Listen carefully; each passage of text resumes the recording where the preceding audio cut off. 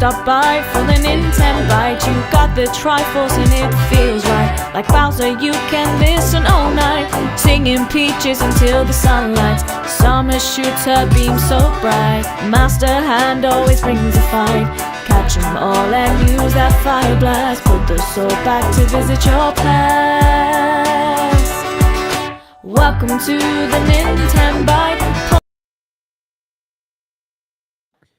Hey everyone, welcome to the Nintenbyte Podcast Season 2, I think Episode 5. We got a killer show for you today and some lovely special guests here. Got a full six-pack this week. Welcome in N64 Josh. What's going on? I'm not the reason we're late. Yes, I am. I'm so sorry, everybody. It is my fault. But so glad to be back. Just taking a nap. All right. Give him a nice little cheer. How you doing, buddy? All right. Then we got John Ebo. What's up? I'm glad to be back. Pumped. Whoa. Glad you're pumped. Gamer Classic. What is up? The Birdman is here. Wasn't fired. And I'm ready to kick some ass. There's still time. Bye-bye. There's still time. Bye-bye. Eric Moore. Yep. How's it going? There's times I want to reach over and just, You know, but I'm not habits. gonna do that. Thunderstash Gaming. What's up? Busy week. Hope everyone's doing well. And then your boy over here, Mr. Nintendo Prime. How you guys doing? All right, we got a packed show for you guys today. Some killer topics. We're gonna get into our topic roulette, and that'll let everyone know what the hell we're actually talking about today, because there's quite a bit. Let's go ahead with Eric. Which one do you want to take first, buddy? Oh boy. I have it. You have it? You're so ready. No, I do have it here. Jesus. Why? I just saw you couldn't click on get to 3 tabs and you still weren't I there. know. Stop being a tab whore. Yeah, right. Bad. Says the real king bad. of tab whores. Dude, Jesus. Yeah, I've got a lot of tabs all the time. Probably like 70. Let's go with is there still a Nintendo Direct happening this month? For Switch 1? There we go. There we go. I know why you took that one. Has the least amount of notes. Maybe it's the easiest topic to run. I don't know. It's also an important topic, though. It is. All right. Gamebird Classic. What do you want, buddy? Let's go with changes to the NSO that affect the Switch 2. That was my second one. That's a I was beefy actually topic, almost gonna too. choose that one. Yeah, likely story, pal. No, I seriously was. Well, I guess I will end up taking some interesting Switch 2 developments, which might even include a little bit of 120 FPS action. We'll get into that. It's going to be fun. Thunderstash. What are we doing, buddy? Because here's the thing, guys. Stash has never gone last. It's usually me. But you notice he's going last, which means maybe something special is going on. What are we doing? Okay, so we're going to be doing, this is going to be fun. I'm looking forward to it. It's a Nintendo Switch 2 launch retrospective. So over the next 6 weeks, we're going to dive into all of the launch lineups of Nintendo's past consoles and handhelds, all leading up, of course, to the big reveal on April 2nd. And I'll talk more about it when it comes my turn. Hope you guys are ready for that. We've never done any sort of retrospectives on the show, but yeah, that's what Stash brings to the table, baby. Brings the goods. All right, let's go ahead and get into our very first topic by Eric Moore. What are we doing? We're talking about, do we think that there's still going to be a Nintendo Direct for Switch 1? As of today, we know there's nothing been announced from Nintendo, as they almost always pre-announce their directs. Next week, we do have Pokemon Day on the 27th, which is no shocker because it happens every year. And the Pokemon Company usually announces it this week. It's happening. Nintendo has never ran a direct the same week as Pokemon Day. While there are more games rumored to be coming, like Kirby, Planet Robot, or even Metroid Prime 2 and 3, technically Nintendo doesn't necessarily need a direct to announce those games. So, again, do we think that there is a Switch coming? Or a Switch coming? Yeah, no, there is. A direct coming for Switch 1, dedicated directly to the Switch 1, Or do we think we're done with the Switch 1 and we're going straight to Switch 2 stuff and never looking back? All right. Yeah, if we hit the end game, I don't know. Wall. N64, Josh, what are you thinking, bud? You know, we've had what are pretty trusty leakers saying that it's like they've reconfirmed with their sources that something's happening, and February has been a consistent month for Nintendo. I think probably the strangest thing is that we know of something coming in April. That's the monkey wrench in everything, right? But we also have Xenoblade is the only thing that we know of outside of Mario Kart at some point, but we don't even know when that's launching. So it's just everything feels so. I really thought today would be the day. With today, not because that would at least give them 2 days to say, hey, it's coming Friday, or we'll see you tomorrow night or something. But maybe there's a chance it still happens Friday and they just do a quick announcement on Thursday. But I hope they do. I'm really wanting to play Metroid Prime 2. Like, I really, really want there to be a direct, and here out now is Metroid Prime 2. And I'm on the team that really wants a full remaster of of both the other two games as well, because the first one was done so well. And so that's where, and I can already hear Johnny Bo saying, buy Metroid. I bought Metroid, I've been buying all Metroid games recently. So I got Other M, Metroid Prime 2, 3, Metroid Prime 1 on GameCube. So yeah, buy Metroid. There you go. I knew it was coming. Okay. All right. I'll throw a few cents in here. So one, I don't think there's a direct this month. I thought it was this week or bust. They've never done a direct on a Friday because like halfway through Friday, it's actually Saturday in Japan. So not that they couldn't do it early in the morning and have it still be Friday in Japan, but it's just something that Nintendo's never done. And of course, Nintendo's also never shadow dropped an announcement of a brand new generation of systems before. So Furukawa does do things differently. And yeah, it could be a Nintendo Direct Mini. Technically, they have shadow dropped Nintendo Direct Minis before without pre-announcing. They did it back in this generation, actually, March of 2020 or something like that. They shadow dropped a Nintendo Direct Mini. Now, that was obviously the year of COVID and everything, and a very weird year at that. But they still shadow dropped it, and we did actually, it ended up being actually a fairly big mini. But many people thought it was better than some general directs. It was actually kind of beefy. But that being said, that's like the only time this generation they've actually shadow dropped something. So could they do it again with a mini? They could, and that could be tomorrow. Today, we're not talking about it, but there were previews dropped for Xenoblade Chronicles today, X, and a lot of great stuff. A lot of new stuff learned, a lot of new footage. Game looks absolutely incredible, better than it's ever looked, and they've pretty much fixed every single complaint there ever was about the game. It looks like they did a lot more to that game than people expected. That being said, that might just be what they were going to do this week. Let that be the big thing, because that's obviously a pre-planned thing. There was NDAs around it. So they're giving that attention to Xenoblade. And I kind of feel like with the previews this week, and there being a Pokemon Presents or something next week, which was leaked by Niantic. Niantic got data mined, and they had a whoopsie in their code base saying that there was a Pokemon Presents on the 27th. Which, by the way, no one's really surprised. There's pretty much always a Pokemon Presents on Pokemon Day.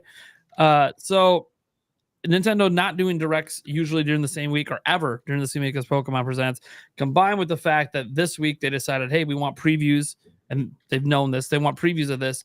I started to think about why we thought there was a Switch 1 Direct. One, obviously, because we've had February Directs, like 4, 5, 6 years running or whatever. No, I think 4 years running because then in 2020 it was March. But also because we've heard rumors about there still being Switch 1 games out there. So that kind of plays a role in all of this, and people wanting, people just wanting there to be a direct for that, for like Kirby Planet Robobot. And then we've heard about they might be bringing an old IP back. That's beloved, but it's a new game, and it's like their last kind of new game they're going to put on there. We need dates for Metroid Prime 4 Beyond. Legends EA, they could just show next week at Pokemon Presents. They don't technically need the direct for that.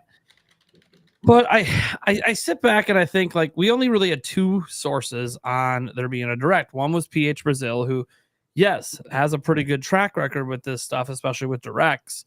But, you know, he clarified, was it last week, I believe, that as of last week at the time, like back in August, because one of his sources for the two direct thing in August was the same source for this month. But he said, but to be transparent with you guys, by this time, which was about a week before those two directs, he had another source. So he had double source confirmation on it. This time it was just the one. And he was being transparent now. So he's like, maybe there's a direct, maybe there's not. It's the same source, but I don't have anyone else telling me it's happening. Then you had Jeff Grubb come out, and that kind of felt like, oh, there's your second source confirmation, right? He came out last week and said he knew people that were telling him, oh, no, there's a direct happening. So the way I kind of look at this as is I literally do not think there's a chance in hell there's a direct next week. Pokemon always gets the spotlight on Pokemon Day and Pokemon Week. It is one of Nintendo's largest IPs. They take the thunder, right? And ZA is going to be a huge thing next week. Like, we're going to see Legends ZA on the 27th, and it's going to be awesome. And I can't wait. We will be live reacting that right on my channel. I'm sure other people will be live reacting to it as well. It's going to be an incredible thing. But with that being the case next week, and then this week they did the previews, the only real shot is for me a shadow drop tomorrow, or it's not this month. And I just don't think they're going to do that, because then it literally just rips all the attention away from all the previews they dropped today.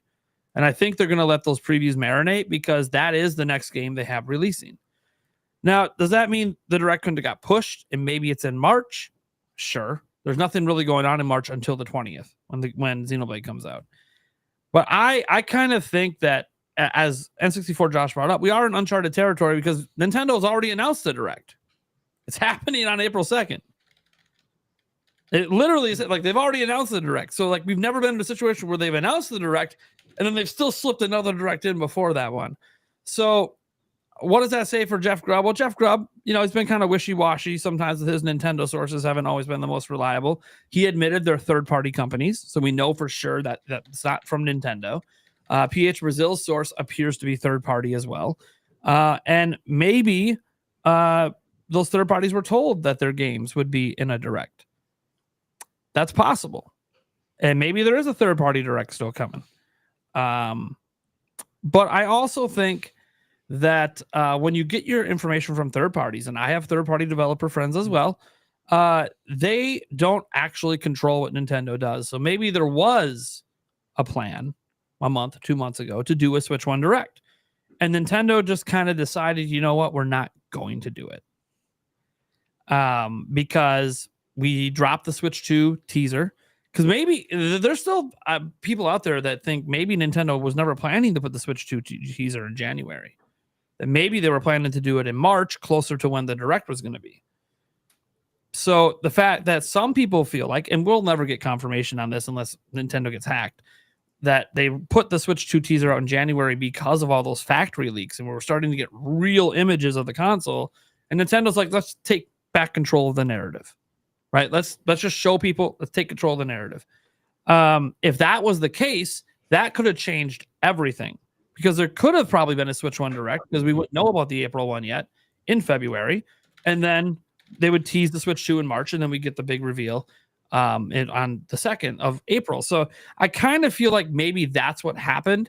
And I know people are going to be like, well, Nate, you're just trying to defend these insiders. And I'm like, sure, you could argue that, but I've also been in this industry a long time, and I've seen, I've heard, I've talked to developers.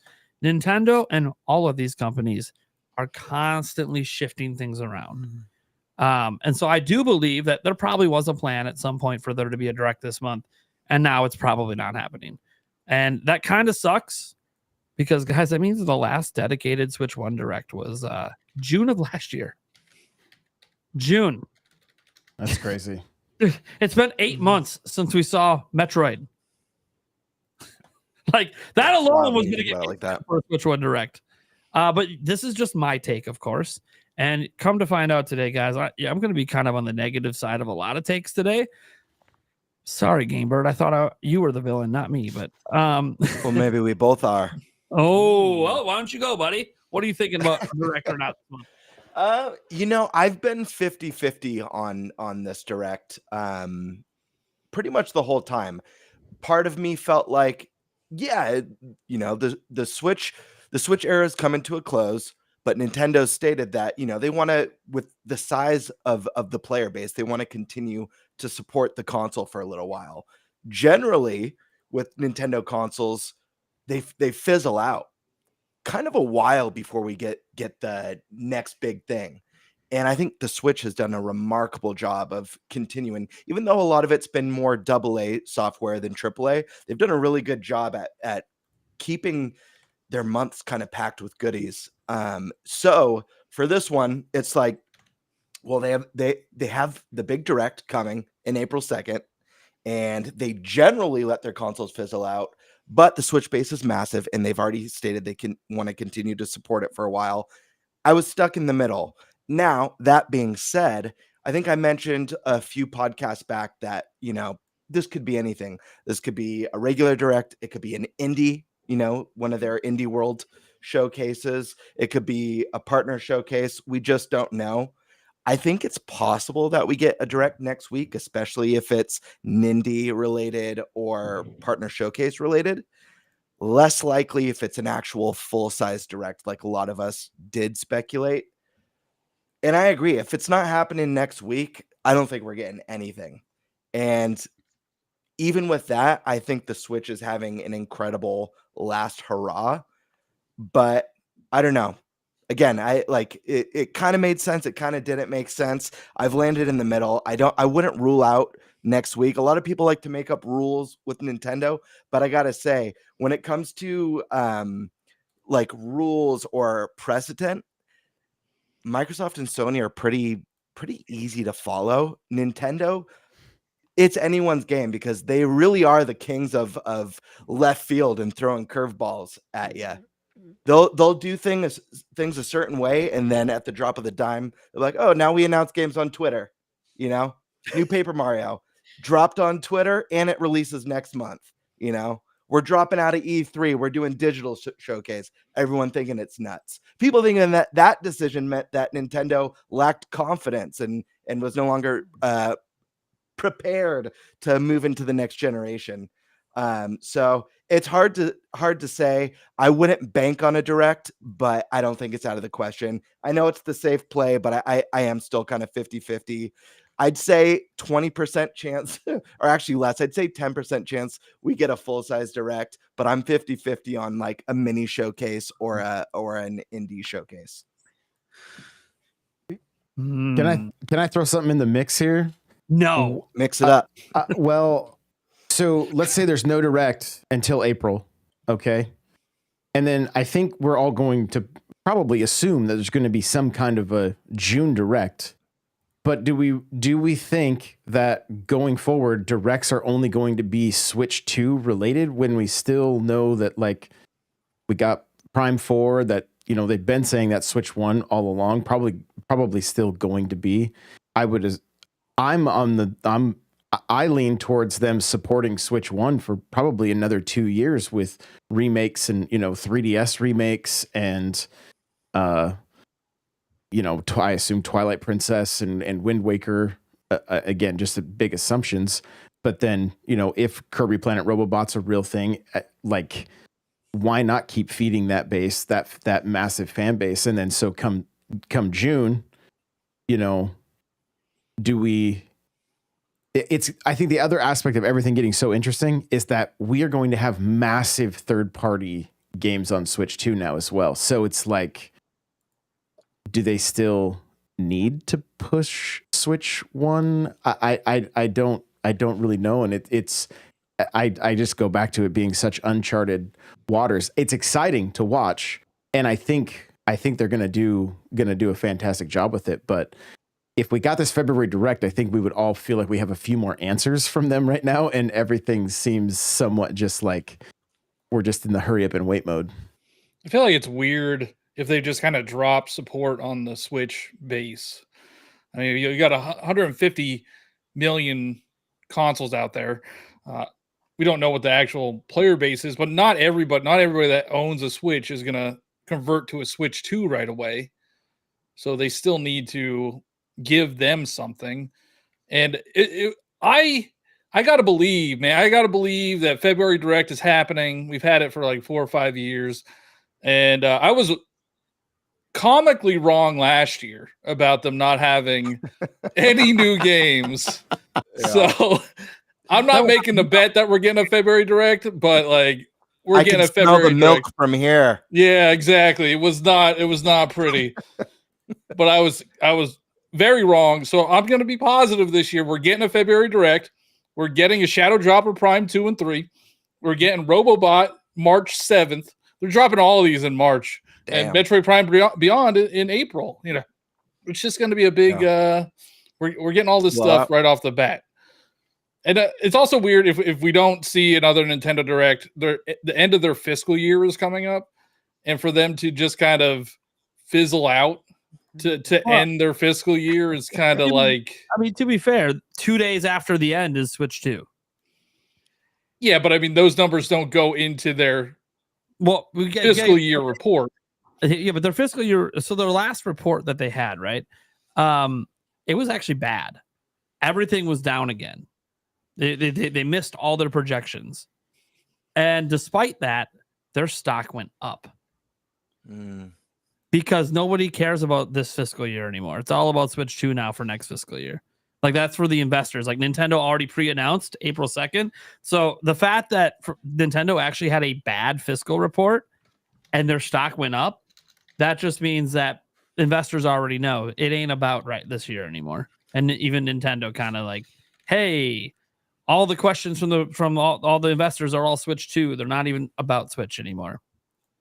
So I kind of feel like investors have sort of moved on beyond this fiscal year. It's because of Nintendo. They gave us a date. They told us April 2nd. Like if we didn't know April 2nd, then I think the stock would have went down. But I think investors are kind of already prepared. Nintendo sort of told them the numbers are down.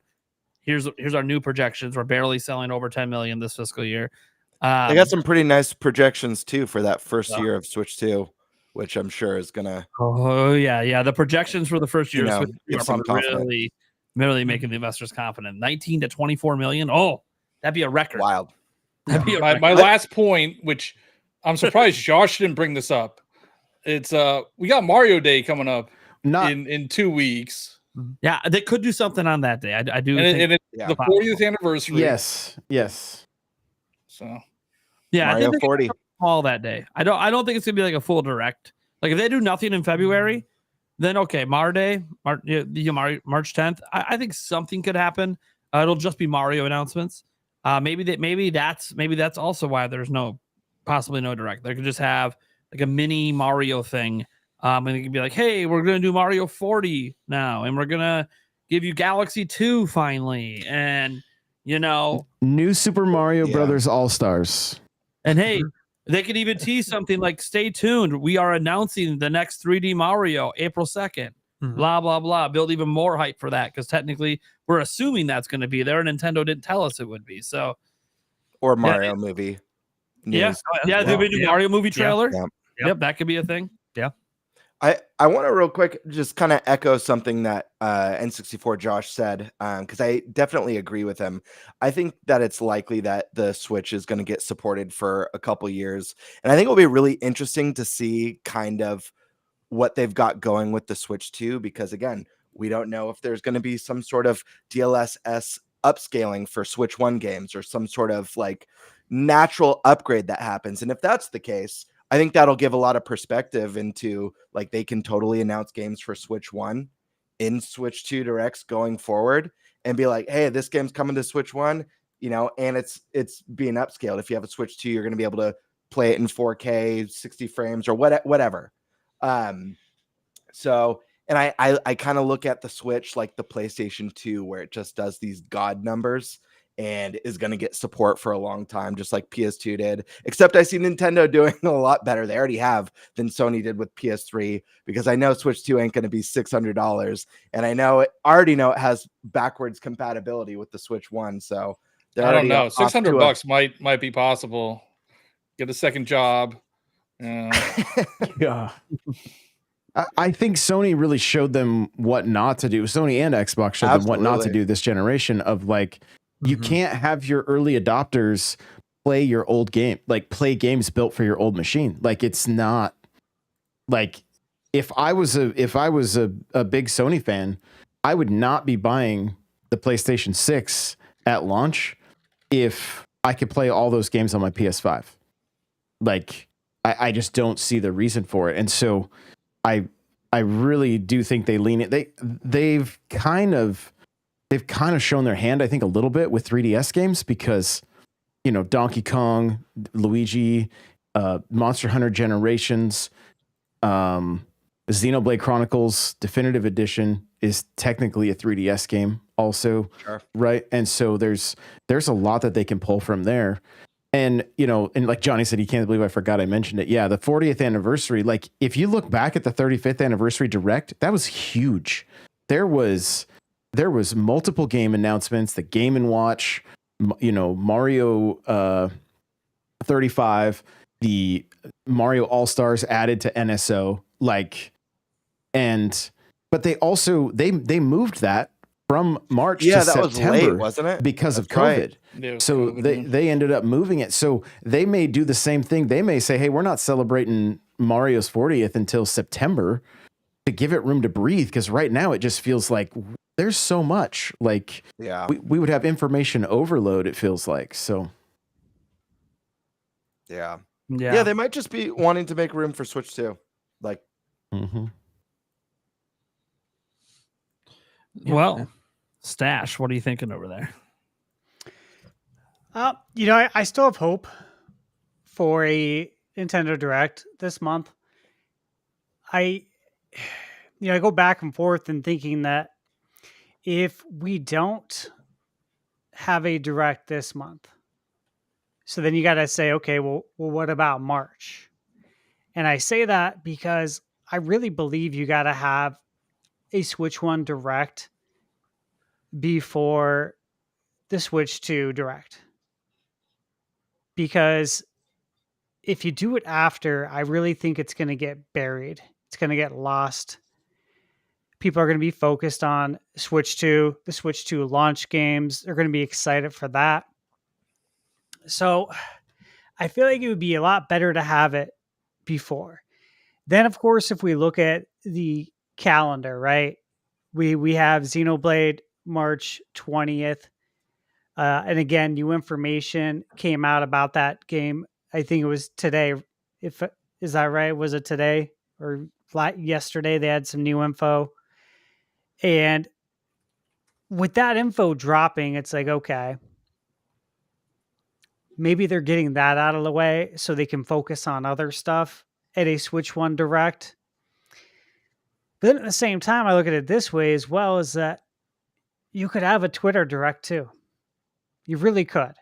It all depends on what you have. But if we go back and we think about how Nintendo talked with a bunch of third parties and said, hey, we need a bunch of remasters for Switch 1 to fill out the calendar, to continue to support the Switch 1. They got to have somewhere to show those. And have we really seen any from third parties? We haven't seen much of anything as far as remasters go from third parties for Switch 1. So I look at that too. It's like they need somewhere to show all these games. And I got to believe that if Nintendo is requesting this from third parties specifically, that there might be a little bit of a favor as well that Nintendo's giving them. Like, hey, if you guys work on these remasters for us, we'll get you in on the next Nintendo Direct to show these remasters because you're helping us out to keep the Switch 1 afloat. So there's just so many angles you can go here. But bottom line, they got to fill out that release calendar. And I think it's better to do it before Switch 2 because again, it's probably gonna get buried. So I think if they had a Switch 1 only direct, some people would tune in to see like what Switch 1 games they could play on Switch 2. But also I think if you have the Switch 2 direct, right, in April, and then say you have a Switch 1 direct after, that's gonna send mixed messaging to the consumer. Like I thought we were focused on Switch 2. Why are they doing a Switch 1 direct now too? Is this still relevant? Should I maybe just get a Switch 1? You know, like if I'm not a Switch owner and I see that, you know, should I just get my kids a Switch 1? I thought Switch 2 is coming out. Is it not coming out anymore? Do people start getting confused? And you know how easy the general consumer gets confused when it comes to video games. So I think having it after is probably not the best from a marketing standpoint. And then again, I'm going to say this a million times, but Metroid Prime 2 and 3, you got to get those out the door ASAP. So again, it could be a Twitter thing, but don't you want to give Metroid Prime 2 and 3 a little bit more of a spotlight to help build for Metroid Prime 4? Nobody buys them anyway, so it's fine.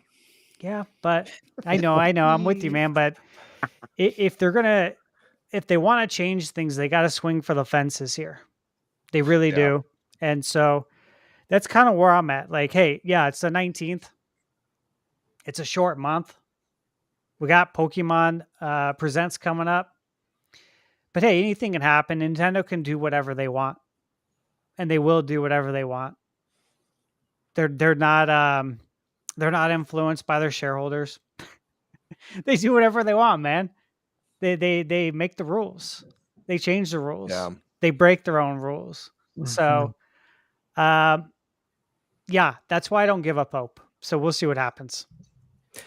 I had a random thought that I just want to plug really quick that came between you talking about Metroid Prime 2 and 3 and John Ebo kind of saying no one buys it anyways.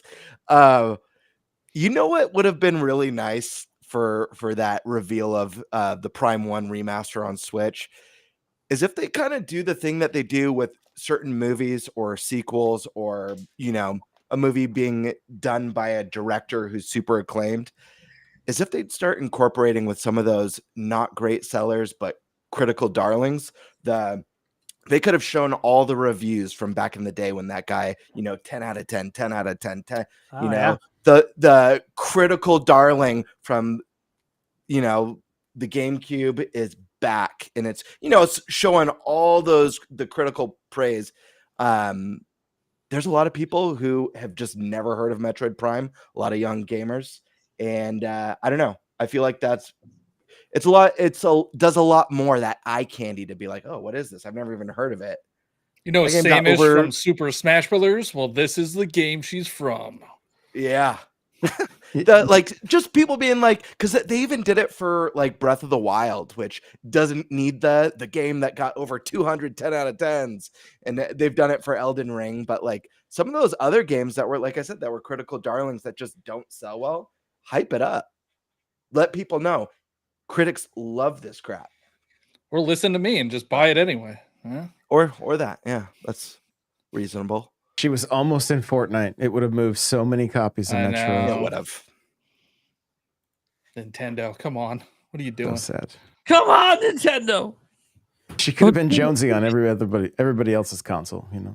Yeah, well, I'm surprised that they didn't get a deal with Fall Guys as well and just have like the shop with all the Nintendo costumes for the Fall Guys when that was super big. I feel like that would have been no-brainer. So they did it for Rocket League, but you could only see the Samus car on Nintendo.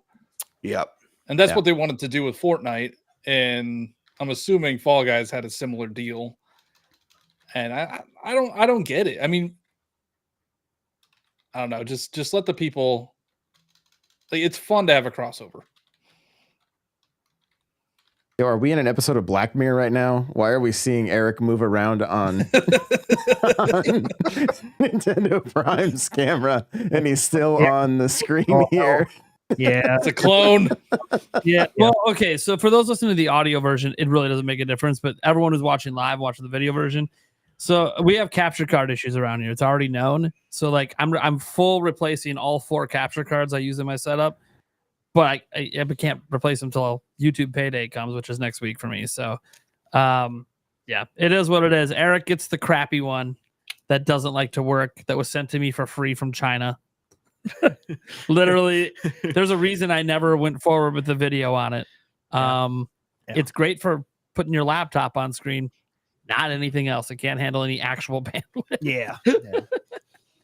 So, it is what it is. It's life. Well, after next week, I only have one more week of dealing with it. We'll see. I might try it. Yeah, it'll probably be one more week because I know on my luck, I'll get paid like on the 28th. Anyway, I'm only guaranteed the paycheck by the final day of the month. Gosh knows it'll be the final day of the month. I hope not. I'd like to get it ordered on Monday. Yeah. At least one in for him, and then I'll take care of the rest later. All right. That being said, I think we're pretty good on this stuff. Besides Eric, Yes. what are your thoughts? Yeah. It's your topic. Yeah, I know. What are your thoughts? No. Let's see here. I think you said something about the Pokemon Presents and how it always gets its own week. I mean, Pokemon fans are crazy enough that at this point in time, Nintendo may say, screw it. They're gonna watch it no matter what. So what I'm actually thinking they're gonna possibly do would be a really weird combination of things. It's gonna be a Nintendo Mini, a partnership showcase, and introducing the Nintendo Direct micro.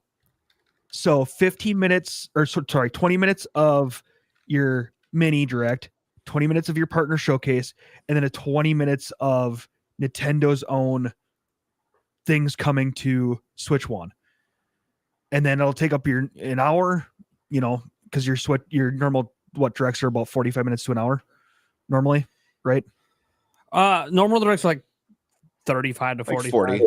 Yeah. Minis are like 20. Partner showcases are kind of all over the place. Yeah. So I think with your mini, your partner showcase, and then you introduce the micro direct, which is Nintendo's own version of mini, not their partnership mini. I think that could be something that they could do next week, Tuesday, and still not overshadow the Pokemon Day and Pokemon Presents. So and that's kind of what I'm thinking might happen, just because then it gives you kind of an update on everything that's kind of going on to kind of wrap up Switch 1 in a nice little neat bow. And, I think you kind of just leave it at that. There you go. See, I like that there's hope on this show because I'm a Debbie Downer. I put out the tweet this morning. I'm like, all right, guys, I'm finally out. Don't worry about it. Because my people who watch my channel know, like when I'm really, really confident a direct is happening, what video do I put up every Sunday? A Nintendo Direct will be this week. I was not confident at all because all the insiders weren't in agreement. One in particular, when Nate the Hate has heard nothing, it's silence out here for him. I'm like, oh man, he's not even hearing anything. Not even a whisper. It's crickets. All right, I don't know. And this is again not me. PH Brazil and Jeff Grubb, they're great and they have real sources, and I trust that. But what if the sources were indie studios? Then maybe we're talking about an indie world, not really a direct. And I can see an indie world. Indie worlds can happen anytime. I mean, they're not. Let's be honest. They can happen anytime. And I know some people want to believe there's an indie world because there were some shenanigans with Silk Song this week, where the listing vanished for a few hours, then came back. By the way, it's like the 6th time it's happened in the last 5 years that the listing just went off the eShop and then came back. And literally everyone thought that meant it was about to be announced. And nothing happened. So, to be fair, though, to Silk Song developers, they have been teasing some stuff on social media about how they're almost done with the game. But then I think they said that back when it was supposed to come out with 12 months of that Xbox event. So, in no world does Silk Song get announced in a Nintendo Indie Direct. That game is like, I feel like Hollow Knight's kind of transcended your Indie Direct. That is something I'd expect to see in a full-size Direct or a State of Play or one of Xbox's showcases. I don't think that game would ever land in a Nindy. Well, it's going to be on Game Pass. They already announced that. So, I can see maybe Xbox handles the announcement. We'll see. There's supposed to be more stuff coming. Supposedly some Xbox games coming to PlayStation 5 that weren't even in the direct that they did. So there's more stuff coming. And look, obviously we got June coming up and Phil Spencer talking all wild. We'll get to that a bit later. But man, I'm just happy that, there are some people that have the faith, even when I don't, because I am so out on a direct this month entirely. I need some good news, man. It's been a little rough. Well, here's the good news. No matter what, there's a Pokemon Presents next week, and we're probably seeing Legends EA. And to be fair, we've never actually seen the actual game. So it will be like a gameplay reveal, I hope. Please. Don't give me another teaser on a story concept with drawings on the screen. I need to see the game. It's coming. It's a 2025 game. It's 2025. Can I see the game, please? That'd be too easy. Yeah. And now I can't even read the chat, dude. There's tech issues out the ass over here. YouTube hates me right now. That's all right. I'll figure it out. That being said, I got the little monkey wrench thing where it says something went wrong. I'm like, oh, thanks. You're not telling me what went wrong, but thank you.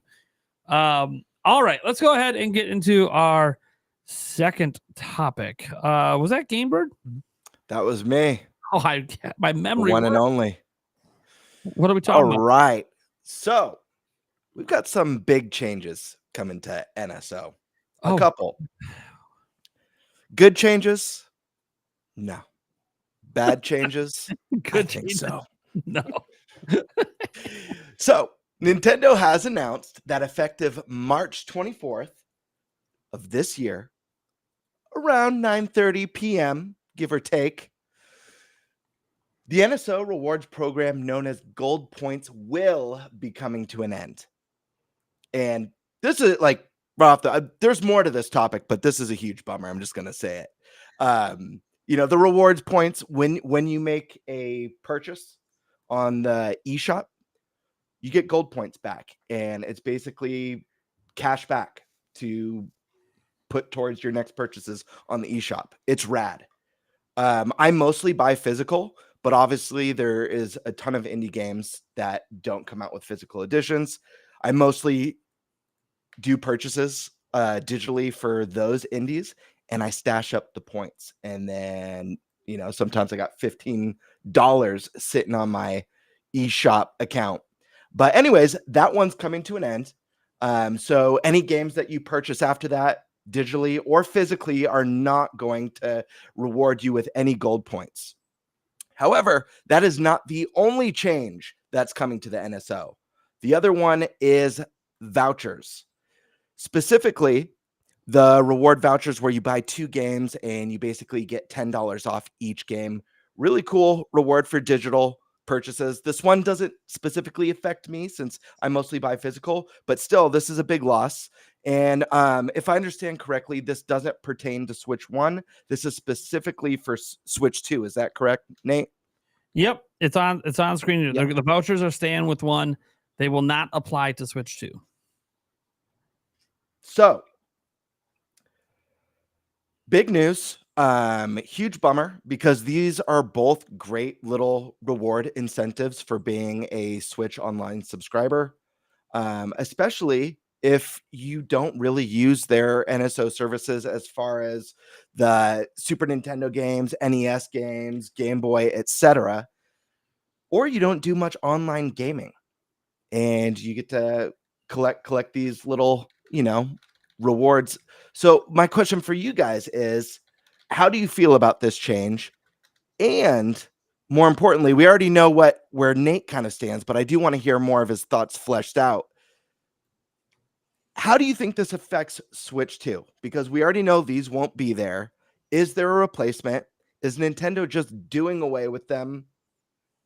I want to know your thoughts. Let's start with Nate, because he already had a pretty strong opinion early on.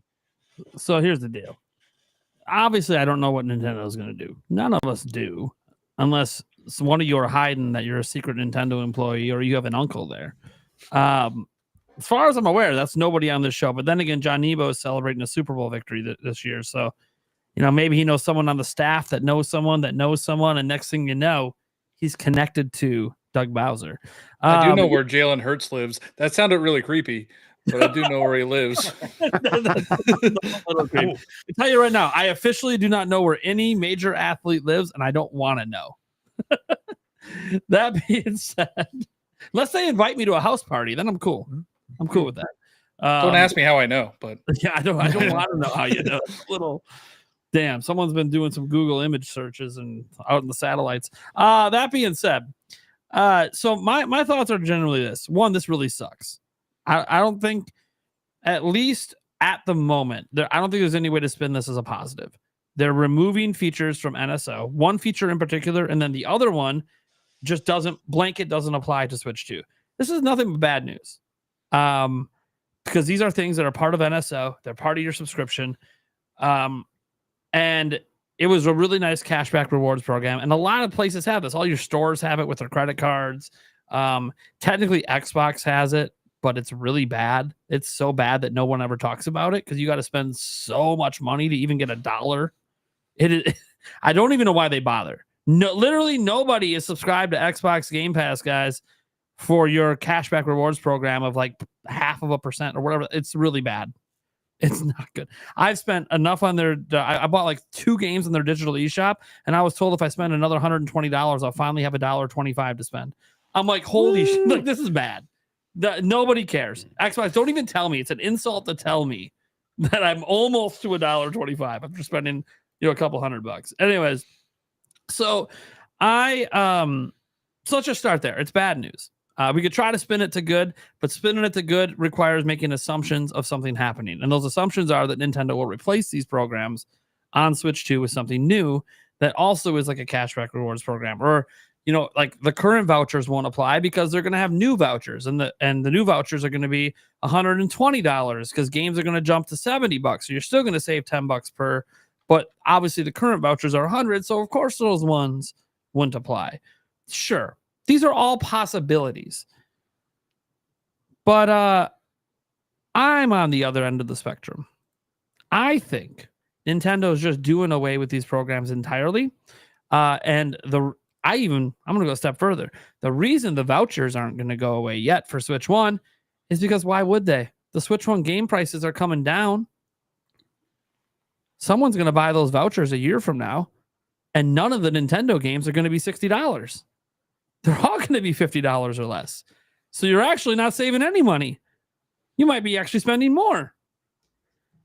So why would Nintendo get rid of a voucher program that for Switch 1 that could ultimately end up kind of screwing people over if they still keep buying it thinking it's a good deal a year from now? I'm talking about a year from now, not right now. There's still going to be like Legends EA and Metroid Prime 4 will probably be part of the voucher program digitally. So like there's still a reason to buy a voucher right now. And that's because most first-party Nintendo games are part of the system. That being said, I remind myself of the fact that Nintendo is a for-profit company. And they make a lot of anti-consumer decisions at times. And as do all for-profit companies, because they're all trying to maximize their profits and their margins. This cashback program is something Nintendo has never done before. Sure, they had the Club Nintendo. That wasn't a cashback program. Okay, that was a rewards program. And they still have that reward. You still get platinum points. They're not getting rid of platinum points. Now, there's very few physical items you can ever get with platinum points. It's mostly avatars and digital stuff. But that program's still going to exist. They're not getting rid of it. They actually clarify that we're not getting rid of platinum points. You can still earn platinum points. You can still use it on NSO, still use it on Switch 2, all that. Great. I think that the one generation Nintendo offered multiple, like the cashback program and then the digital savings program was a little bit sneaky. So the cashback program has been part of NSO from the very beginning. NSO is Nintendo's first ever subscription service. Okay. They've never had one before. Also, Nintendo was entering a generation coming off their worst ever generation. Wii U, 3DS combined, worst generation Nintendo's ever had.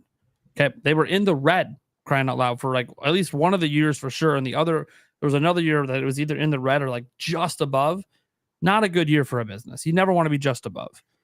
So Nintendo was coming off their worst gen. So they needed to do things to convince consumers like crazy. Like, hey, you need to buy our system. You need to get into our new subscription service. You need to do this and do that. So we're going to do a cashback program to try to convince people to get NSO, because we think that we will make more money off of NSO than you're going to get back in your savings, right?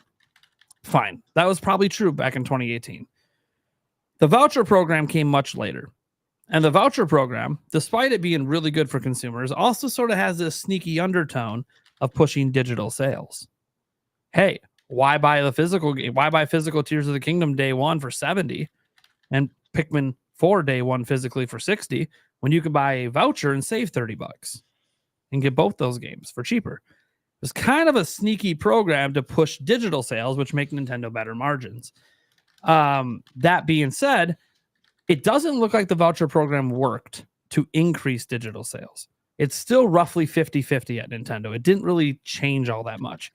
So since it's not changing all that much, Nintendo probably feels like there's no reason to keep offering discounts and make less money digitally because it didn't change much. The cashback program, well, here's the thing. The last few years, if you look at Nintendo's financials, their NSO subscriber count has just sat there at 34 mil. They can't seem to get it to go higher, which means whatever they're doing currently with NSO is not convincing more people to subscribe. That would include things like a cashback program is not convincing people to subscribe to NSO. It is not a sales point for them. Now, there is cashback on physical. Some physical games, you get 1%. And to correct something Gamer Classic said, any physical game that releases after March 24th, those don't count for the program. But if you bought like Xenoblade Chronicles X on March 19th, 2025, and that day registered it, you would get your 1% points for that. That's like the last game Nintendo has coming out before that cutoff date. So anyway, it's just one game to worry about. They're letting you redeem it still for a year after release. So like Echoes of Wisdom, you'll still be able, if you buy a physical copy, like, you know, in May, you can still get your 1% back on physical for that. But digital cuts off right away. That just straight up cuts off right away. So my stance is that Nintendo is just, they're in a different position. They're living in a different world. They're on top of the world. 150 million units, nearly 1.4 billion software sales. Why offer consumers a chance to save money when we could just make more by not giving them discounts? And I know some people will argue they bought more games because of it. I'm not arguing anyone's individual situation. I bought some indie games I would have never bought because of gold points. That's awesome. But Nintendo only makes 30% of those indie game sales. So when you bought that $10 game, Nintendo made $3, right? Versus selling their own games. You might have, that $3 you got was basically what they gave you for buying a $60 game. They could just keep those $3 and not give you that discount. And they make the same money. Now, Nintendo's got a lot of when we talk about the monetary situations at Nintendo, they have a lot of accountants behind this stuff that crunch the numbers and tell Nintendo if it's worth keeping programs around, or if we would basically, if these people didn't use these points, would we basically make the same money? And they probably crunched the numbers and it looked like, yeah, we basically make the same money. So why are we offering this? In fact, maybe we're losing a little money that we wouldn't lose otherwise, especially when, you know, some games are going up in price. So I feel like Nintendo's just, we're the market leader. We're more popular than ever. We're selling games like crazy. We're about to launch a new platform. We're not going to offer this on the new platform because the bottom line is we don't need to. We're going to sell 19 to 24 million units without these programs. We're going to sell 100, 200, 300 million games year one without these programs. We don't, well, I shouldn't say 100, 200, 300. That's a little crazy. That'd be an insane attach ratio of video games in year one. But my point is they're going to sell a lot of copies of a lot of stuff. And they want to maximize the money. Nintendo's no longer trying to convince consumers to like buy into their platform and buy their games. That was this generation. That was Switch. They're not doing that anymore. Now what they want to do, I do think they do want to increase NSO subscribers, but clearly they don't think this program's helping do that. So, you know, I asked this on one of my live streams the other day, like, hey, how many people, when this program is cut, the gold points, right? They cut it, are ending your NSO subscription? Almost nobody. Because most of us are subscribed for one of two reasons: to play games online or for the classic library. That's like the two big reasons that people are subscribed. So if you want to get more people to subscribe that don't care about those two things, you got to offer features they want. As an example, messaging friends. You lock that behind NSO. I think that's shitty to lock it behind a subscription service, but hey, right now we don't have it at all. People might pay for that to message their friends and set up play sessions. Voice chat, local voice chat. You can lock that behind there. And so many other features. Like I'm just talking about like basic features other systems just have built into their core system. You could have something like PlayStation has, like a gameplay assist system.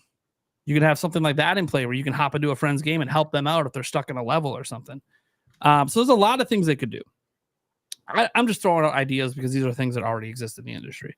But those are coming from platforms that have way more subscribers to their services than Nintendo does. So I just think Nintendo's being greedy. I think anyone who thinks otherwise, and this is no offense to anyone on this show that thinks otherwise, I think maybe making excuses for Nintendo might be a little bit of fanboyism coming out. And it's okay. I'm called a fanboy every day. So I am being critical of Nintendo, but I'm a fanboy. I just will say this, before I pass it off. I love Nintendo's stuff. They may have a lot of good stuff. I was buying their products before these programs exist. I'll buy them after, as long as they keep making games I want to play. And it sucks, and this is shitty.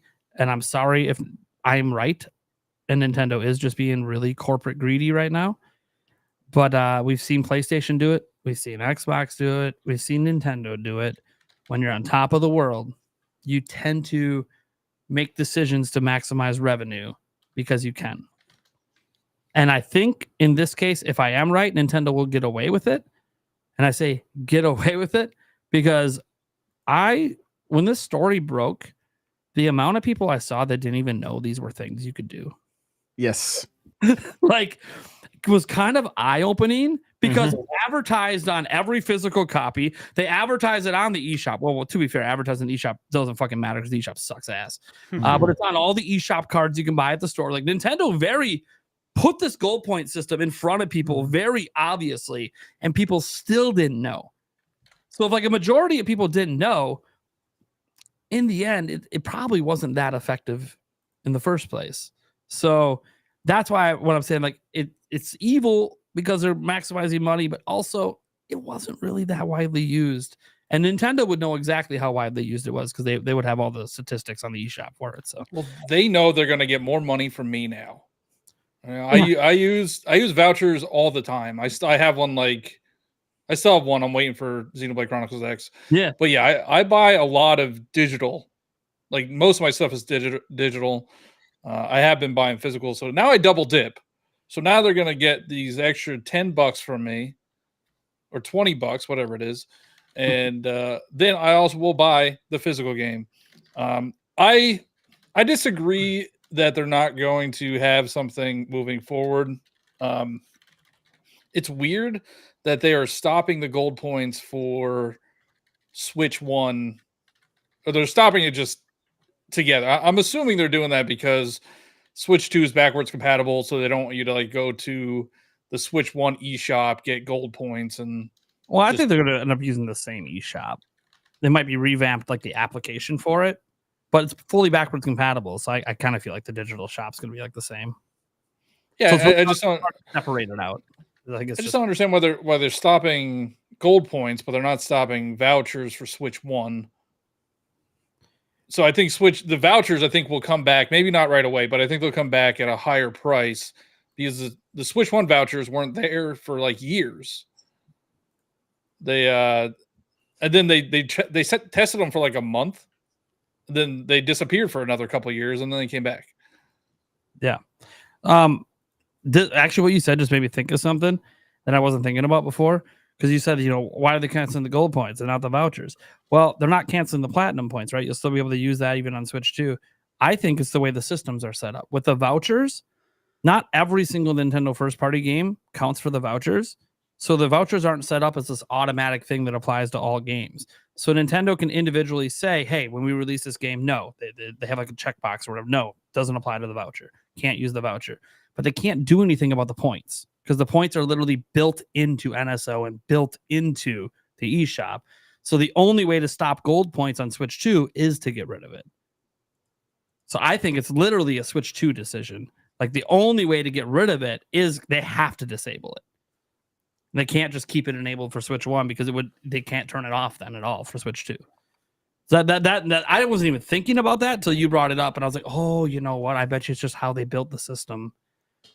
Yeah, that makes sense because platinum points aren't earned the same way. They're earned like through other apps or playing Missions through the NSO app, mobile actually. games. Yeah, mobile games. Fire Emblem.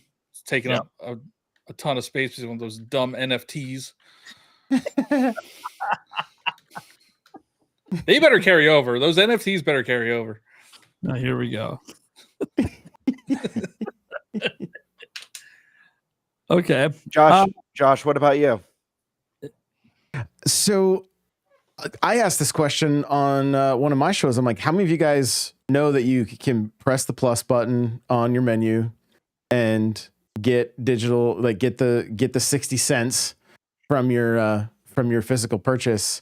And even those answers surprised me. They were like, what? A few people answered like, what? You know, like that's a thing. I think if you were buying digital all the time, like you were getting what? Wasn't it like $3? And then sometimes they would even do up to $6.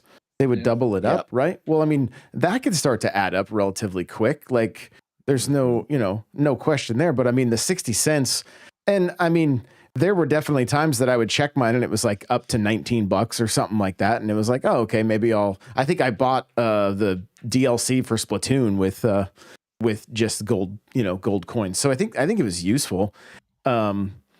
And my gut feeling is that it will get they will come up with some other program, I would assume. And I think I've mentioned it on this show before. I'm still holding out hope for Nintendo Selects or Player's Choice. And if the vouchers go up to 120, or let's see, no, if the vouchers for Switch 1 stay at 100, but they allow you to buy 3 games at basically that would typically be $40 a pop, that's going to move way more Switch 1 software digitally that way. But they may also, if that was their plan, they may also want to limit the gold coins for stuff like that, because now you're giving, if your voucher works for 3 games, you're giving you also get gold points for buying vouchers. So you pay $100 for the vouchers, but then you also get, I think it's 500 gold points, so you get $5. So you could get like $25 off, or if you do Tears of the Kingdom, it's $35.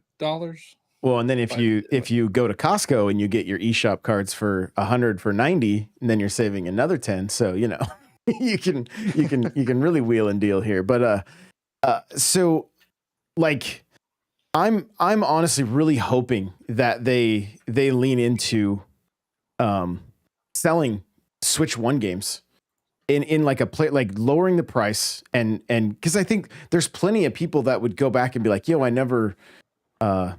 maybe I never picked up Wonder, or maybe I never picked up Odyssey, or whatever the case is. I love that. I think that's a great idea. And then what I think it also does, because we're getting Switch 2, I think they may end up leaning heavily into some sequels. I don't know about every game, and I don't know if, but let's say, I'm just going to use it as an example. I don't know that they would do it. I kind of hope they don't. I want to see something fresh, but they could say, hey, pick up Mario Odyssey 1 in the Player's Choice for 40, and then play the sequel Odyssey 2 when it comes out, in 2026 or whatever the case may be. And so I do wonder if there's some strategy there, like marketing strategy for them in that way, to just like lean into sequels a little bit more with it being Switch 1 to Switch 2, and keeping that family, the Switch family of systems or whatever they end up doing. So, but again, they may not worry about that. They may be so focused on new software that they're not that concerned about pushing old software. But it's it's one of those things. I think if they've not lowered their prices at all, if they finally did, especially digitally, it'd probably move units. You'd probably have people that buy mostly physical double dipping a little bit more because of the convenience of digital. So, and I also think that we're going to get to a point with digital that it has to change. The system that we currently have where they treat digital like physical, where it's like you buy one copy of the game, you have one copy of the game. Like if we start moving more into a digital world, it needs to follow the way music and movies have done, where it's like it's tied to an account and maybe you can have multiple people sign into that account or something along those lines, right? Like there's a lot of people that I hear say, I don't want to buy digital because my kids can't grab the game and then go put it in their Switch.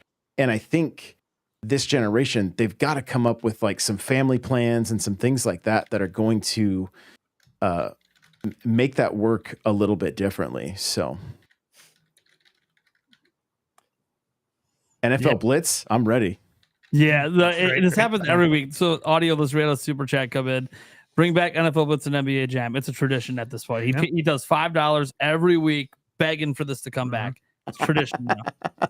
It's a weekly tradition going till it happens, right? Till it happens. I'll let Jalen Hurts know. All right, Josh.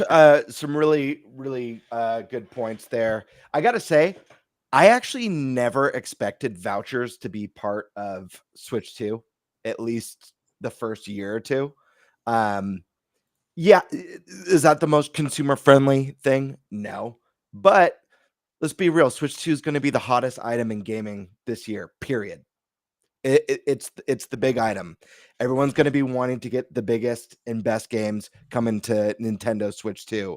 They're not going to need to, maybe bribe isn't the right word, but try and incentivize people to pick up a couple Switch 2 games. People are going to do it because Switch 2 is here, and hell yeah, let's go. Mario Kart, 3D Mario, maybe Splatoon or Fire Emblem this year. So I never expected that one to come. I do think the gold points is a big bummer. And yeah, I'm sure it didn't move the needle, but anytime you're paying for a service, it's nice to have some sort of reward, kind of like how Sony gives you, 3-4 free games every month. Each month, quality varies. Sometimes you get 3 pieces of crap. Sometimes you get a couple gems in there. Just having that reward is really nice. And I know Xbox does rewards as well. So I feel like the gold points are a pretty small reward, but the cost for the service is small. So yeah, it doesn't move the needle, but I think it's a nice thing to have. And I think it's really crappy and anti-consumer to take it away. Now, that being said, I think Nintendo, I do actually think Nintendo likely has some sort of replacement. I think there's going to be some big changes with NSO on Switch 2, whether it's some of those standard services you expect, like Nate mentioned earlier, messaging, built-in voice chat, whatever.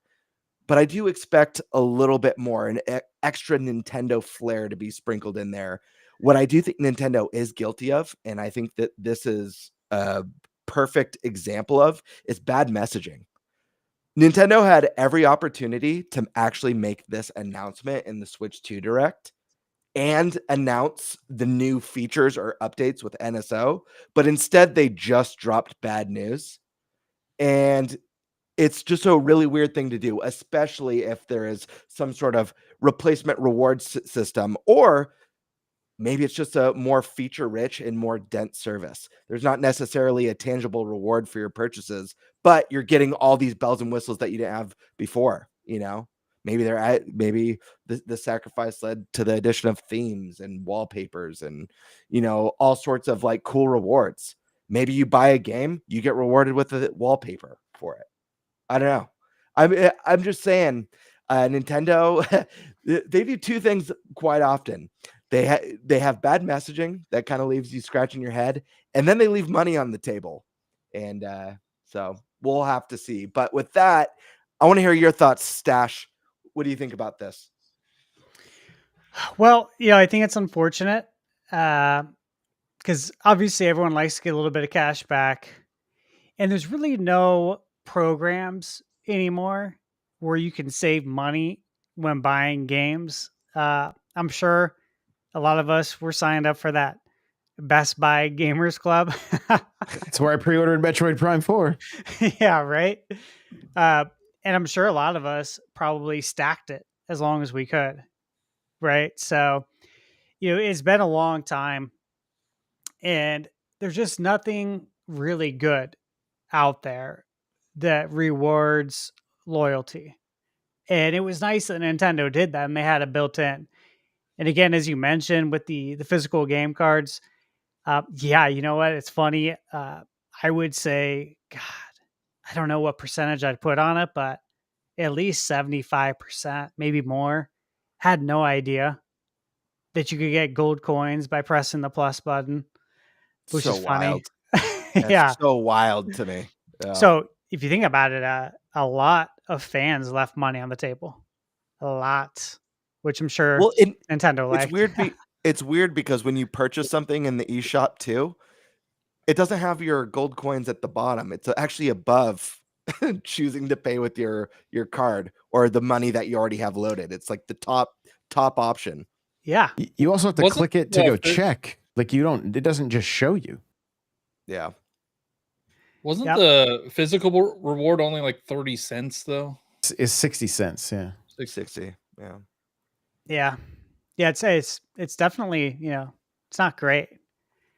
You could probably find that on the ground if you looked hard enough each day. But still, it's something, you know what I mean? It's something. Now let's kind of talk about, I guess, if we think there's going to be a new program. And I was kind of thinking about that, right? Because usually when you get something taken away, when a company takes something away, usually don't get it back, right? When anything's taken away, you usually don't get it back. But I was thinking Yep. about it, and it's like, I feel like it will come back, but it's going to be in a little bit. Because I think you need to get enough Switch 2 first-party games out the door before you can bring it back. Because it's going to be brought back for Switch 2. Like it's gonna be completely separate. I think Nate kind of mentioned that, but if you're going to be releasing a bunch of $70 games, hypothetically, right? Then it needs to come back at a different price point, and you need to have enough games to actually, make it make sense. If there's only a couple first-party games, they might want to wait a little bit down the line to actually relaunch this program. So again, I could see it coming a few years into Switch 2, maybe 2 or 3 years in. Or any time these sales start to slow, they have that in their back pocket to use again. And obviously it'll be a different price. You know what I mean? Like people were able to take advantage of Tears of the Kingdom in another game to be able to get a really good deal where they're saving $30. And then Josh, as you mentioned, I already do this. I always do this. I don't load up, my debit card on any of the shops. Like I won't just go on there and buy something. If I want something, I go to Costco first and I paid $90 for $100. You do that on PlayStation, you do it on Nintendo. Always. Why wouldn't I? I'm saving 10% every time. So anyone who has a Costco membership, I implore you, you should do that. Don't just buy with your debit card. Save 10%. That way you're saving even more. You're saving with gas prices. Yeah. Depending on how far away the Costco is. Oh no, it's digital. Oh, It's okay, digital. sure. Yeah. They email it to you within like 5 minutes. So just wait 5 minutes for the code to come in and There you do go. it that way. You Yeah, save yeah, 10% on everything. Yeah. Yeah. So again, total steal right there. So in case anyone wants to do that, you should do that. So I think that'll come back later. As far as the vouchers, let's say it doesn't come back, right? that was a nice benefit of the NSO. Do you think that factors into anything with the NSO's price? Like they're taking away a benefit? Do you think they take away and then also say, oh, and by the way, we're going to charge more per year for NSO if they're taking away benefits? Because if you would have asked me last week and we talked about this, I would have expected the NSO to go up in price a little bit with the Switch 2. We're probably going to get some new stuff. But if they're taking away savings benefits, now I have to ask that question again. You know, is it going to stay the same price or does it still go up? They want more money and they're taking stuff away. What do you guys think? It's definitely going up. Like there's no doubt in my mind. I don't know if it's going to go up for like Nintendo Switch Online expansion. What they have now, they're going to have another tier. It's going to be like expansion pack plus, and that's where you're going to get another. Maybe you get the GameCube games, but it's another $30 a year or something like that. But I don't think they could keep it the same price moving forward into the new generation. So I think they will keep the same price for now. I think during the Switch 2 generation there will be a price increase, but I don't think the price going up or down has anything to do with these cut features, because again, I'm of full belief they're going to add more features to NSO. Features that people really want, and maybe even some stuff we're not even expecting. So with that thought process, why wouldn't they increase the price if they're going to add all, a bunch more features, or even GameCube NSO and other stuff they can end up adding? I think it's because Nintendo has one goal at the moment: find a way to get from 34 million to 40 million, 40 million to 50 million. And increasing price is generally not a way to increase your subscriber count. So if the goal is just, hey, we've got 200 million Nintendo accounts between phones and our local system, we sold 150 million units, why the hell don't we have 100 million people subscribed? I think they're trying to get up there, and then once they cross like the 50-60 million mark, assuming that they do that is an assumption, I think that's when you're going to start seeing, okay, now we're going to mess with the pricing a little bit, because PlayStation and Xbox do it, but PlayStation and Xbox are both over 60 million subs. PlayStation's over 100 million. Their subs don't really change no matter what they do. So yeah, they can increase the price and just make more money off those subs. So why wouldn't they do it? So I think that so that's what happens with the Netflix. That's all these, they already have their subs. Let's increase the price. Or if you're Disney Plus, you're kind of floundering on subs, so you're increasing the price with the ones you do have, hoping you can make up the difference. This is Nintendo's first ever subscription service, and it is extremely cheap, especially if you're an individual member. I mean, the best deal is the family membership, of course. You get 8 friends together, because it can be anyone across the whole world. You got 8 adult friends together, split the cost. It's $10 a person for a year. That's great. That's actually super cheap. But even for one individual person, $20, it's really cheap, especially compared to everybody else. But Nintendo also offers less than everybody else. So I think it's one of those things where I fully believe Nintendo's focus is on the number. Get the number higher. Then we'll focus on maybe increasing price points. But I could be wrong, by the way. Totally wrong. I don't know if I agree with that one. Just because I feel like the way to get that number higher is to build a much more feature-rich and dense service. Obviously, you mentioned Switch Online is way cheaper, offers a lot less stuff. I don't know that adding a bunch of stuff and keeping it the same price, and then down the road, maybe a year or two later, then we up it.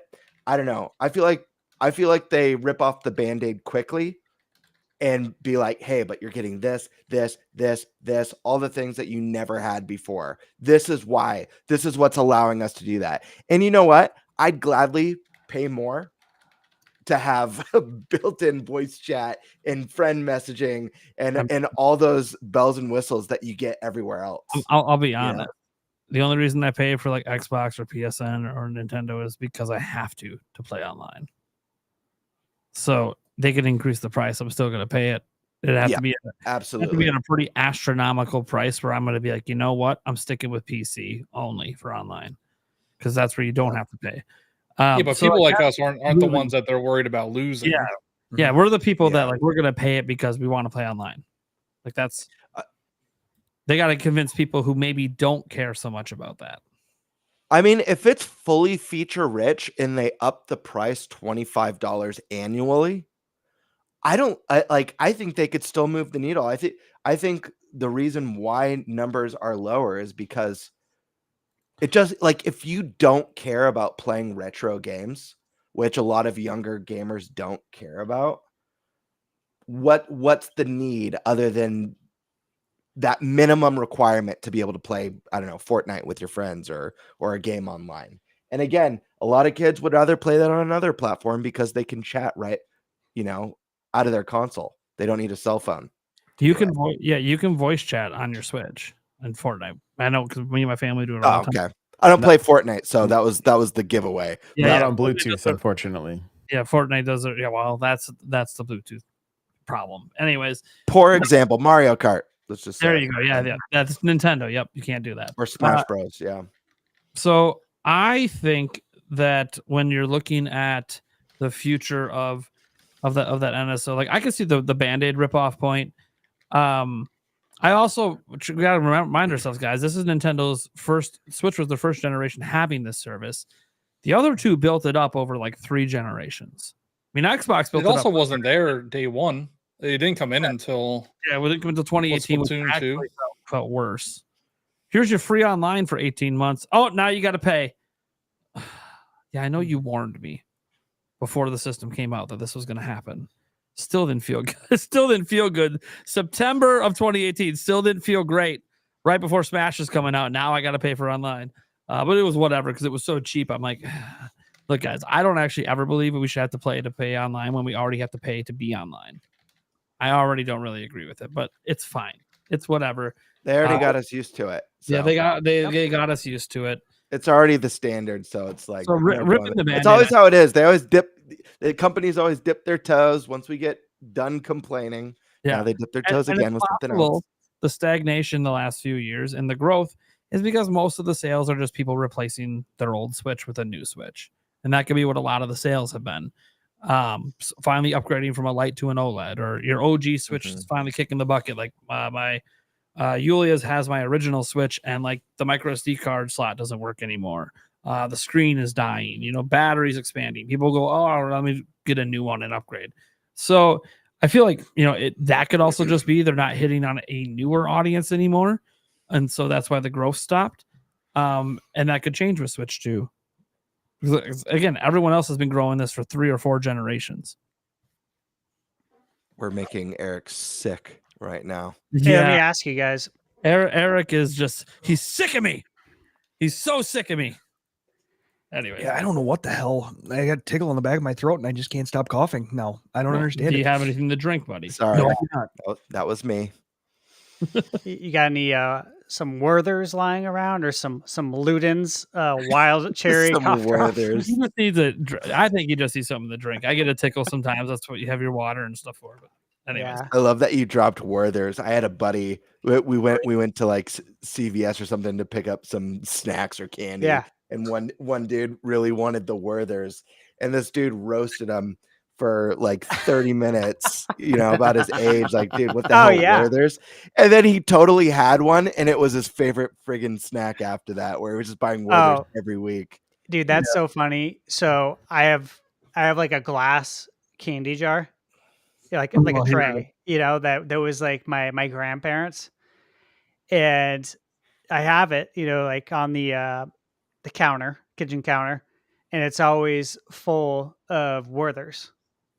And if I go somewhere, like I always have like a Werthers in my jacket pocket. Always.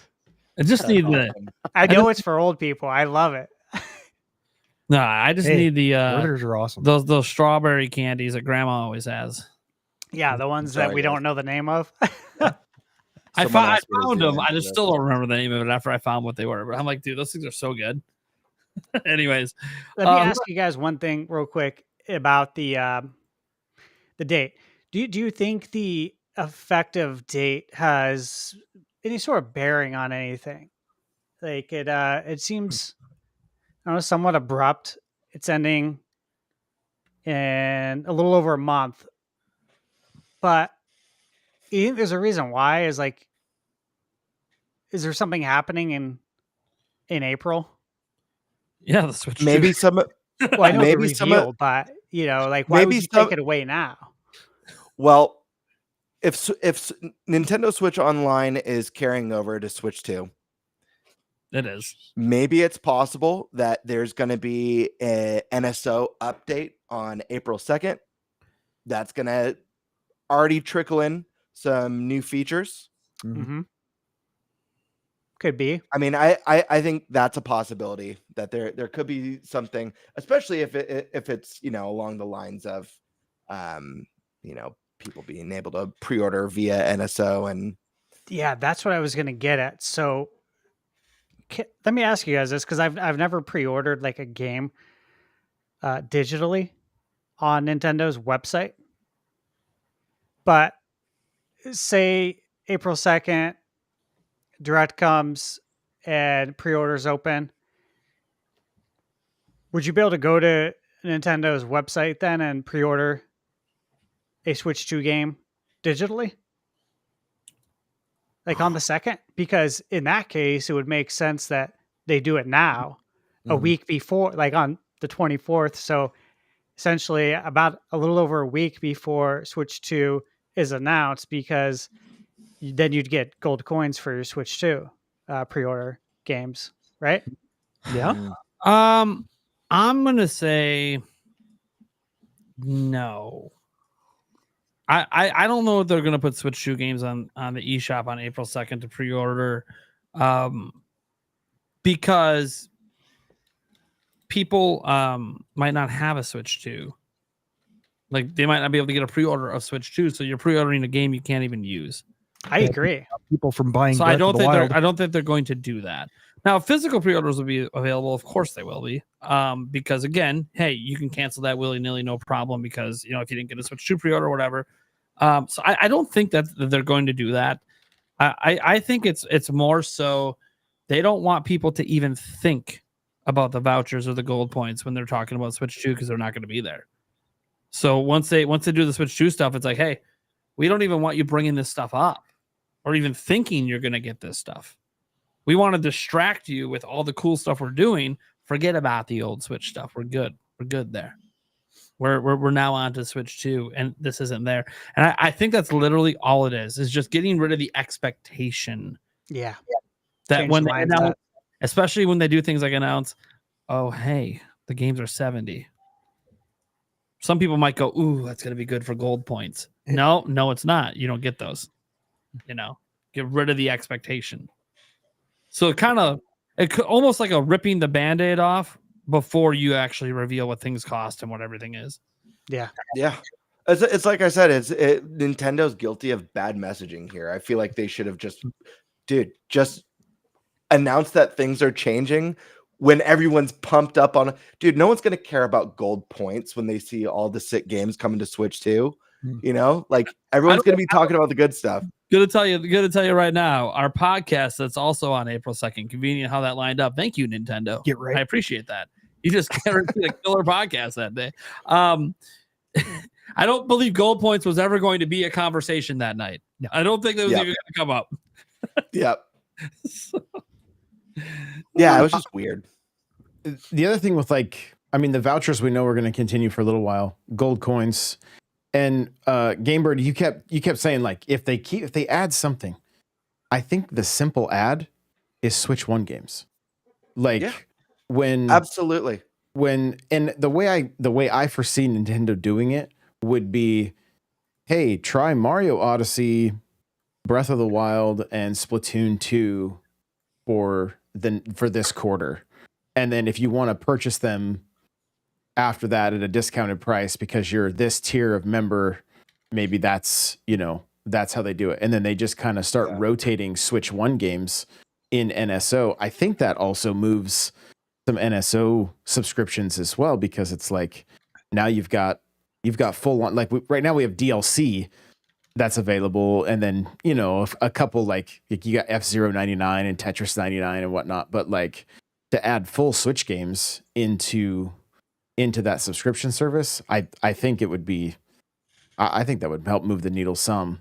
And the other thing that's funny, I play with so many younger like a lot of the younger generation who like they're still living at home. Their parents will let their NSO lapse all the time.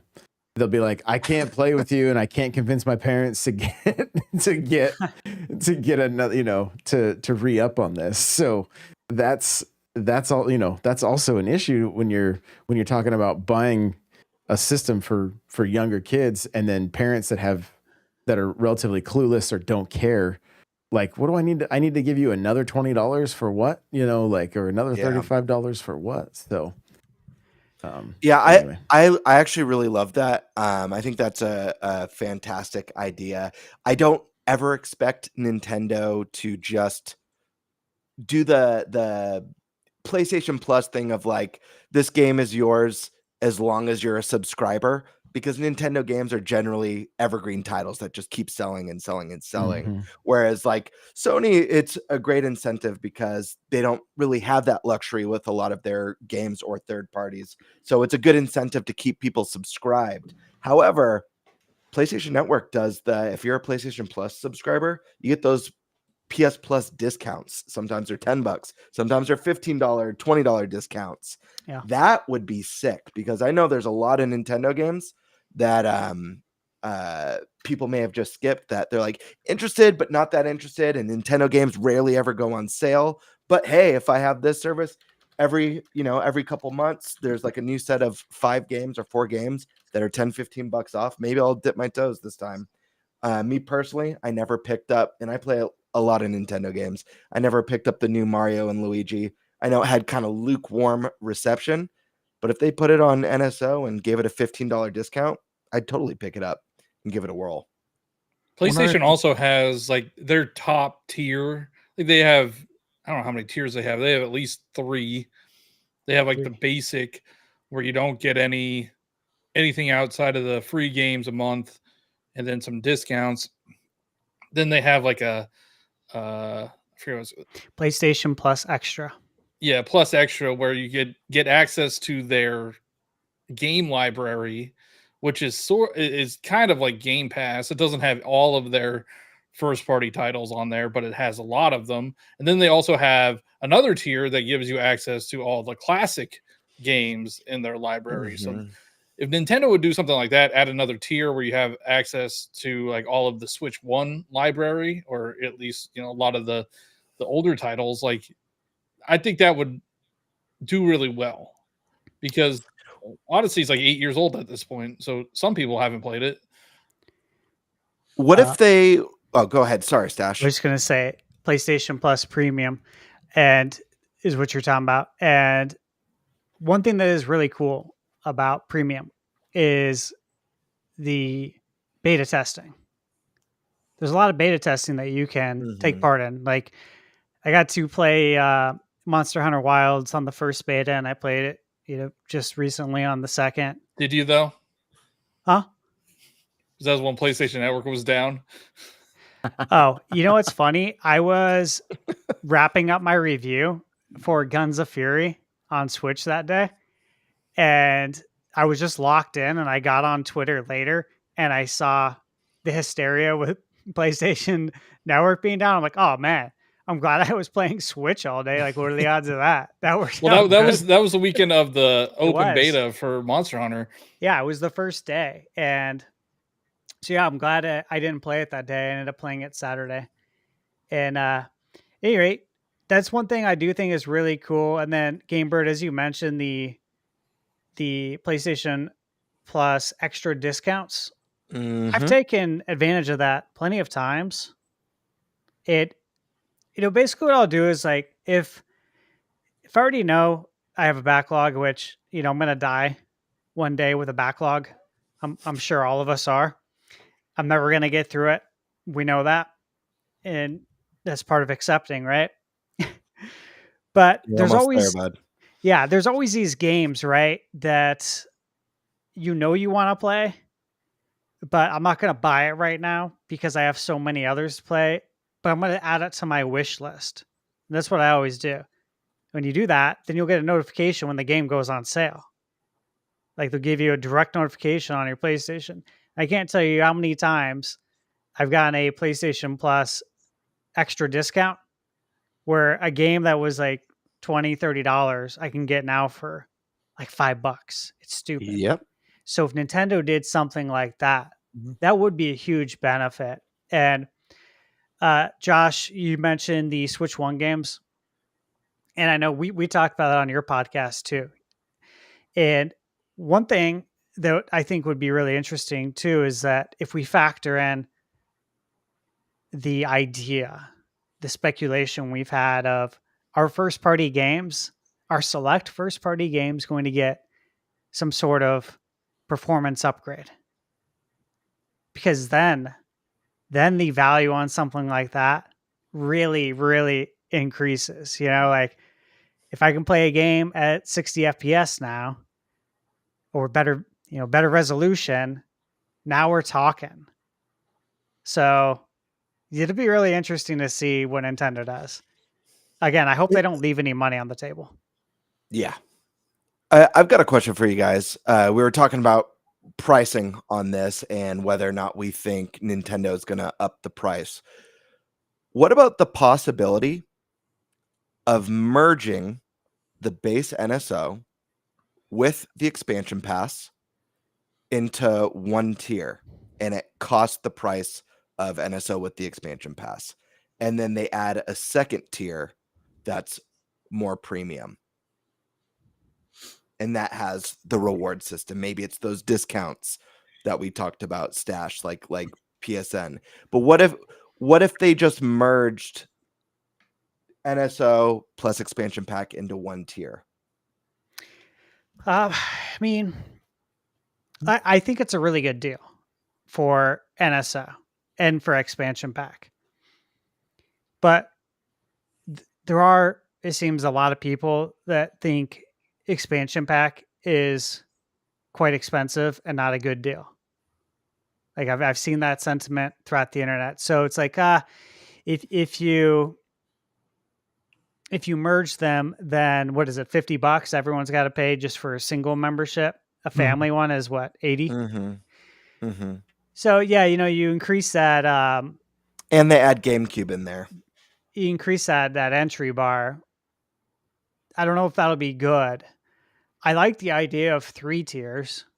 I mean, You like the PlayStation's 3 doing tiers. it. Okay. I think you got to be really careful with the Yeah. way you word it because, for instance, Xbox, when they did their last tier changes and the pricing changes, it was very confusing for a majority of the internet. Like there was literally podcasts that got it wrong, and I think IGN got it wrong, and like you really had to go back and look at it very closely. So we want to make sure that if you're going to do something like that, obviously, again, back to communication. Mhm. We need to have crystal clear communication on this. Which Nintendo struggles with sometimes. Mm. And I do remember when the 3 tiers for Sony first were revealed, a lot of people thought it was kind of bogus. A lot of people thought that this isn't worth it. Especially like in the beginning when it was, limited titles announced. Just left people being like, this service sucks. This is a waste of money and overpriced. So I do worry about the 3 tier. I don't think there's any one size fits all solution, but I do wonder if the 3 tier system complicates it. But I do hear you. People are going to be upset if they increase the price of entry, I suppose. But I don't know. I have been talking a lot about accessories and stuff, as probably all have, right? Yeah. And I think one of the ways they really move NSO is not only everybody's excited to see GameCube make its way, DS, but I would like to see them take it all the way to Wii and sell the Wii remote and the nunchuck just like they do the NES controller and the SNES controller. And you talk about a a nostalgia driven generation that's younger than all of us on this show, like I honestly think that would move the needle more than anything. Speak for yourself. All right. But I do think that like the kids that grew up with Wii, which is a lot of them, right? We know how well the Wii sold. You tell them that, hey, you sign up for this tier of NSO, you're going to get Wii games, and you can also purchase a Wii remote and a nunchuck to play those games exactly the way you used to. I mean, I literally was using my NES controller today to play Mario Brothers. So like, I think, and it would just be fun. We also need a really good wireless GameCube controller, and I don't know if it'll be the Wavebird because we all know about the bring the issues, Wavebird back. Yeah, please, for the love of God, it's the coolest. It's the best. Yeah, but I don't know. I would love to see them really lean into like the next generation, if you will, of like GameCube, Wii, DS, 3DS. Like get those on NSO, get accessories out for those, and I think we'd see more subscribers that way. Yeah, it's hard to believe the Wii is going to be 20 years old next year. So My jacked God. up. What? That's so sick. Yeah, I was just Hear thinking that? about it. I'm like, holy shit. That's so wild. Yeah. Well, I think that perfect would time be for such, it. such a Exactly. massive win. Honestly, I think it would be such a massive win. You're right.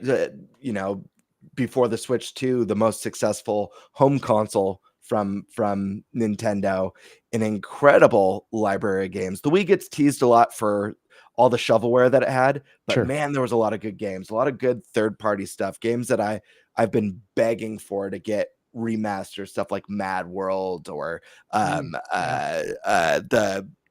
whatchamacallit, I'm brain dead, Zack Wiki from Capcom, just a lot of cool stuff. The Wario Land Shake It, so many rad games on that console.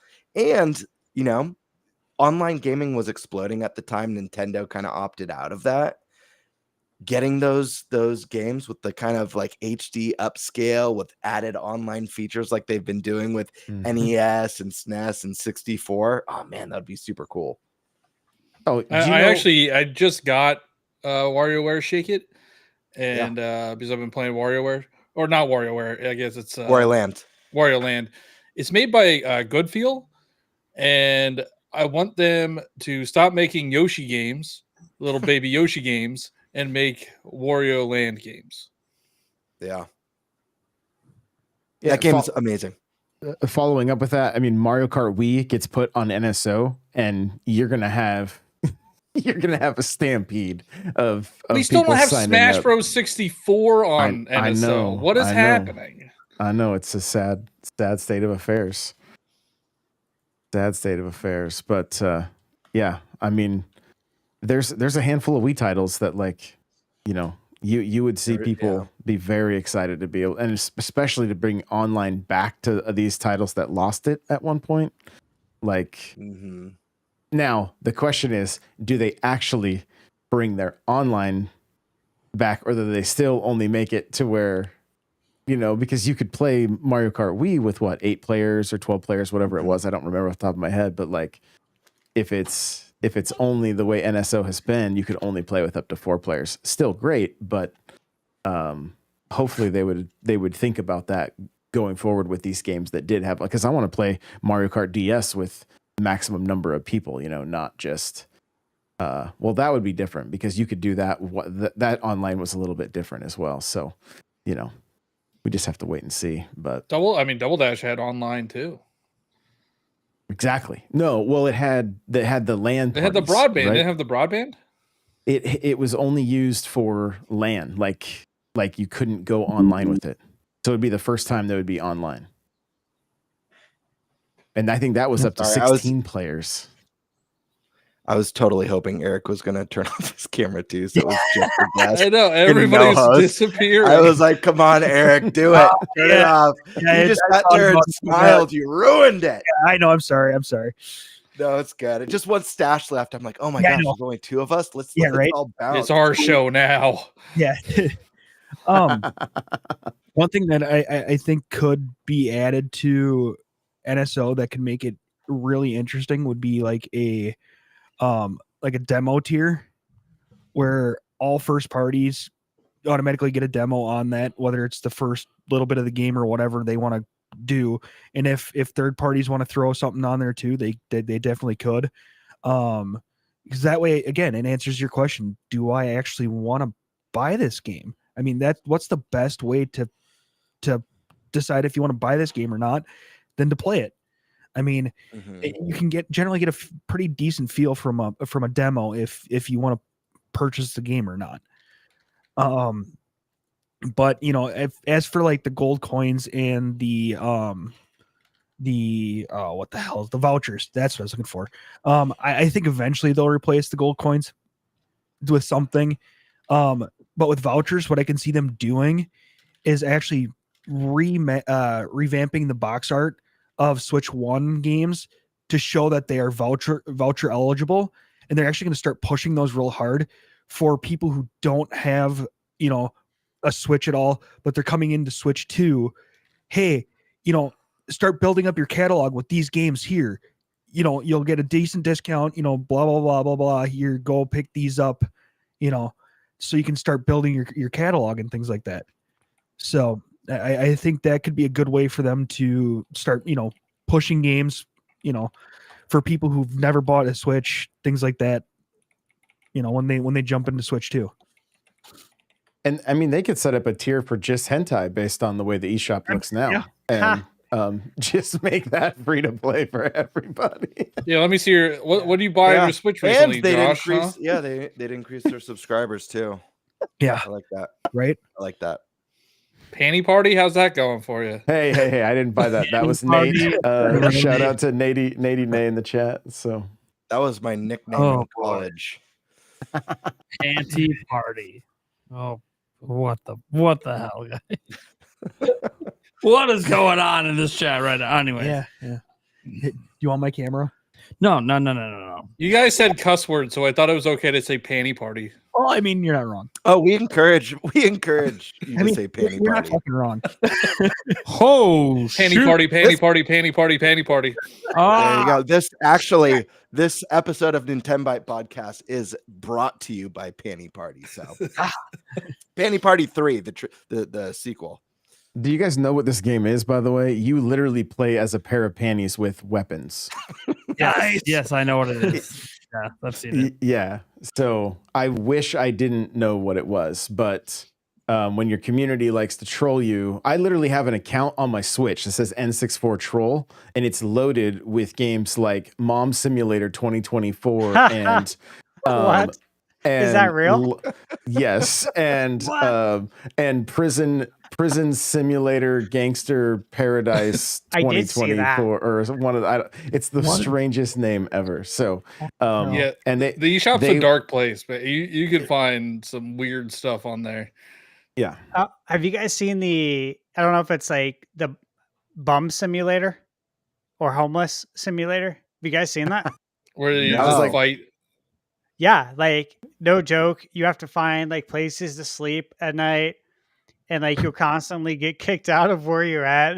You have to move somewhere else, and you'll get in fights with civilians. I'm like, what is this? I can't believe this is real.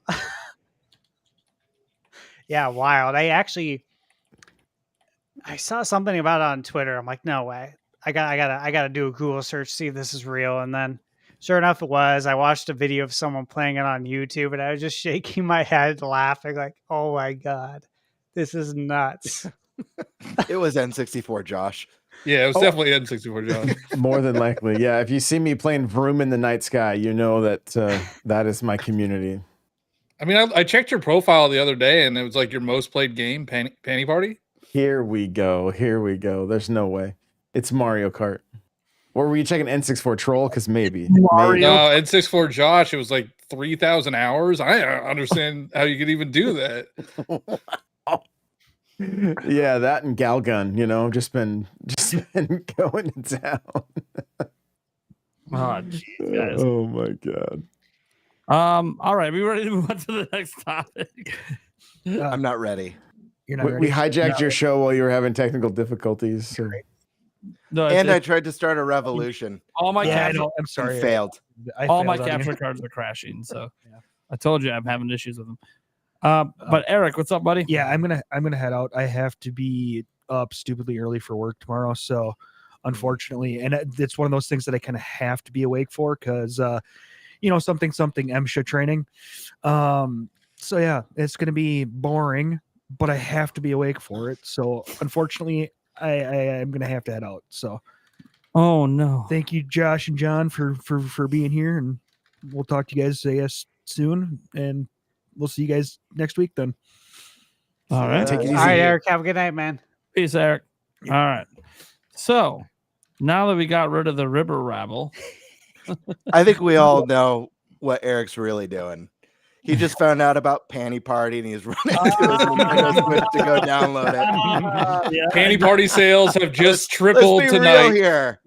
I saw beads of sweat rolling down his forehead the moment those words came out of Johnny Bo's mouth. Well, a panty party? yeah, panty party, yeah. Panty It might party. be on sale. It might be on sale. Shit, I gotta go find it. Okay. That Anyway, being said, continue. let's go ahead and get to our next topic. And that is because there's been some interesting Switch 2 developments. And folks, I'll continue for those watching the video version to work on my camera once I introduce the topic and other people can talk. So there's been a lot of interesting stuff going on with Switch 2. We haven't had a ton of like rumors and leaks happening. So this isn't like that usual, oh, here's some rumors and leaks. This is actually just something interesting, a new product's coming out that made us think of something today. So Thunderstash Gaming's been working with like BenQ behind the scenes a little bit on a product, an upcoming release they have coming up of the what is they called? The Beat Creatus GR10 Steam Deck Dock USB 4 mobile docking station. It is a mouthful, but that is the complete title on the website. That's SEO. Yeah, it's SEO. They're trying to target Steam Deck, but then also, hey, it's not just Steam Deck. And normally we wouldn't really talk about this because they're clearly just, there's a lot of docking stations for PCs and Steam Decks and all that. But as he's working with them on potentially covering that product for them, even though it's targeted for Steam Deck, it works with other stuff. But when Stash was communicating with them, he was wondering about Switch 2. Because, look, a lot of people in his audience are probably going to ask, hey, will this thing possibly work with Switch 2? Because it's a really neat little dock. And if you could use it with even Switch 2, that's pretty cool. And he was told, yeah, it will, because it uses HDMI 2.1, which I find interesting because we technically didn't have that confirmed yet for Switch 2 that it uses HDMI 2.1. Kind of curious how BenQ knows that. I don't know if they have a unit that they were able to test it with. Obviously, we're not going to pry that kind of prying because that'd be under NDA anyways. That being said, okay, that's cool. Like we learned Switch 2 supports HDMI 2.1, which was pretty much expected anyways. It's pretty standard these days. Now, so the dock can work with Switch 2. So who really cares beyond having a convenient travel dock? Why are we even bringing this up? What's it matter? Okay. Well, this device, this dock supports 1080p at 360 hertz, 4K at 120 hertz, and 8K at 60 hertz. Now, this is obviously just HDMI 2.1 pass-through. This is what the HDMI 2.1 standard supports. And yeah, okay, cool. Like with it supporting a bunch of different devices, including PCs, it would make sense that it has all that support. Even though there's like not a lot of devices that really truly support 8K. However, the thought process here is that higher refresh rates is interesting because there's actually an old rumor. Let's bring this up on the screen. This one I found to be really, really interesting. So let me share the thing here. This should work. If this doesn't work, then I got a bigger problem going on. Let's see. That should be working, right? Yeah, we're good. All right. So, there's this old rumor. It was posted over here on Twisted Voxel. However, it's not from them. It's actually from Taiwan. I'm just avoiding translations. But Taiwan's Economic Daily reported a new rumor regarding hardware specs for Switch 2, including details on the handheld's display. The source mentioned that the console maker is expected to launch. This is a bit old, back in 2024, before that delay happened. However, due to constraints such as global inflation, the new product will retail for $100 more, $400, right? The price rumors have been going on forever. That's not what we care about. It's the details. A few details regarding the hardware specs featured in the Switch 2 were shared by the source. T239, 8 gigabytes of memory. We now know that to be 12, so that's a little outdated there. 64 gigabytes internal storage. We now know that's 256. Again, this is a bit of an older rumor. All right. But the display at 120 hertz. Interesting. Most people dismissed the idea of 120 hertz. Would they really do 120 hertz? All right. So high refresh rate gaming is actually something a lot of gamers do prefer over resolution.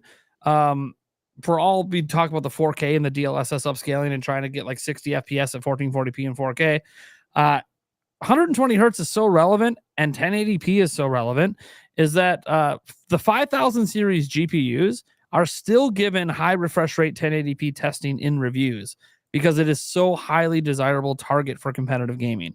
Now, this may be something we consider more, given that Phil Spencer also recently said that in their future events, they will have Nintendo and PlayStation logos, obviously including Nintendo Switch, Switch 2, all that stuff in future events. We already saw PlayStation 5 logos in their last event. Switch 2 logos obviously can't probably be till after April 2nd. So when you consider that, Microsoft has a number of games that would benefit from 120 hertz for the competitive scene. Halo, even single player experiences like Doom: The Dark Ages, really big benefit there. Call of Duty, which we already know is coming because they have a contract for it. So 120 hertz would be at 1080p, even in docked mode, would be a really, really big get for Switch 2. And 120 hertz is obviously already supported by Xbox and PlayStation, the current systems. So that's just interesting to think about. So do we think it's realistic that Nintendo would allow 120 hertz specifically at 1080p? Because I don't think they really have the processing power to really try to offer that any other higher resolution than that. Is that rumor from Taiwan about the screen itself supporting 120 hertz seems likely. And one reason why it's interesting is Taiwan. Nintendo just announced this week they set up a new subsidiary, Nintendo of Taiwan, in Taiwan, because they're doing so much business there. They need an entity to manage it. What kind of business are they doing there? Sure, there's some system sales. They have Switch there. But the Switch sales in Taiwan aren't huge. The manufacturing for Nintendo is becoming massive in Taiwan, and they need something there to manage it all. So, quite interesting. It also would make sense then why a Taiwanese news place might have this information on a 120 hertz screen, because maybe the screens are being made there, because Samsung, who is rumored to be the screen manufacturer, they manufacture the screens in Taiwan. So this all comes full circle. Do we think 120 hertz is supported on Switch 2 in any meaningful way? And if so, are you excited about it? Let's start with the man who got the emails, Thunderstash. Yeah, so I think it will be 120 hertz. And again, yeah, I go back to that original rumor. And I want to think that, I forget the leaker's name, but the handheld gaming leaker, one that was going to show the pictures on Christmas of Switch 2. You guys remember that guy? I think he said it was going to be 120 hertz as well. But yeah, I expect this. I really do. And again, yeah, as Nate mentioned, I got an email from him stating that it's going to be HDMI 2.1. Literally, that it says the Switch 2 has HDMI 2.1 output. And so I think that's a huge deal. So I don't know how many of you have played games like at 4K 120. You have to have like a fairly new TV or monitor. But for instance, on the PS5, I'm able to play certain games, specifically like first-person shooters and racing games are the most popular, okay?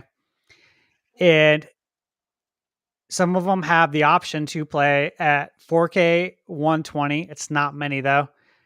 But then a lot of the other ones have the option to go 1080p 120 frames per second with VRR, variable refresh rate. I gotta say, Next Handheld was the name. Thank you, Mr. Pnug. I gotta say that like playing on a display at 120 hertz looks amazing. At even in 1080p on an 85-inch. I have an 85-inch Sony TV, and then I played on my 150-inch projector. Same thing. I played at 1080, 120. For example, when I reviewed Call of Duty Black Ops in November, I played it on my Series S at 1080p, 120 hertz. And we all know that the Switch 2 is being compared, of course, to a PlayStation 4 Pro and a Xbox Series S as far as its specs. And that is without DLSS. And again, we all know how powerful and how magical DLSS is. So I factor all of that in, right? In saying confidently that, yeah, I would expect it. If Switch 2 is going to be between a PS4 Pro and a Series S without DLSS, then yes, I expect HDMI 2.1. I expect the option to do 4K 30. 4K 60 would be great. If that can happen, amen. But I would expect 4K 30 and 1080p 60 to 120 on certain games. And again, it makes a huge difference. And if you haven't experienced it firsthand, you might not know, because it's not something that you can just view on a YouTube video. You have to see it firsthand. It's not something that translates over in a YouTube video. So, Gamebird, I'll go with you next. What do you think, man? Yeah, I mean, I think it tracks. I like you said. I mean, you put it pretty well that if it's based on kind of the leaks and rumors, if the power's kind of gonna land between the PS4 and the Series S, I don't see why it wouldn't run at the 120 hertz. I do think we're gonna see more of the 1080p 60 frames than the 4K 60 frames. For a number of reasons, obviously. And I mean, even the PS5 Pro is not really able to guarantee 60 frames per second 4K. But yeah, I don't know. I'm not the big tech person, but from what I do know of PS4, PS4 Pro, Xbox Series S, I think 120 hertz I think it just makes sense. It seems like it's going to be good to go with Switch 2 based on the leaks.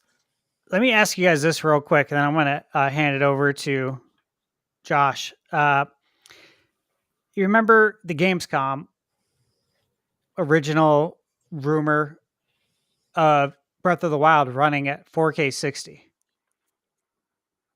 I go back to that too, and I'm like, okay, hold up, And again, all of this kind of like goes into this email I got about HDMI 2.1 and the specs of 2.1. But it's like, if I recall, the rumor, and this is what I would expect, is that in docked mode 4K 60, and in handheld mode, obviously 1080. So if Breath of the Wild can run at 4K 60, maybe you'd think a lot of other games could, I guess, is what I'm getting at. You'd think a lot of other games could. So it'll be interesting. I think something like Mario Kart, the new Mario Kart, I can see that running at 120 hertz. 1080, 120, handheld mode. Why not? It's a racing game. We see it in racing and first-person shooters. So, Josh, what do you think, man? Yeah, I mean, obviously, Mario Kart is the first thing I'm thinking about. But the second thing is, like, if Forza Horizon 5 is truly coming, and the Halo games, right? Like, I not that we need it necessarily, right? We've been Switch gamers for the last 8 years, but I will say, when I fired up, Fortnite on my Series X and played it versus playing it on my Switch, it's night and day. Like, It is Right. night and day. And we know we're not getting the bleeding edge technology of the, the PS5 Pro and that kind of stuff. Totally fine with that. But if they can, start to squeeze at least some of the juice that we would see like in a Series S and a Series X, like into this tablet, it would be amazing. And I mean, Yeah. for a while there, the best place to play Fortnite was on an iPad. This was, this was years ago, but it was like that was the only place to get like 60 frames a second or whatever. Like, back, I mean, this is a while ago, right? But like, so to have them double the frame rate from what it is now, like, Yeah. it's one of those things that, like, for me, I didn't realize I was missing it until I tried it and then was like, oh, it's I'm not at the point that like, oh, I can't play games that aren't running at 60 or 120. Like, it's not the end of the world to me, especially if you're doing something like Pokemon or Xenoblade or something like that, but Right. Yeah. but Metroid Prime 4 running at 120, sign me up. Like, I would be all about it, So Yeah, I love that. I mean, Breath of the Wild obviously is a great example because of the leaks saying that, Nintendo showed it running at that 4K 60. A lot of other third-party stuff that was on the Switch that if they can get to perform on Switch 2 at 4K 60, like Bayonetta, we got all three of those games. I know there was in the reviews for Bayonetta 3, there were some issues with, it not running at 60 frames per second, and it could have used a little bit more oomph behind it to get it, that sleek, fast-paced action game. But yeah, I think it's going to be a good thing. But real quick, speaking of leaks, I actually have to use the restroom, so I'll be right back. Gonna go drain the turkey. You're going to have a panty party of your own. We'll have to wait and see. All right, John, hand it over to you. What are your thoughts here? I mean, I haven't played many games at one. I think the only game that I played at 120 was Forza Horizon 5 on Xbox Series X, and yeah, it is nice. It is definitely nice. It's super smooth. I don't remember if it was 4K or not, but it looked really pretty. The one thing that I'm worried about is the games being able to actually run at these frame rates. Like, we know that some games have struggled to even hit 30. Not just Nintendo games, but like Dragon's Dogma, I think is 30. Elden Ring, I think is 30. At least on the Steam Deck, I believe it's 30. So, I mean, it would be nice to have the option to have these 120 FPS, but are the games actually going to be able to run it? That's the real question. I agree with you on that. I think that is the real question because only so many games can run at 120 on PS5. Like, or maybe I should reword that only so many games have that option. I'm sure other games could run at 120 if they wanted to include that option, but there's just not a lot of games out there to be able to do that. So yeah, you definitely raised something interesting there. I know Elden Ring's on PS4, of course, which I think sometimes we forget. So it ran at 30 frames per second on PS4. And I'm trying to see I think it was 30 what it did everywhere. for PS4 Pro. I played it on PS5 and it runs at 60. Okay. Yeah. So maybe Series S would be a good one to look at too.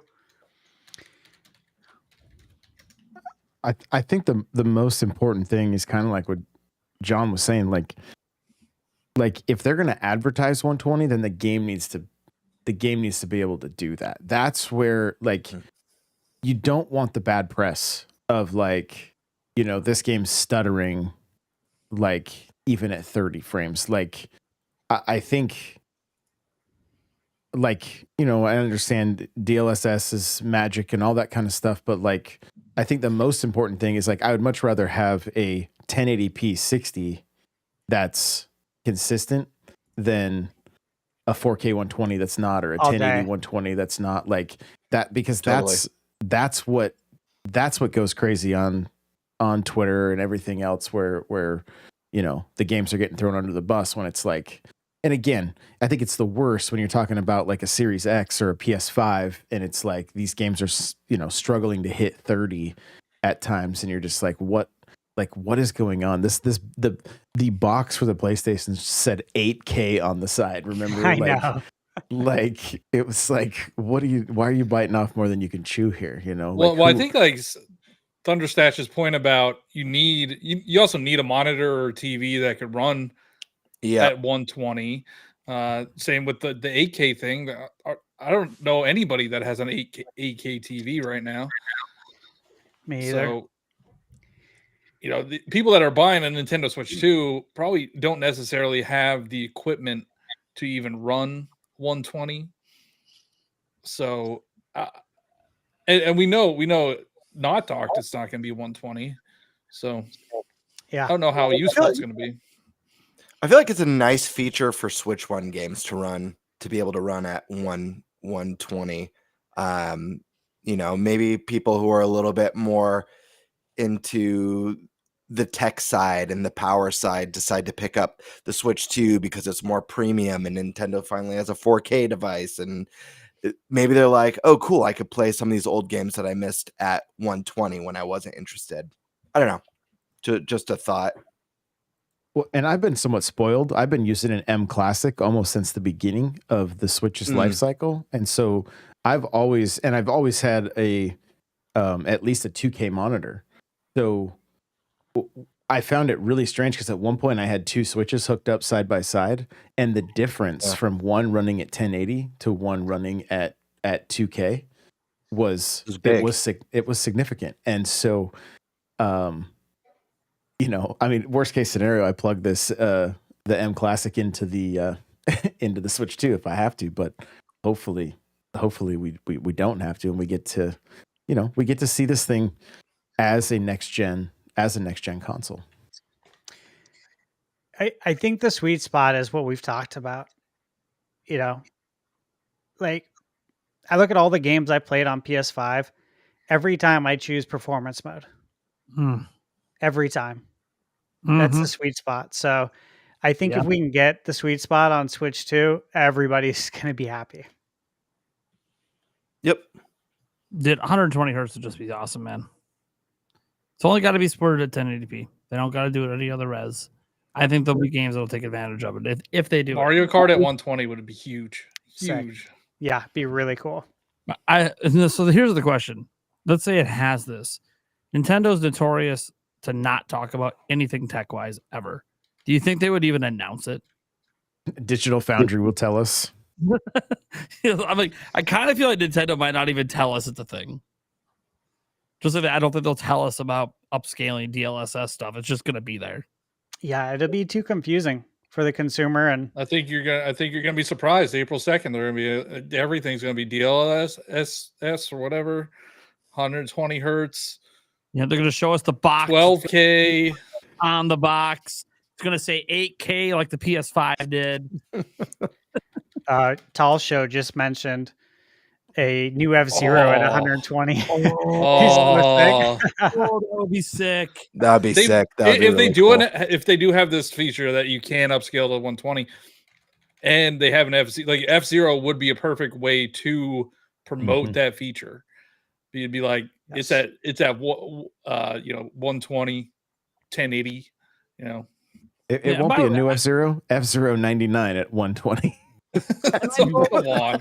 I know for the general consumer, like most people don't actually have 120 hertz TV, and not everyone plays on monitors and stuff like that have higher refresh rates. So I get for like the general consumer, it's really not that big of a deal, because again, 120 hertz TVs haven't necessarily taken off with the mainstream because there's just not a lot that support it's gaming. Like that's it, and people buy TVs for more than that, so they'd rather spend more money on like having an OLED or a better picture quality than worrying about 120 hertz. But They still, can't even tell when they have the motion thing turned on Motion their TVs, and blur. everything looks like a soap opera. I'm like, oh my god, Oh yeah. shut it off. That was fun when that happened.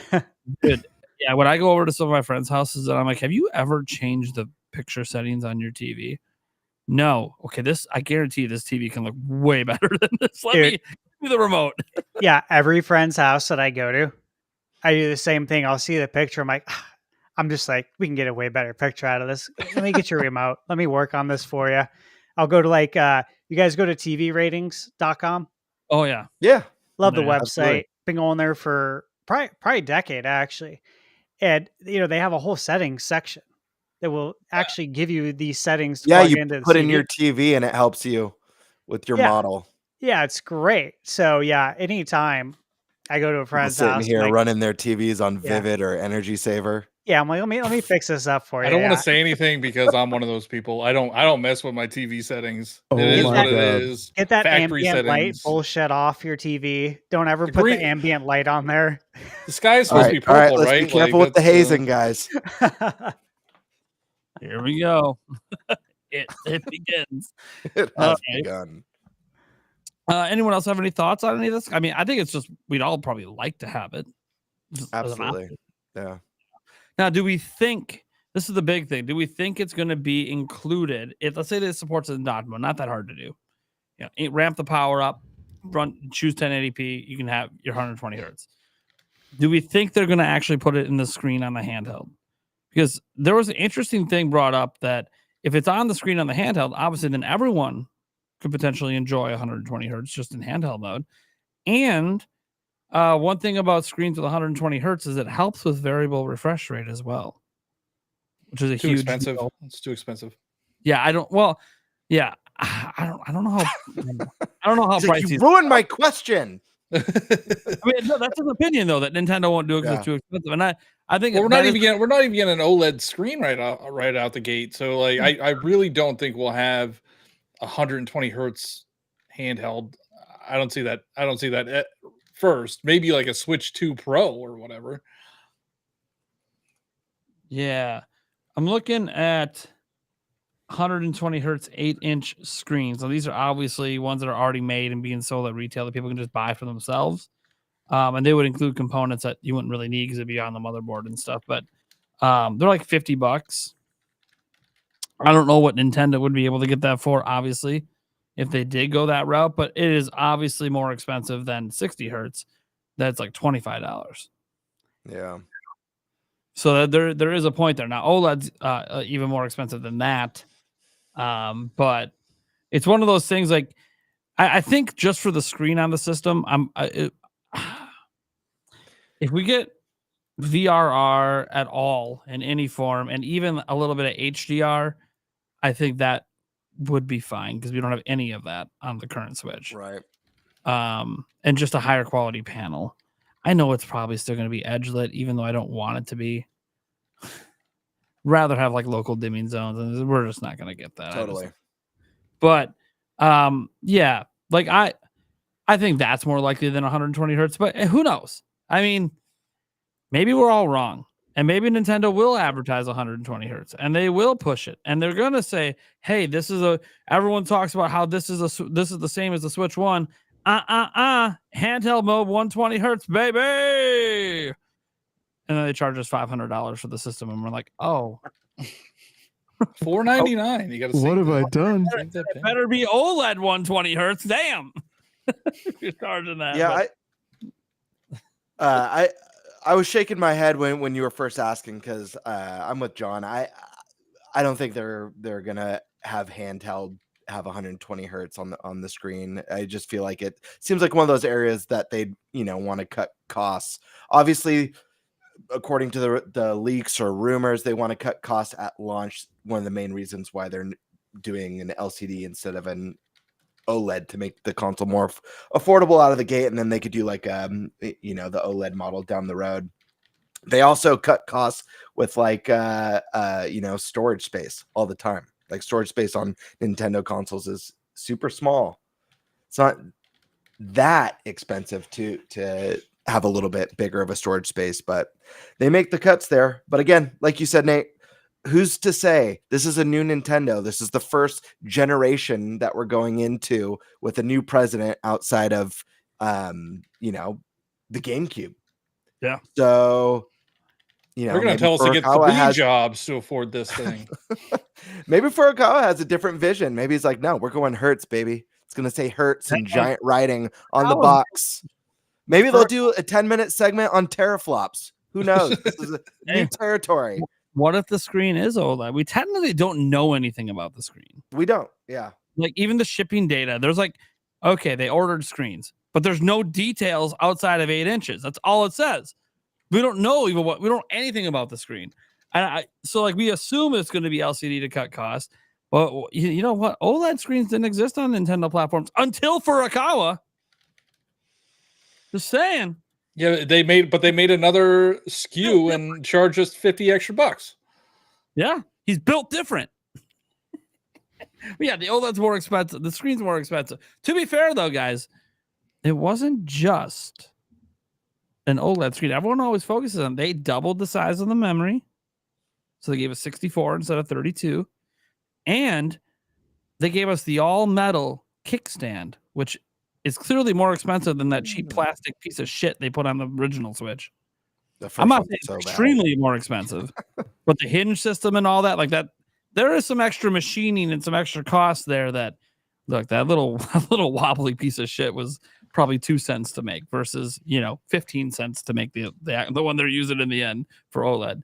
Anyways, I'm just saying that those are the things they use to justify the cost difference, and they put an Ethernet port on the dock for whatever that's worth. But I appreciate it, by the way. Not having to plug a fucking dongle in for Ethernet is really nice. I wonder if that's going to be there. Did they show the dock enough that the LAN port's there? So we have not seen from Nintendo. We have not seen the back of the dock with the ports. But next handheld that Stash was bringing up, the guy that was leaking stuff, he had a picture, as did who was that? Was it Laura K. Buzz? I believe was the other one with a picture of the back of the dock, and it showed that there was an Ethernet and HDMI. It was the same ports as on the OLED dock. So that's good. That's good news, by the way. Nintendo actually including the Ethernet port day one. Thank God. It should just Smash players get a LAN port. Yeah. Wow, gaming, here we come. Yeah, 120 hertz. I think in docked mode at 1080p. I don't see any reason it can't support it. And there will be games that will take advantage of it. But, you got to give the consumer the choice when they load the game what they want to run it at. And that'll be on the game to give you that choice. Because that's how it is on the other platforms, by the way. The games let you choose between the 120 hertz mode or higher fidelity 60 hertz. All right. I think we've done that one. A bit of a shorter topic, but that's okay because there's not a lot of details there. It's just we got this one thing. There's a suggestion because of BenQ. Did you bring up the other thing BenQ said, or we're going to leave that one alone? Thunder. Oh, you know what? I'll bring it up. Yeah, actually, you know what? Let me pull this up real quick. This was so interesting because, as I was telling Nate, Eric, and Gamebird, I was trying to kind of direct the conversation to where if they had any information, I could possibly find out, right?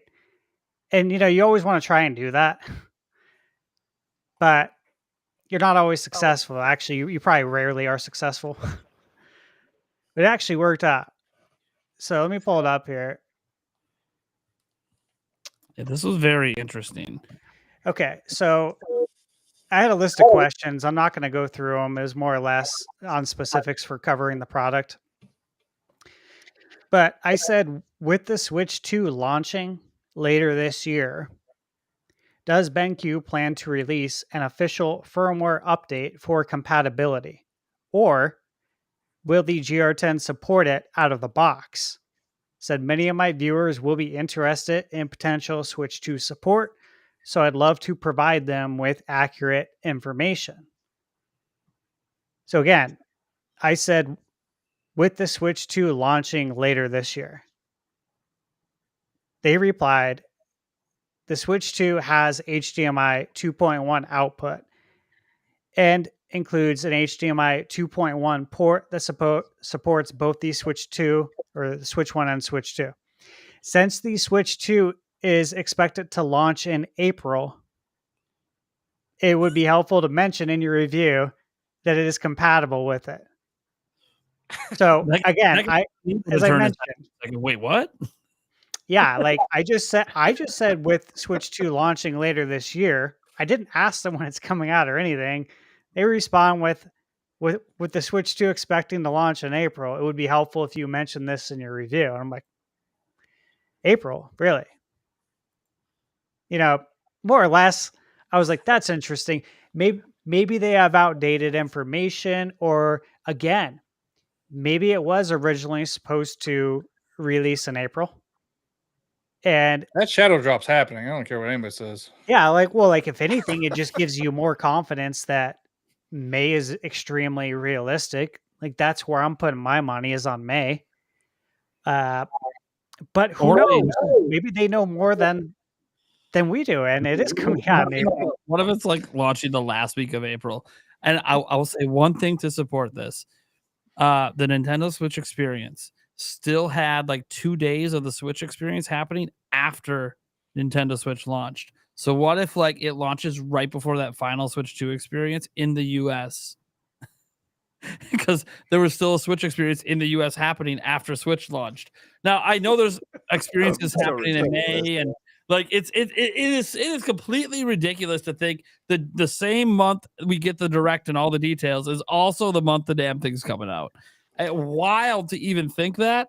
On the bright side, though, we'd probably get off that wait list and be invited to the event.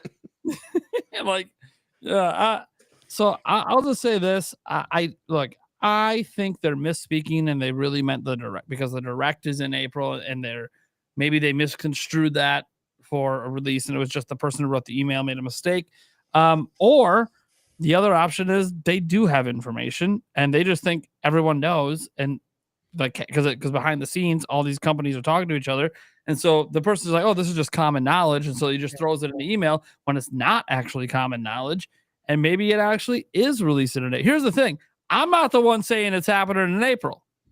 They are the ones saying that it's expected to release in April. So Thunderstash, I'm glad you brought it up, because I now have my video for tomorrow. Yeah, no, for sure. Wasn't there a rumor that it was gonna shadow drop? Like, wasn't that one of the rumors like a couple weeks ago? Yeah, something like that. Yeah, it was something like that. So realistically, I think May and that 2-week break between the Switch 2 experiences is maybe the first likely slot, with June being the most likely time that it launches. But who knows? Maybe BenQ is kind of like D-Brand, who just says, fuck these companies. We don't give a shit. We hear something, we're telling you. Because that's D-Brand's attitude. They don't give a shit about these companies. They're multi-billion-dollar companies. We just want to sell our products. Well, I have more for that too. Oh, no. Like that makes sense. So when I had asked about the Switch compatibility, again, we have a very long email chain, but long story short, they offered to provide me a dock that has unofficial patched firmware for it to be able to run on the Nintendo Switch and on Switch 2. But again, they mentioned that right out of the box, it's compatible with Switch 2 because it's HDMI 2.1. But they said the firmware is unofficial. They will not host it on their website.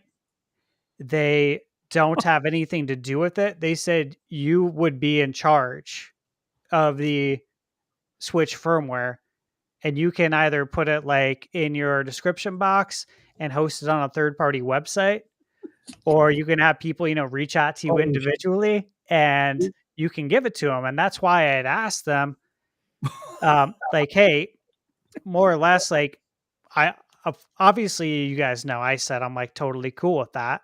Like, yeah, I'll be the bearer of this firmware. Like, I think that's cool. Whatever. So like Everyone's want got to reach out to me to get the it's like firmware. they Cool. want it out there, but they know they can't be the ones to put it out there. Oh no. Yeah, how and can so really, that's my point, guys, is that like D-Brand, like Genki, that they're not licensed. They're not a licensed third party, right? So again, if they have that attitude like D-Brand, it makes total sense Dude, what because if they have no affiliation with Nintendo what if in they that spent sense. 40 grand for a Switch 2 off the black market just to have someone secretly develop a firmware to make it work? But they're like, well, we can't actually put this out there because Nintendo will kill us, but someone else can do it. Wow. Me personally, I don't think the Switch 2 is launching in April. I think May sounds good. Possibly June, but I think May actually sounds good. I know it's kind of fast. May just, to me, feels like the sweet spot. What I think they could have meant is pre-orders launch in April, like that sort of launch. Like people are going to be able to start buying the console in April. I think that's down. Yep. I think that is the likely truth. But Yeah, and I gotta say, like, of everything in that email, the thing I was most excited about was HDMI 2.1 because they outright said it, and that's why I was like, "Oh, this is great." I'm like, "This hasn't been confirmed." I got on Google. I'm like checking to see. I'm like, pretty sure it hasn't, and sure enough, it hasn't. So I'm like, okay, well, that's great. And I saw the date of April. Yeah, I saw the April date, and all I thought was like, well, I mean, I'm not sure about that, but if it happens, great. But I'm not going to hold my breath. Yeah, right. The best part about it was looking at the email was just how casual they just threw that out there. It was just so like you weren't prying for anything. You just asked a couple random questions. And like, oh yeah, well, since the console launches in April, A, B, C, D. It was just so casual the way they threw it out there. That's why it sounded like it's just something they just assumed everyone knew. It's like, well, wait a second. The only rumors we had was May or June. Where is this coming from? You might as well just keep talking about, okay, I will gladly do Nintendo Switch 2, I'll make sure to bring it up and all of that. And, I think your product's priced pretty fair compared to whatever Switch 2 is going to be costing. Oh, yeah. And then they just drop the price of Switch 2 in the next email. Right. Like, oh, wait a second. What is happening? And then April 2nd comes and the price is exactly what they said. And you're like, oh, no. Oh, no. Get to the end of the direct. Launching this April, later this month. We're like, thank you. Nintendo will be coming to the door. I was talking to my lady, Michaela, about it. And I was like, I don't know if it was on your podcast, Josh, or if it was on yours, John. But I know I was mentioning how Apple does things, and I had to look it up, but I think it was the latest iPhone. Apple announced it on, I think, September 9th, and they launched it. They announced it on the 9th, open pre-orders, and it was in your hands on the 19th, 10 days later. And it just goes back to like the kind of consumer we have now, where they want it right now. They wanted it yesterday. Instant gratification consumer. That's how it is now. So I'm not going to say like it can't happen in my mind, because it's like, if you want to cater to the current consumer, you do the direct on the 2nd, open pre-orders, you let people go play it throughout April, and then you launch it very soon, like end of April or May. Like, you capitalize on all that hype, because the longer you wait, the more the hype dies.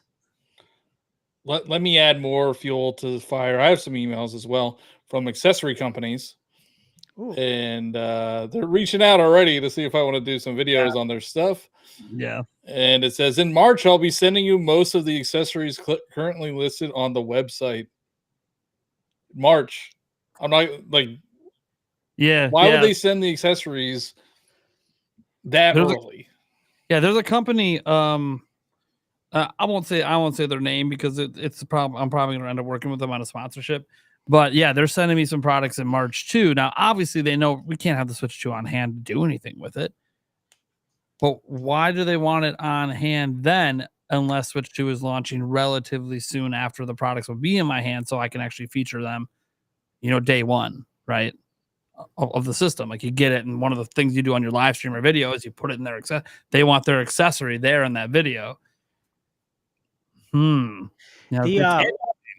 The micro SD Express cards are releasing the end of February, and those have not come out, and those are obviously going to be geared towards Switch 2 as well. Yeah, we even saw that in the GameStop computers. They had them in there. Yeah.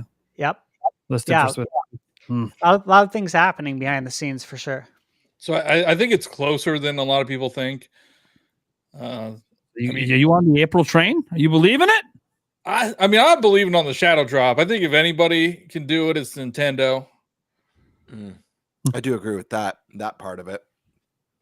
Could you imagine if they shadow dropped it? Like, and people are not fun. People are taking all my fun away. It's a Twitter drop. They do the Twitter drop. Yeah. Okay. The only way available now on Twitter the day after. Available at all your favorite retailers. The thing is like how could they shadow drop it and not have it leak? It's gonna leak no matter what. It's gonna leak no matter what. Nintendo Switch 2 has leaked more than like any other console. I'm not saying the system won't leak. I'm saying everyone would know it's a shadow drop because it would appear in the computer systems with a date, and they would have the Switch 2s in their damn store. It's all part of the plan. All part of the plan. They got that panty party bundle ready to go day one. If they announced at the end of the April 2nd Direct, Switch 2 is available right now at your local retail store. Can you imagine the millions running to the retail stores? That's how Nintendo's fighting scalpers, everyone. There is no pre-orders. Oh, if they do, they're not going to get a Switch 2. No one's going to get there if they run. Well, actually, it's probably worse to do it that way because I think scalpers will be able to do it easier because that's all they do, right? They online orders. I mean, look, even if it's available right now, online orders are still going to get scalped to hell. But it would just be the fact that in person, look, bots can't go buy it in person. Yeah.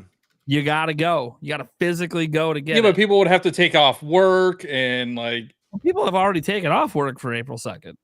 It's getting wild. What day of the week is that? Yeah, people are going to be parked outside their local GameStops and Targets and Best Buys watching. Well, if it does leak, so that they're ready to get out of their car and pre-order. That's what I was going to say. I'll be at Best Buy. I've already heard a lot of people saying like, "Hey, man, I'm going to watch your live reaction to all this. I'm going to be literally first in line at GameStop. I'm camping overnight to make sure I get a pre-order in." And I'm like, dude, this is wild. People are camping when they don't even know. You should do it. It's content. You should do it. It's that's what that guy. Who was the guy that waited out in New York? CDC or something. C and D. Alex. But no, so like obviously I'm not going to be able to be parked outside the store because I got a show to do. But I had thought, I'm like, do I ask my wife to go park her ass out there? That's because here's the spousal thing, abuse. she'd be willing to do it. She would be willing. She probably won't go out there like many hours early, but she'd be willing to go out there like maybe an hour before the show starts, just in case pre-orders drop right when it ends, or even during the show. She'd be willing to do that. But you know how pissed she would be if she wasted her time there and pre-orders didn't go live that day? I would never live it down. Pre-orders went live. Pre-orders went live in when they did the January reveal back for the Switch 1. Like they went live that night. Yeah. Wait, isn't it early morning this time around? Didn't they give us the time? Yeah, we know it's at God. It's 9 a.m. Eastern, 6 a.m. Pacific. So yeah, we're starting the live stream. real early. Real early. I want to be live at 6 I think you should just live stream at GameStop. I mean, Mhm. why not just nip it in the bud? GameStop gets really mad at me. They let me do Do it in your car. I know I tried, so I've done that before, but here's the problem.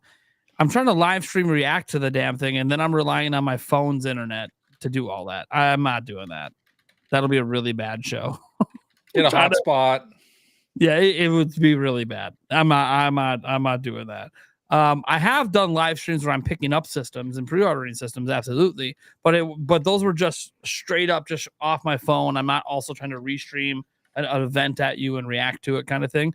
Yeah, I'm willing to do that. And the day, assuming I get a pre-order at GameStop or something like that, yeah, I'm gonna go for the midnight launch. Because it might be the last midnight launch of a console ever.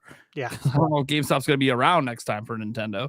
So I'm definitely going to try to get it at GameStop so I could do the midnight launch. Because that's maybe the only fun, like one of the most fun things about still caring about GameStops is the midnight launch of a new platform.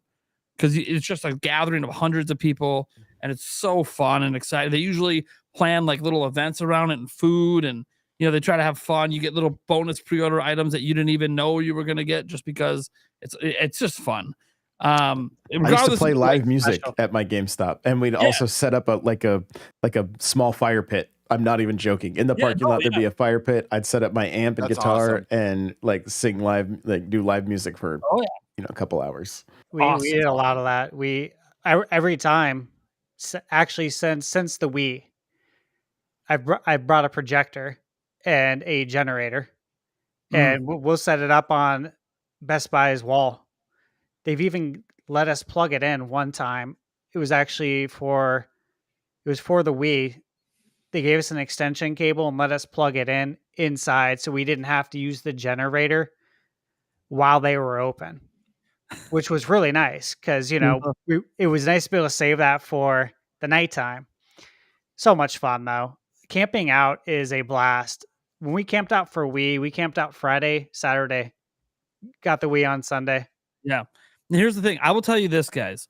If I don't get, because I got to get 5 total pre-orders. If I don't get all 5, or I don't get any, guarantee I will be camping out at Walmart to try to get like the 2 systems that they'll have that they'll sell in store that weren't pre-ordered. Because they always do. Walmart's always got like 2 to 5 day one. That if you camp out and you're like the first 2 people in line, you will get it. So it sucks though, because see, last time I did that was for Wii U. That's how I got Wii U day one. I didn't have a pre-order, so I camped out in Walmart because it was 24 hours. So I showed up like 8 hours early. So I'm like, no one's talking about Wii U. I don't think I need to actually be there like a whole day early. Nope, no one even knew what was going on. I walked to the electronics section. I'm like, hey, so where do I stand or sit? What do you mean? Wii U. It launches at midnight. Where do you want me to sit? Do you want me to wait outside the store? Oh, no. Oh, yeah. What? Wait, what? They got a manager. Oh, yeah, that Nintendo system's launching at midnight. This guy's going to wait to try to get one of the ones we have available to buy. So, yeah, you can just stand right here because it's out of the way. I'm like, oh. And then literally everyone kept coming to electronics for 8 straight hours. I'd just be like, what are you doing? I'm waiting for Nintendo's new system. It launches at midnight. I created a line. People were like, wait a second. Nintendo's got a new Wii? Yeah, it's coming. Get in line, baby. They only had 2. They had a white one and a black one, and that was it. And I got to choose which one. And I'm like, well, I'll take the black one. It's got the most storage, right? Turns out the white one would have been the right choice. That was the one that became valuable because it got discontinued so damn fast. We were first in line for the Wii, obviously, because we got there on Friday. And obviously, as the day went on, or the night, and then into Saturday, the line started forming. And so everyone went up to my cousin Jim and I to like operate the line as well. And so we got a Sharpie and put numbers on everyone's hand for where they are in line so they could actually like get out of line and, go walk to the gas station to go to the bathroom and like, try and take a little freshen up bath in the bathrooms there. But dude, it was so much fun. Like if you have the opportunity to do it, I say this to everyone in chat too, you should do it because again, who knows how much longer these things will be going on for. Sadly, the PS5 we couldn't camp out for because of COVID. But Obviously, the Xbox as well. But the first time I camped out for a console was the GameCube in high school, and I have pictures from it still at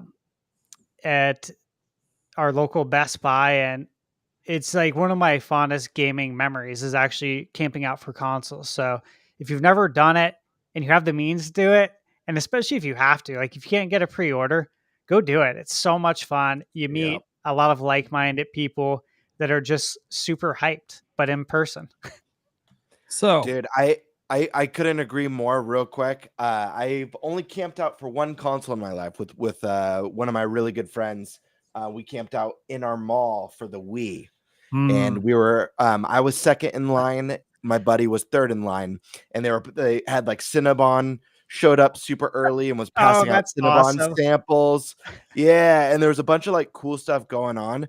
And it was a thrilling and horrifying experience.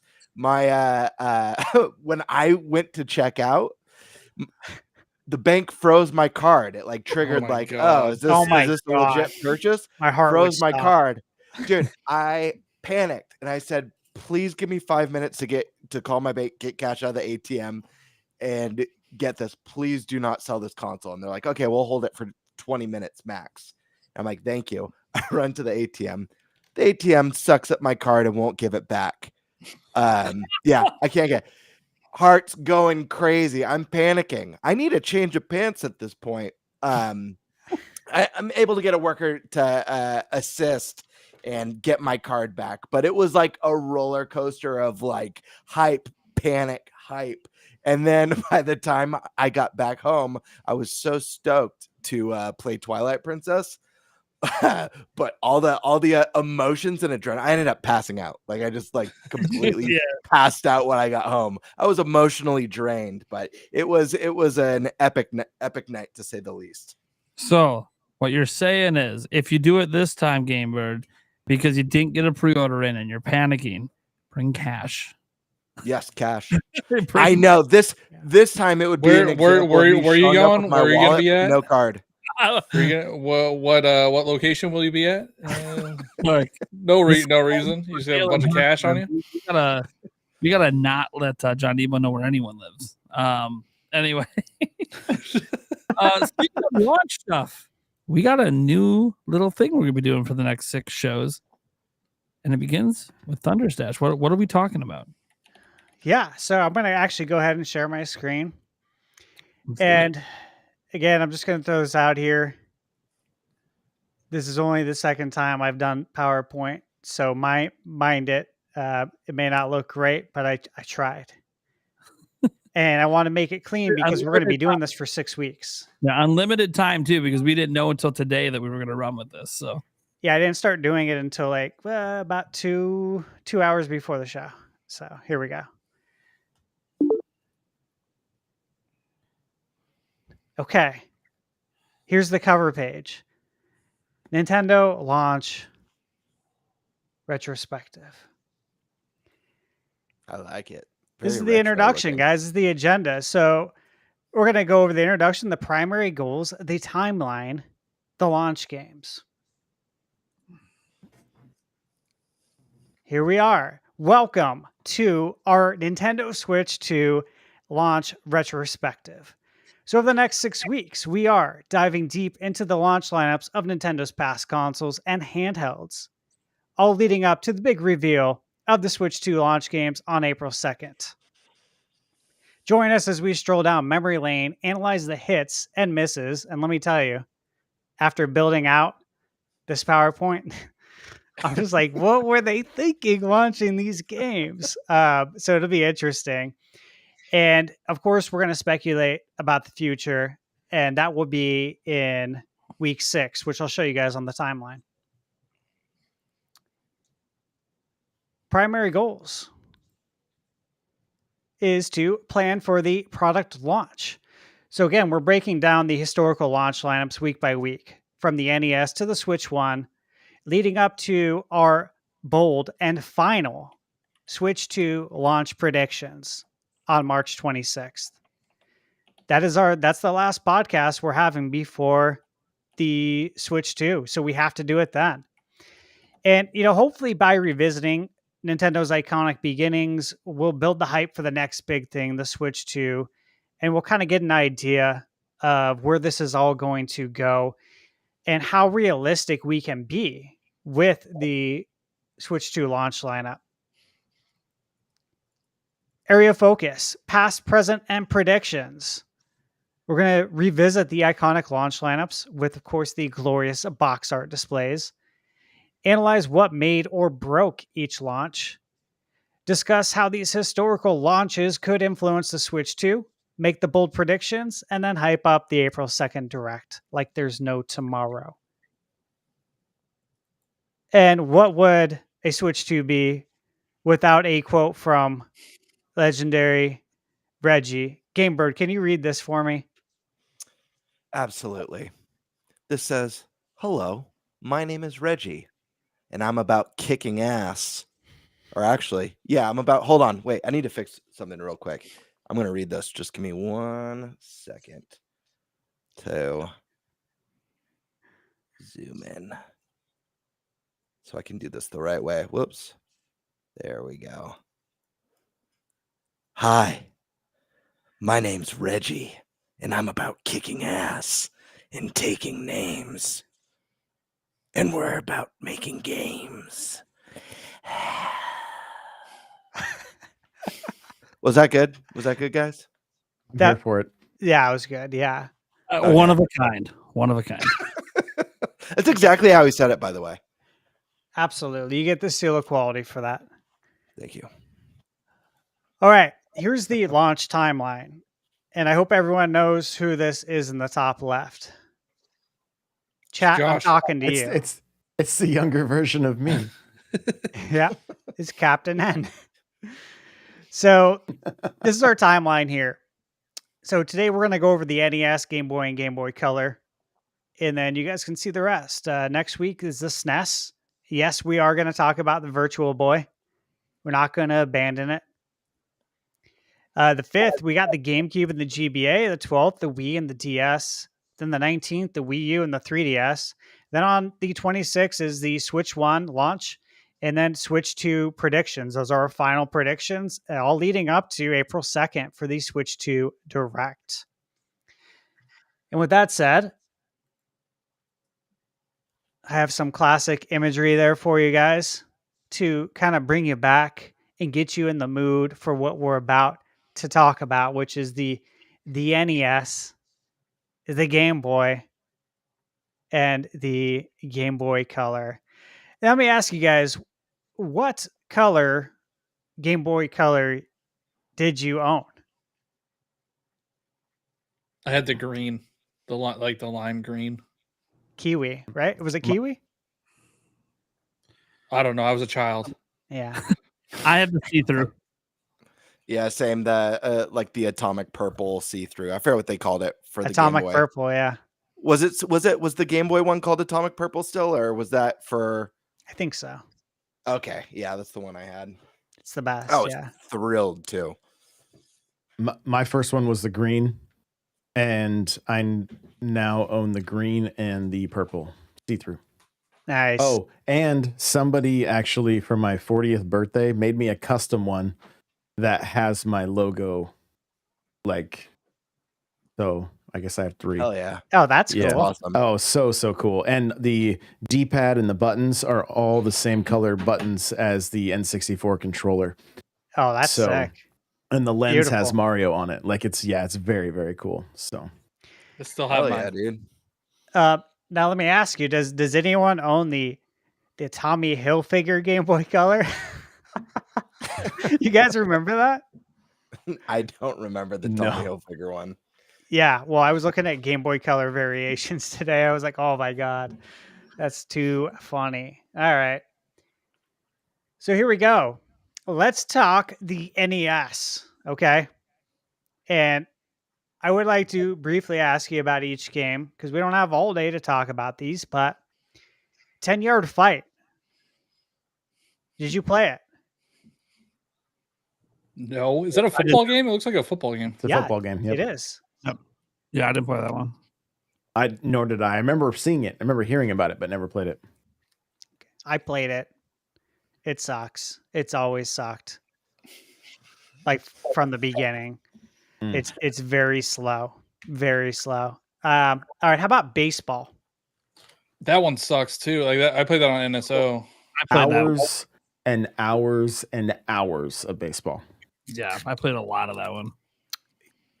I will say that I played a lot of it too.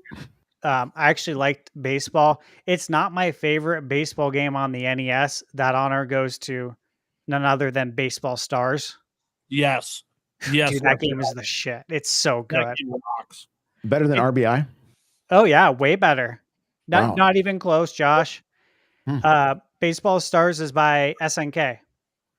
Oh, wow. Interesting. And it's also on Neo Geo. And on Neo Geo, it is so good. Like totally over the top, huge sprites.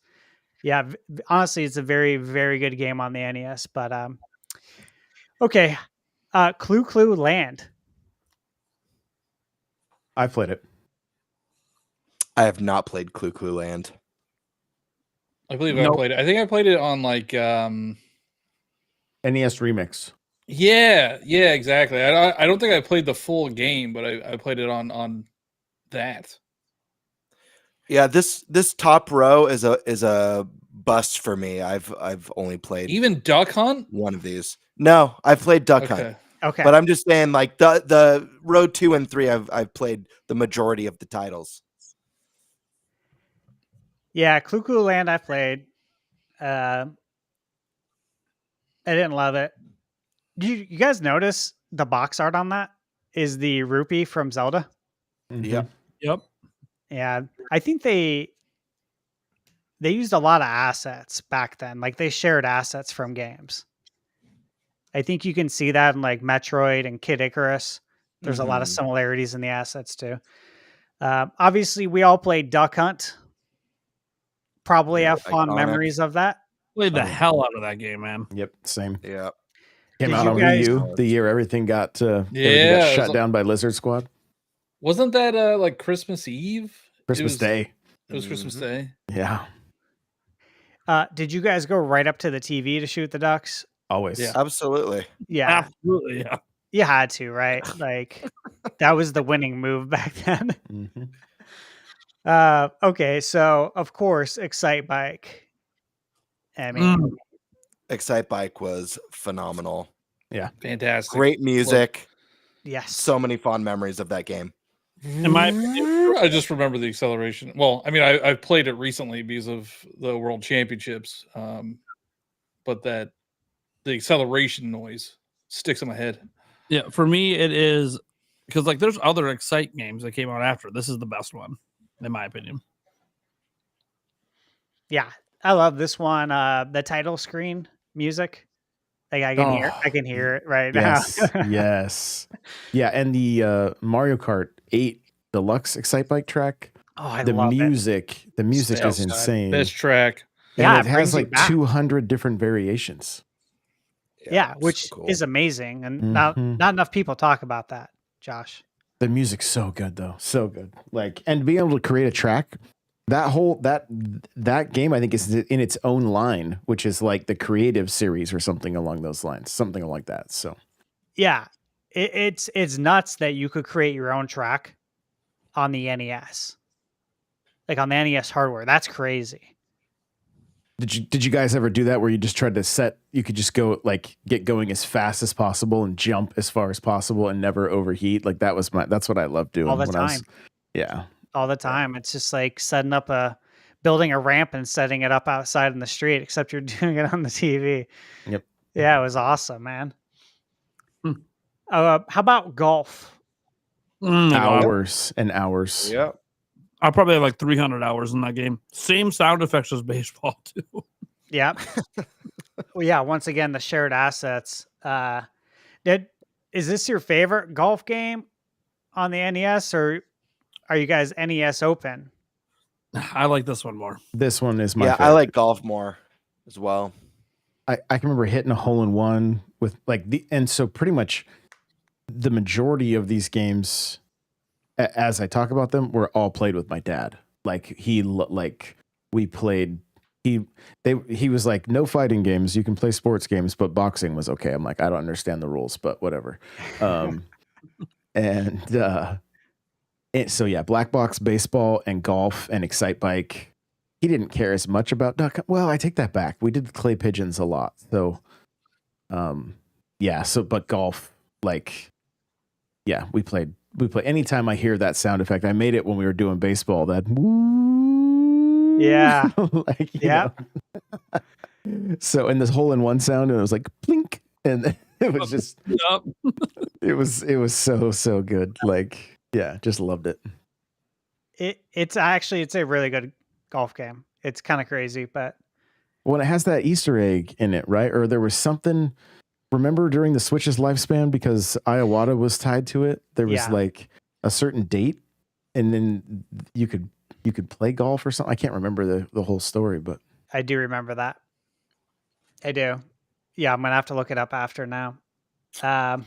Okay, Ice Climber. Trash. This game is trash. Ouch.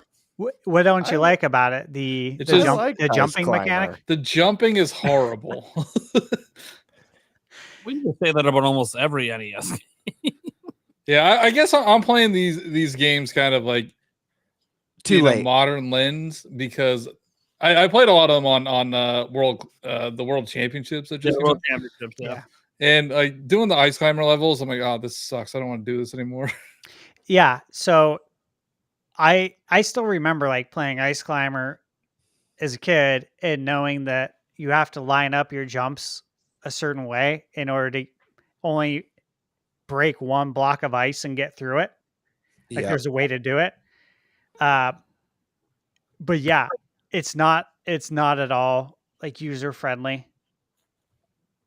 So if anyone's playing that for the first time, I know it can be frustrating, which is why I asked to use it because of the jump, because I just knew that was it. Yeah, jumping's rough. All right. The next one, I mean, does it need an introduction? Kung Fu. The bad guy was Mr. X. oh yes. And well, I'm going to say this off the top of my head. Was your girlfriend's name Sylvia? Ooh. Someone fact check me. Okay, I'll check. But oh my God, I love this game. Like, I always wanted to borrow it from my cousin. Huge fan of Kung Fu. Absolutely great game. Did you guys play it? Absolutely. Kung Fu, I played the crap out of this game. When I was a kid, my first console was an NES, and it was a hand-me-down. And I got the NES with the gold Legend of Zelda cartridge, and that was like my start journey to becoming a gamer. But then I had an uncle who had a bunch of NES games, and he was done playing, so he gave me a bunch. Kung Fu was in that. He gave me like 8 or 9 games. Kung Fu was in there, and it was one of the favorites out of the batch that he gave me. Lucky. I never played Kung Fu, even to this day. Sylvia was the correct name. Really? Yeah. Oh, that's awesome. One of guys in the chat, Captain Bacon, said Sonia, I think. And I'm like, shoot, that sounds right. And I thought I was wrong. But now, thank you. I'm glad it, I'm just glad my memory serves me correct still. Because that was so long ago that I've thought about that name. Nate, you need to play Kung Fu. What the heck, man? Yeah. It's really good. I've really never played it. Is it on NSO? No, unfortunately. Oh, It's not? I mean, I'm just looking at chat right now. It says, why is Kung Fu not on NSO? So Oh, dude, that's some horse shit. How is that not on there? There's promise no reason. I will play it if it gets added. Okay, good. Well, hopefully it does. It's very good. the thing with most of these games, or not most of them, but the ones that really stand out as special to me, is they were also arcade games. Yeah. Yeah. And Kung you got a Fu lot was of one that. that I played more in the arcade than I did on an NES. So in Nope. the arcade, it was Kung Fu Master? I believe so, yeah. Yeah. Okay. Were these all day one launch titles? Yes. These What were a the killer lineup. yeah, the black box launch titles, and obviously there were more black box games to come after this, like Kid Icarus, Metroid. That's not shown here, but yeah, these were the games on launch day in 1985. It's pretty wild when you think about it, because this was this was really what saved console gaming, the idea of console gaming, and to launch with, we haven't gotten to Mario Bros, but to launch with Mario Bros, and then a number of really cool titles like Excite Bike and Kung Fu and I- Duck Hunt and I don't wanna get all the go I ahead. don't wanna get myself, but I'm looking at this launch lineup right now, and I don't know if anything tops it. This is like a GOAT launch lineup. I know it is really good. Mhm. It's really good. Yeah, no doubt. Pinball, guys, have we played it? Oh, yes. Yeah. Nope. You know where I played it the most? NSO. Animal Crossing. Oh, Oh, dude, I love that about Animal Crossing. I did play it on Animal Crossing. Yep. Then they realized they could charge us $5 a pop. Yeah, I'm a big fan actually of the pinball game. It is really fun. Even in the box art right there, where was it Mario's? What would you call that he's holding? Paddle. Or The table from Pong. Yeah, it almost like there's parts of it that are almost like what Arkanoid? Scaffolding. Well, it's it does reminiscent look like of, scaffolding. of yeah. Brick Breaker in Super Mario Party Jamboree, which, yes, Arkanoid or Alleyway is. Yeah. Which is fun. Like, so it combines that into the pinball game. It's really fun, and correct me if I'm wrong, but can't you spell Nintendo in it? Like you can collect letters. I believe so, but it's been a hot minute. So Yeah, which is really cool too. Bubble Bobble had that as well, which is an awesome game. Okay, Stack Up. Have we played Stack Up? No, that one's a No. blind spot for me. Nope. This is a Rob game. I never played it. I knew I never got to experience Rob as a kid, unfortunately. I think How I've about- seen people play it, but I haven't played it. See, I'm So- slightly younger than you guys, so I never really like played NES. My first system was Super Nintendo, so I only had played like the big titles. Right. So you guys probably didn't play Gyromite, but what about Hogan's Alley? Oh yeah. I played Hogan's Alley. Yep. Hogan's Alley. Let me just tell you, when I first played it, I said, "Why the fuck did I waste all these hours on Duck Hunt? This is way better. This game rocks." Hogan's Alley is a lot better than Duck Hunt. For whatever reason, I was way worse at Hogan's Alley than Duck Hunt. Obviously, there's more challenge to the Yeah. game, Harder, but like I don't know why I couldn't aim for crap. dude, the can game Yeah. in there. Oh my god, I wasted so many hours trying to like get all the hits and count all the can hits. Oh my god. It's a good one though. It is. I'm kind of a crack shot at the game. It's awesome. If you guys know what I'm talking about. Oh yeah. Okay, so I mean, the next one definitely needs no introduction. Super Mario Brothers. Never heard of it. Yeah. And I said Mario Bros either. It was just I misspoke. It's obviously Super. It was a Mario year Bros. later. Yeah, oddly enough, the arcade version came out later. Thankfully, it did, because had they reversed that, maybe things wouldn't have ended up so well. Because Super Mario Brothers changed the world. Dude, Mhm. it's so good. I mean, I think Josie Woe just did a retrospective on it, on like how this game just holds up over time. It's just so good. It really does. Like I played it on the Nintendo World Championship, and I got the highest rank you can get. I forget. I made a video on it.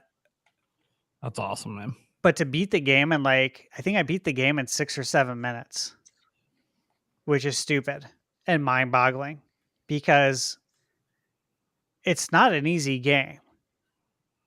Like if you just try and jump into it and run through it, you're gonna die. There's no save points. You know what I mean? Like Yeah, it's old school tough. So you have to memorize everything to a T and know what every enemy is going to do based on where you jump if you want to get through it at a record time. It's actually really fun to challenge yourself to do that. But growing up, I could never do that. It is a tough game. Damn good though. You guys play tennis? Real quick about Super Mario Brothers, I think one of the best things, like the best memories for me, is anytime my mother hears the opening track, right? Oh. Or that she has told me multiple times. Every time I hear you play that or I hear the first level, she goes, it just takes me back to when all her kids were little and she's making dinner, I'm sitting in the living room playing, and yeah. It's just it's iconic. There's no other way to put it. Dude, so my mom is the same way. 100%. And I'm the youngest. I know you have a lot of siblings, right, Josh? I'm the oldest of 6. Yeah, I'm the youngest of 3. So you have double, but it was the same thing. Like, my mom has the fondest memories of Nintendo and of the Mario music and the Zelda music. She remembers everything. Like when I made my video on Yo Noid, she's like, "Oh, I remember you guys playing Yo Noid all the time." And Maniac Mansion, she'll remember the total niche games, right? That not a lot of people will play. My mom remembers everything about it. I'm like, that's wild. I'm impressed. Yeah, it's cool. Tennis. Did you guys play this? Nope. Mm-hmm. I played it. Yeah, it's pretty good. For tennis on Nintendo, I prefer Racket Attack. Game's pretty badass. Wild Gunman. This is basically walking through Arizona in the 80s.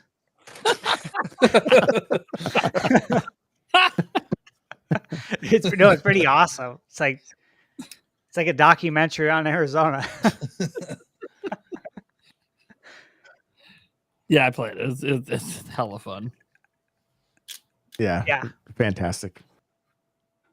You guys remember this in Back to the Future Part 2? Oh yeah. Wild Gunman, when they go into the Cafe 80s, and who's playing it? What's his name? Elijah Wood. Elijah Wood. Yeah, Elijah Wood's playing Wild Gunman, and Marty goes up and he's like, "Let me teach you kids how to do this. I'm a crack shot at this." And he takes everybody out, and they're like, "You had to use your hands? It's like a baby's toy." He's like, "What?" That was the future, man.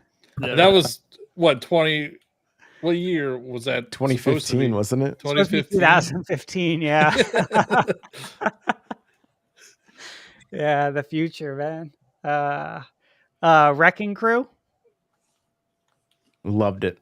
It's actually pretty fun. It's pretty addicting. I didn't own it, but one of my best friends did. And every time I'd do a sleepover or whatever, we would play Wrecking Crew and Donkey Kong for hours and hours. Well, what was cool is you could beat the game and then you can continue playing. Right? And it gets harder on a lot of these games, and your score will continue to go up. So you had a reason to keep playing after you beat the game too, which I appreciate it. Yeah, great game. So that's the NES. This was the launch lineup. we're going to jump into the other two, and I got to say they're a lot smaller, so we'll get through them a lot quicker. But overall, do you guys think this was a good launch lineup? Yeah, GOAT. I don't even know if there is going to be a Yeah. better one for Nintendo. Yeah, it's amazing. And again, it's coming off of like a dying industry where we had no idea video games would go to where they went today. So, I mean, it really really goes to show you what great software can do for hardware. Oh, Yeah. I wonder why Nintendo thinks software sells hardware. It is crazy though, like 16 first-party games. That's something we'll obviously never see. We'll again. never see that again. Yeah. Ever. Well, and it's a little bit cheating, right? Because the Famicom was out in Japan, and then so by the time it hit over here, October 1985. Don't care what the reasons are. Killer lineup. no, we win. Yeah, like we definitely win. I will say though, I actually don't know if this is going to be goated, only because like looking at this, I mean, for the time, it's obviously like this is just nuts. And even looking back, it's nuts. But I mean, you have 1, 2, 3, 4, 5 of these games are sports games. You know, so if you thought about it in today's standards, if you know Switch 2 launches with 5 sports games in its first year, you know, But these were good sports games. yes, they were good sports games. There's a difference. That is fair. But it's going to be interesting to reflect and look at some of the other. I'm real excited to see what's to come as we do this series. Yeah, it should be fun. So yeah, don't look ahead because it'll be fun. I'm definitely not going to look up the launch lineup. No, I'm not looking at. I'm Yeah. not looking up anything. All right. So you guys ready to move on to the Game Boy? Yeah, let's do it. Yeah. All right, here we go. That's the launch lineup. So a lot good. smaller. But amazing. Quality. Quality, Holy yeah. shit. One thing I gotta say though is like you gotta give credit for that console box art. Oh, dude, it's Dude, the best. That's the coolest box art ever It's so good. that for- Nintendo's so done. good for that era too. Like perfect marketing for that era. yeah, Oh. 1989, and that looks like the future. Like, if you Yep. saw that in '89, like that is cutting edge. That's what it felt like. It felt like you were playing NES games in your hand. Mm-hmm. It was awesome. Yeah.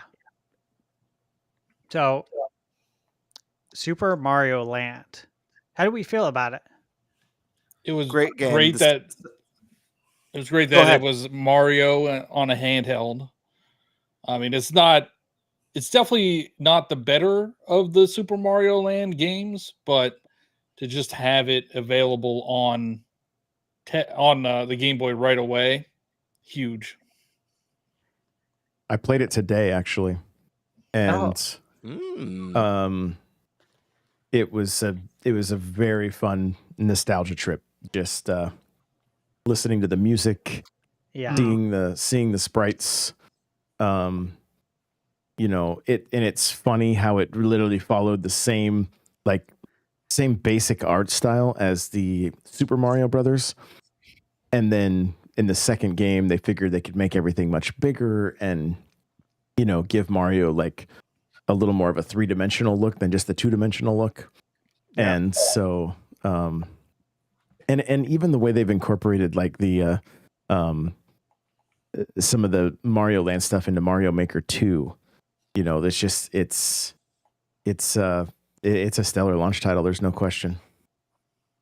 Yeah, I loved Mario Land. I mean, number 2 I think is maybe my favorite, but Yeah. I mean, I put so many damn hours into Mario Land, man.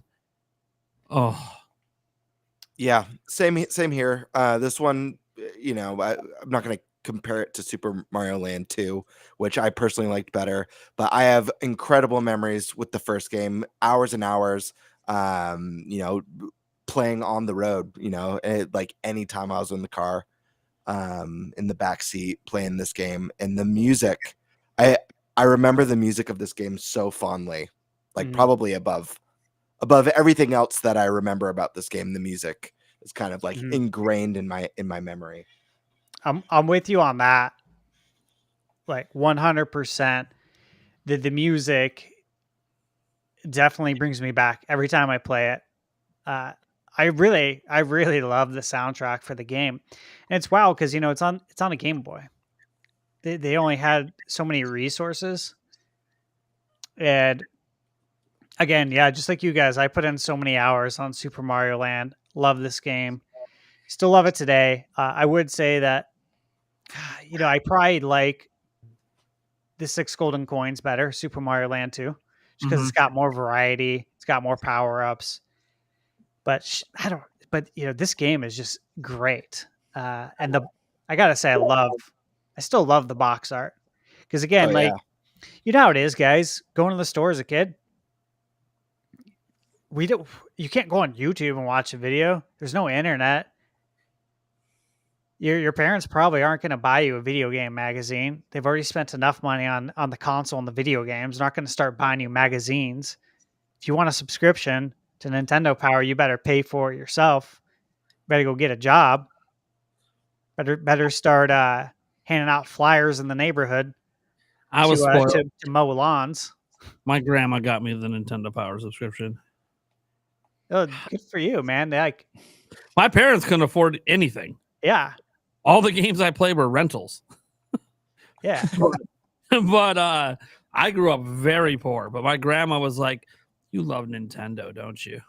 This is magazine. We're gonna subscribe." So hey, she kind of figured, look, your parents don't want you playing games all the time, but they can't complain if you're reading Exactly. about games. Yeah, that's so cool. That was the trick. Of course, we had the Juggernaut. The world changed this day. It really did. Have you guys seen the Tetris documentary that came out like a year or two ago? The biopic with And the movie. Taron Egerton. It was the movie. It came out on on Apple TV. Apple, It was yeah. Apple, Yeah. Dude, personally, I thought that was phenomenal. And I know the It's really story good. pretty well, right? I think we all do. And I thought it was pretty accurate too. Look, this game's an icon. Yeah. Period. Never gets old. Billion versions of it today because the entire concept is just brilliant. Yeah. I mean, look, put it this way. The NES already existed, and Mario was already a household name. Tetris is what's remembered from launch, not Mario Land. Tetris is the game Yep. that made Game Boy explode. Just insane. I mean, talk about a picture that you can hear just by looking at it. You know, Yeah. I look at that box art and I hear the chiptune music of the Tetris theme song Such a good song. running through my head, and everyone played it. Whether you were a child, a senior citizen, Yeah. a businessman, You can- everybody played hard it. to. Everyone can play at the beginning. You get deeper and deeper, and let me tell you, holy shit! People today struggle to beat this game. Today, the original, the OG. The thing I remember most about this game is Christmas 1989. I didn't own a Game Boy until I was in my 20s. So I was 8 when Game Boy came out. And my aunt and uncle purchased, they didn't have kids yet, I don't think. Yeah, 88 or 89. They might have had one, but they just said, okay, for Christmas this year, we're just going to buy each other Game Boys.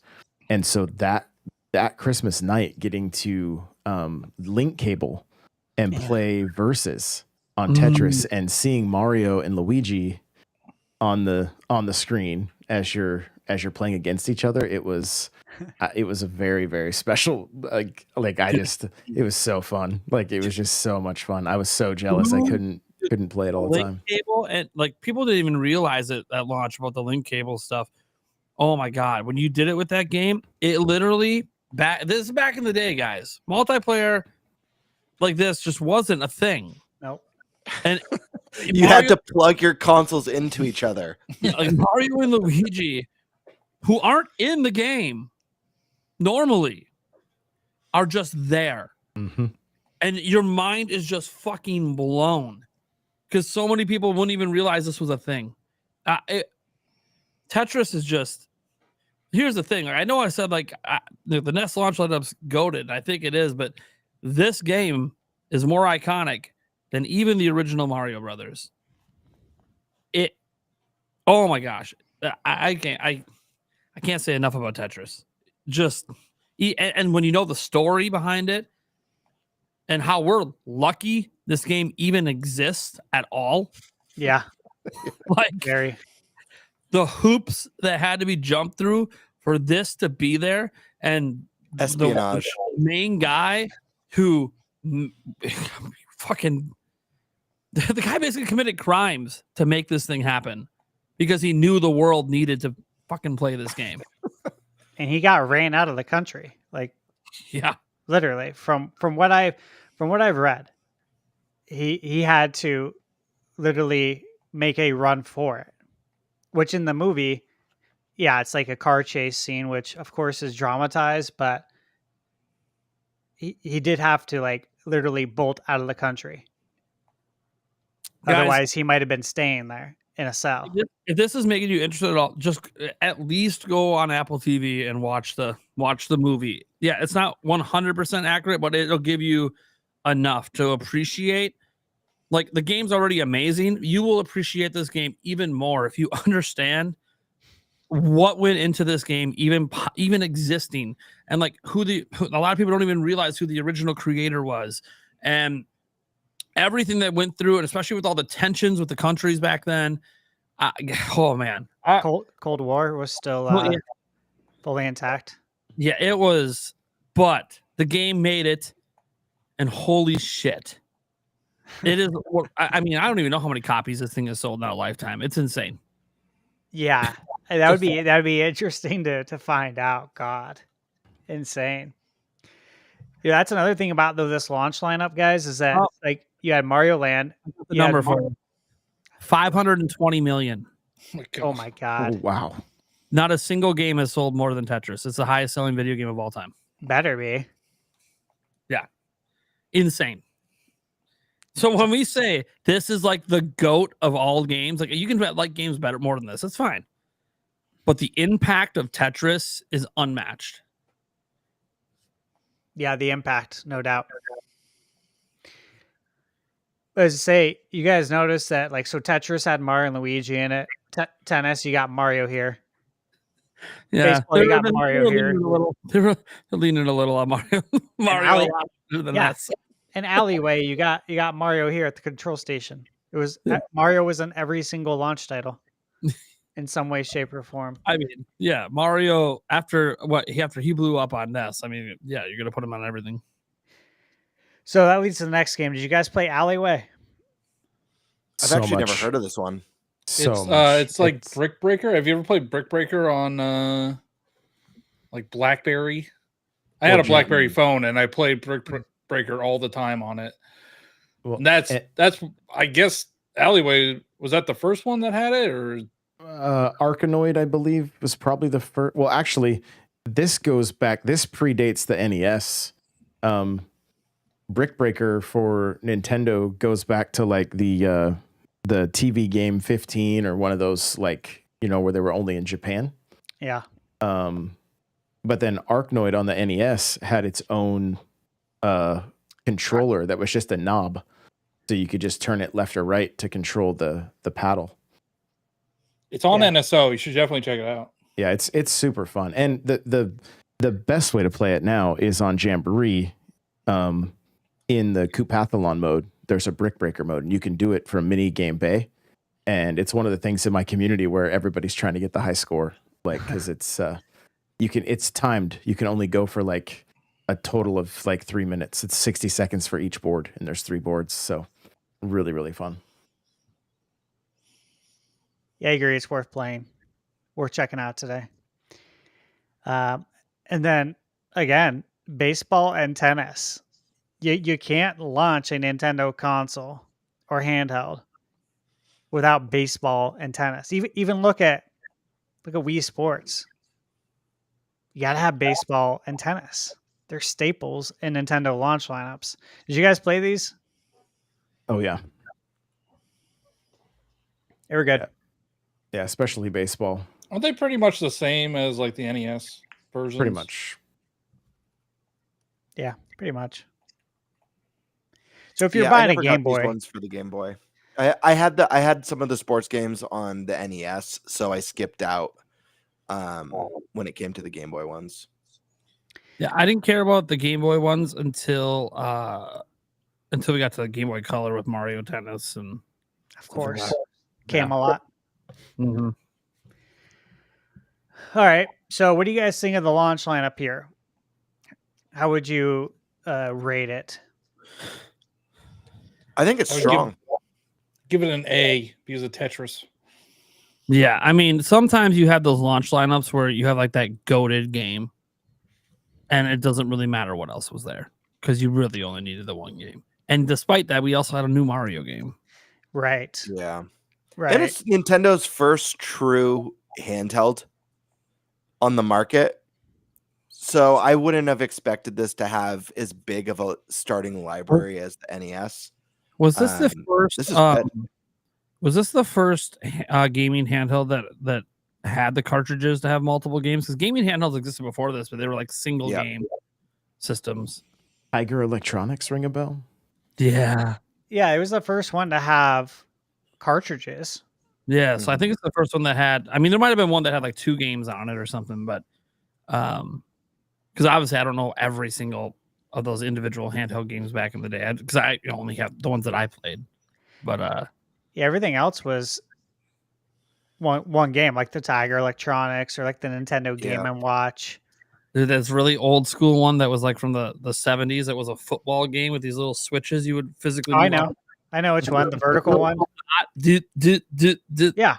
Fuck, it was huge, but Yeah, it was awesome.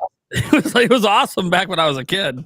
Yeah, when we were kids, that was so cool. People We've tend come I a tried to long show it way. to my kids because my grandma had it because it was my dad's one of his things when he was a kid, and I showed it to my kids and they're like, "What is this? This sucks." I'm like, "Well, yeah." Look, Yeah. I'm not gonna. Okay, yeah, this isn't the greatest video game of all time, all right. But like back in the day when you didn't know any better, like yeah, this was the shit. And the screens on those things would get like the burn-in too. Do you remember that? Oh, yeah. Oh yeah, burning was horrible. You could like after having it for a few years, you couldn't even see what was on the screen because like everything was burnt in. Do you guys think that our eyes were possibly damaged at a young age from the screen? Like from long-term use? Like the squinting, like the strain you put on them at a young age? Put I it don't this way, know. I Possibly. I was the first person in my family to have glasses, even before my grandparents. So that's an absolute yes. Yeah, I want to think so. I don't know about eyes for me, but I think I definitely have some neck damage from playing the demos at stores back in the day. Oh, You know, where they put like the It's a CRT look up. monitor would be like 10 feet up that was a good idea to put the TV for like an hour. Did we all do that where like we'd go to the store with mom or dad, usually mom, and if it's like Target or Yeah. like Kmart back in the day, Yep. any store that you know, there's a They drop kiosk. me off in the electronics section and they say, "We'll see you when we're done." Yep. Yeah. Well, we had asked permission like back in the day. We can't just like leave my mom's side if we're at the store, and we get into trouble a lot with two older brothers. But you know, like we'd have to earn the opportunity to go over to the kiosk, right, and play. And eventually we got it, but that was the first thing you did, right? Is that, hey, mom, I'm gonna go to the electronics section. I want to go check out the games and see if there's any new demos to play. Like every time, like that was sometimes that's why you went and ran errands with your parents, is just so you can go see if there's anything new, if there's any new games on the shelf, because that was the only way to know. Yep. We didn't have I launch remember- dates back then.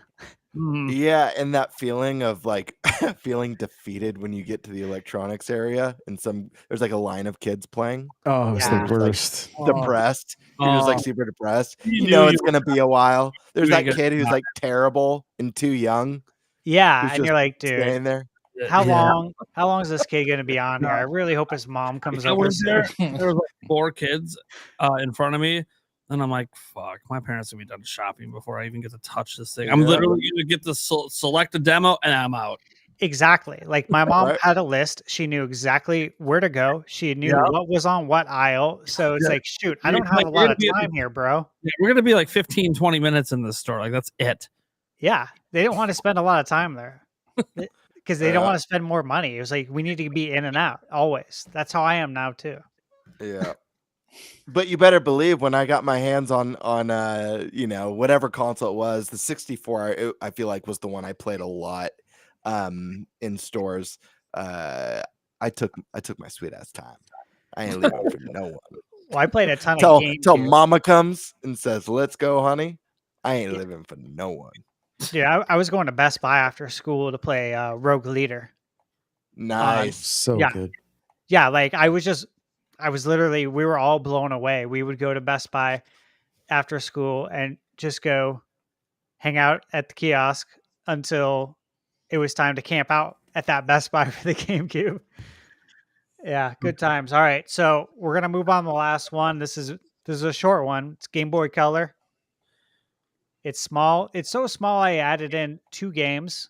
I just want to say this, that are launch window games, because this is when we started doing. This is when Nintendo started doing launch windows. So I just want to throw that out there. And that's it. Oh man. So, of course, I mean, look at that. Look at that beautiful hologram right here on the side. So sexy. I love the box art on this. It's just so nice, man. Reminds you of did you guys collect basketball, baseball cards, football back cards? then, yeah, back then, yeah. Yeah, when you Yeah. pulled a hologram card and you can, hold it to the light, and Mhm. it was the best. This is the best You feeling. admire it. You turn Yeah. into to Smeagol, basically. Yeah. You keep you feel the card calling you for the weeks and months to come. You keep busting it out and just staring at it and touching it. Yeah. Yep. Dude, that takes me back. Just reading the portable funding color. I Dude, know. I stared at this box so long when I got it. Same. Yep. Good memories, man. So Game & Watch Gallery 2. Yep, didn't play that one. Didn't play it. Great box art. Yeah, I love the box. It was great. I don't even remember seeing this at the store. I believe I own it. Nice. There The was first a few of them, right? I think they made a part Yes. 3, maybe Yeah, a 4. I'd have to look and see exactly which one, but I do have 1 or 2 of them. So I'll bounce around. We had Game & Watch, and I will go with the launch titles first. Then we had Pocket Bomberman. Bomberman's been like a mainstay on Nintendo for Yeah. obviously decades. Yep, played that one. Even there was a Bomberman launch title for the Switch. For launch Mm-hmm. window, at least. Yeah. Fun That's one I game. never played. I never played that one. Yeah, I love Bomberman on Super Nintendo with the multi-tap. Because when you rent Bomberman from the store, like when we'd rent it from Gamers, which is where we'd rent games from, it came with the multi-tap. Like you didn't have to pay extra to rent the multi-tap if you rent it Bomberman. So that was a great way to play 4 players back in the day. Centipede? Centipede. Mm, That was a launch title. yep, I played it on there. It's Kind of wild, but I mean, I wanted it just because I played it in arcade already. I was like, yeah, let's do it. Yeah. It's in my collection. Yeah. It's a good one. Tetris DX. I skipped DX. I played so much Tetris on the OG Game Boy that I was happy with the Tetris I had. Like I just never was needed. Kind of in this the one, same thing. Like I remember seeing this at the store, and I'm like, "Oh, it's cool," but then it says, "Oh, original Tetris now in color." Dude, I don't need it in color, man. I can just pop it in my Game Boy Color right now. The OG, it's fine. Mm-hmm. Yeah, I didn't buy this either. I didn't feel there was a need for it. And again, you're operating on very limited funds at this age. Well, yeah.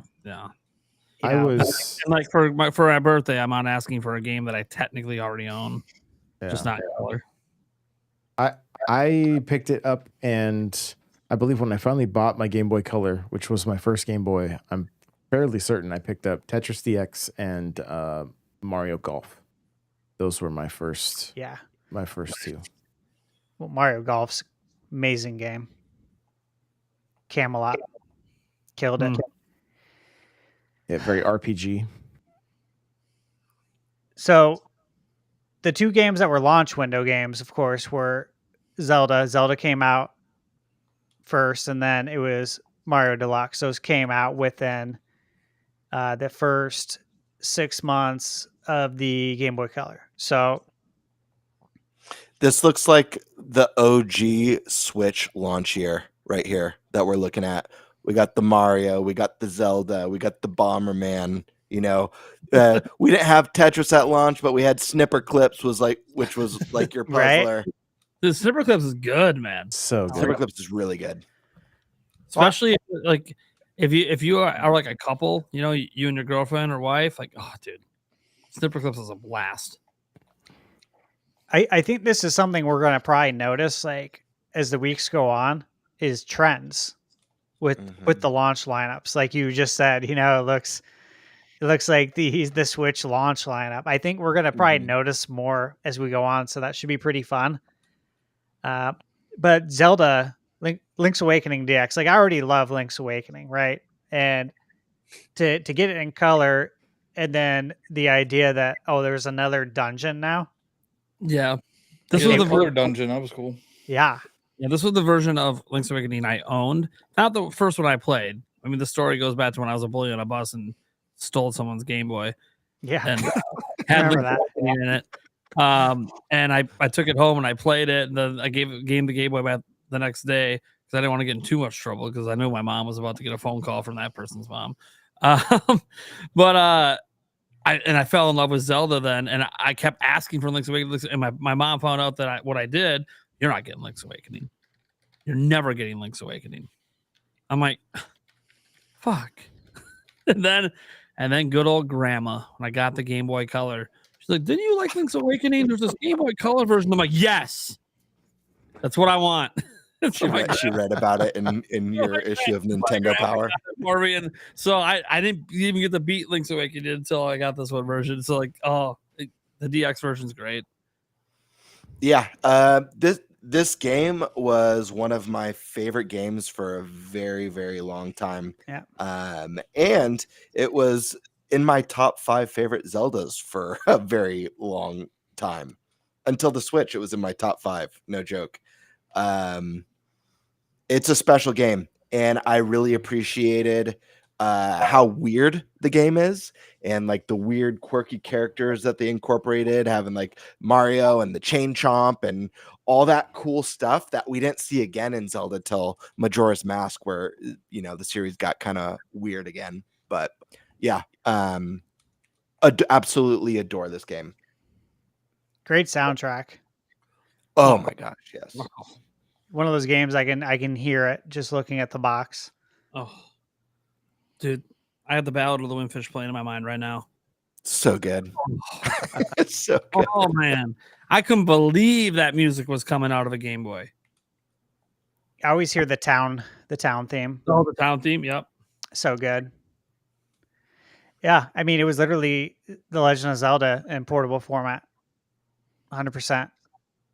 Like there was no shortcuts there. It was the full on Zelda experience, which was impressive.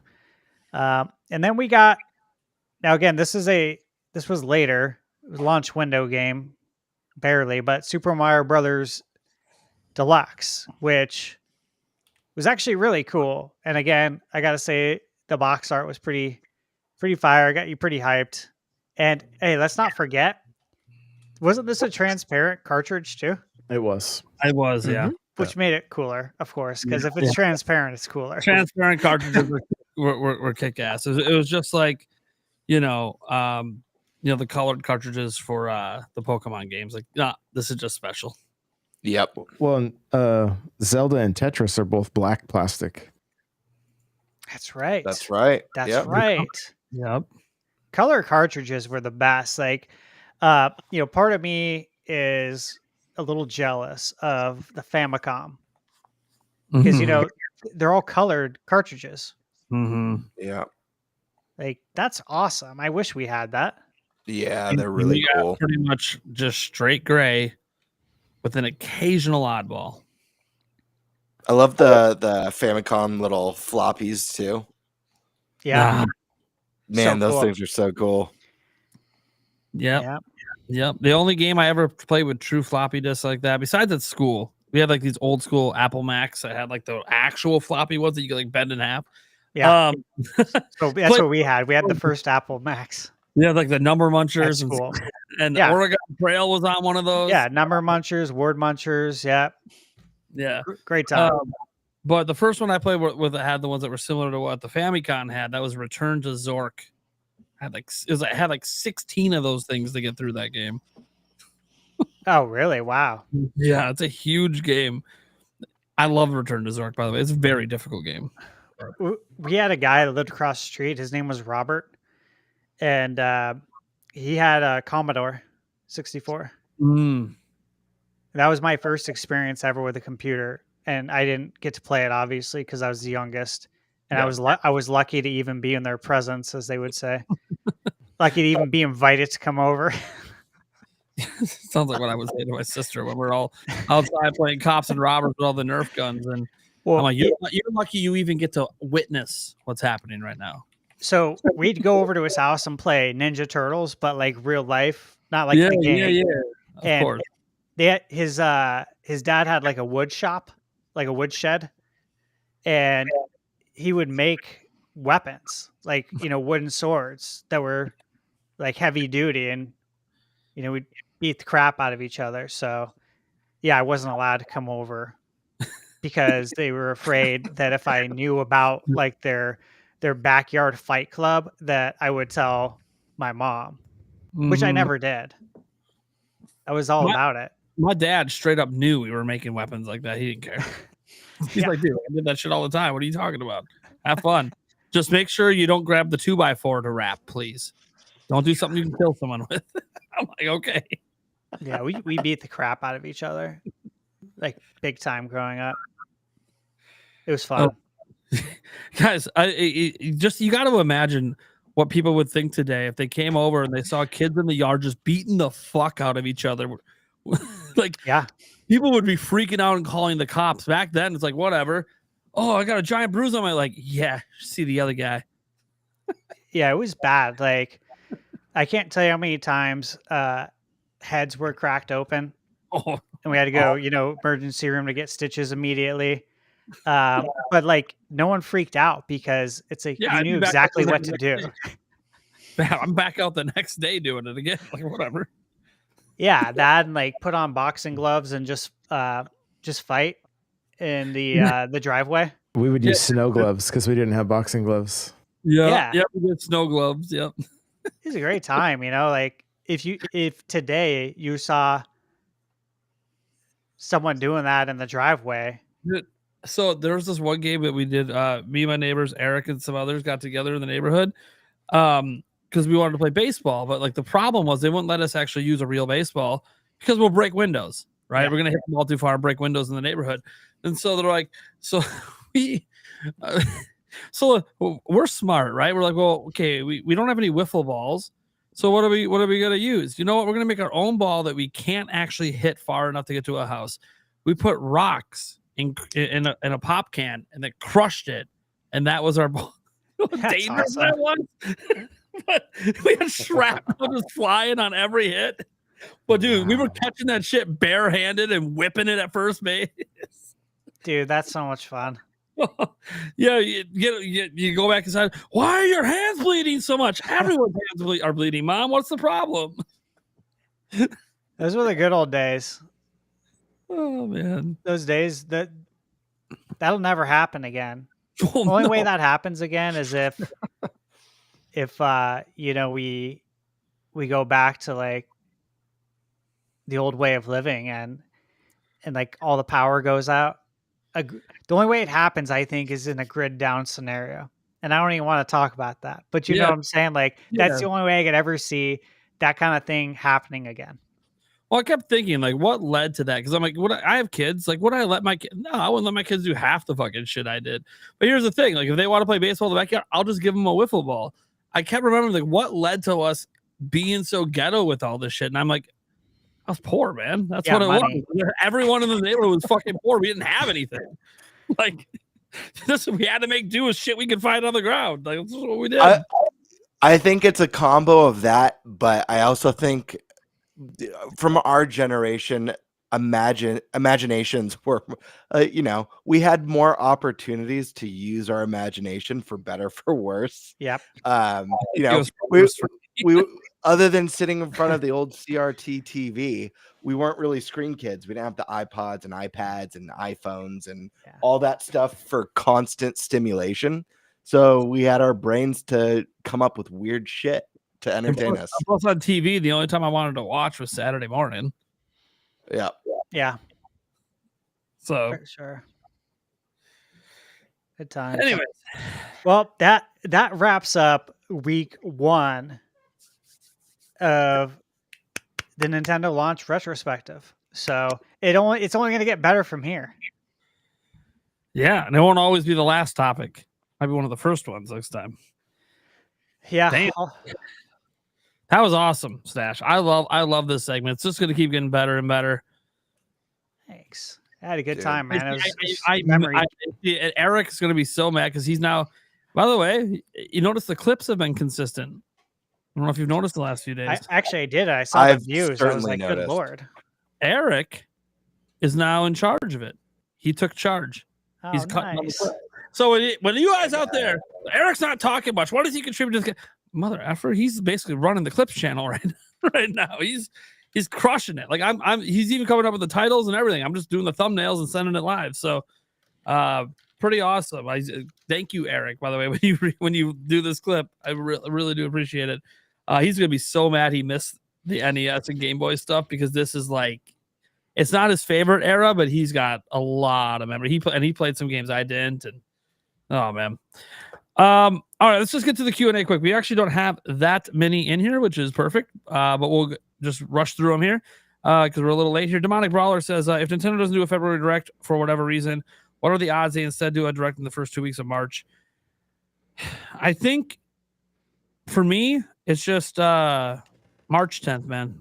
Like I can see them doing some sort of Mario dedicated Direct or something for the anniversary. Or they might do a Xenoblade Chronicles X. Yeah. They have a lot in there. The preview showed they added a lot of stuff. Like they probably got enough to do a dedicated Direct. Anyone else think it's possible to have any sort of Direct in the first 2 weeks of March if it's not this month? Outside of maybe a Mario drop or an indie, I just don't see them doing, at least on a normal Direct. No, I think it goes right to April 2nd. They can announce Switch stuff there. I think they're gonna have a Direct every month. I think we're just gonna have Directs every month, Yeah. every 2 weeks. Every 2 weeks, we're getting 24 Directs. You heard it here first. Josh, what about you? Yeah, I maybe something small for Mario Day, but I think it's too close to that April 2nd at that point. Yeah, I'm going to say I'm not opposed to March in the first 2 weeks. I think March 10th, that would be a good day. But again, this could be a Twitter Direct. We got to keep that in mind. So this might not be your traditional Direct. Yeah. We need Metroid Prime 2 and 3 to be announced in some fashion. They can even do it on Twitter. I don't even care, but come on. I don't care either. Yeah, just get it out of the way, please. Rollins says, okay, Nintendo, I hate to break it to you, but I'm not buying a Wii U just to play Wind Waker HD. So just bring it over already. Yes. Wind Waker HD. I mean, even Twilight Princess, although I would like a from the ground remake for that one. If you're not going to do that, give us the HD version, please. Let's see. I don't think there's anybody who doesn't want those games to come over. Let's see here. Demonic Brawler, obviously. We wake up tomorrow, Nintendo drops 15 tweets. Twitter Direct, baby.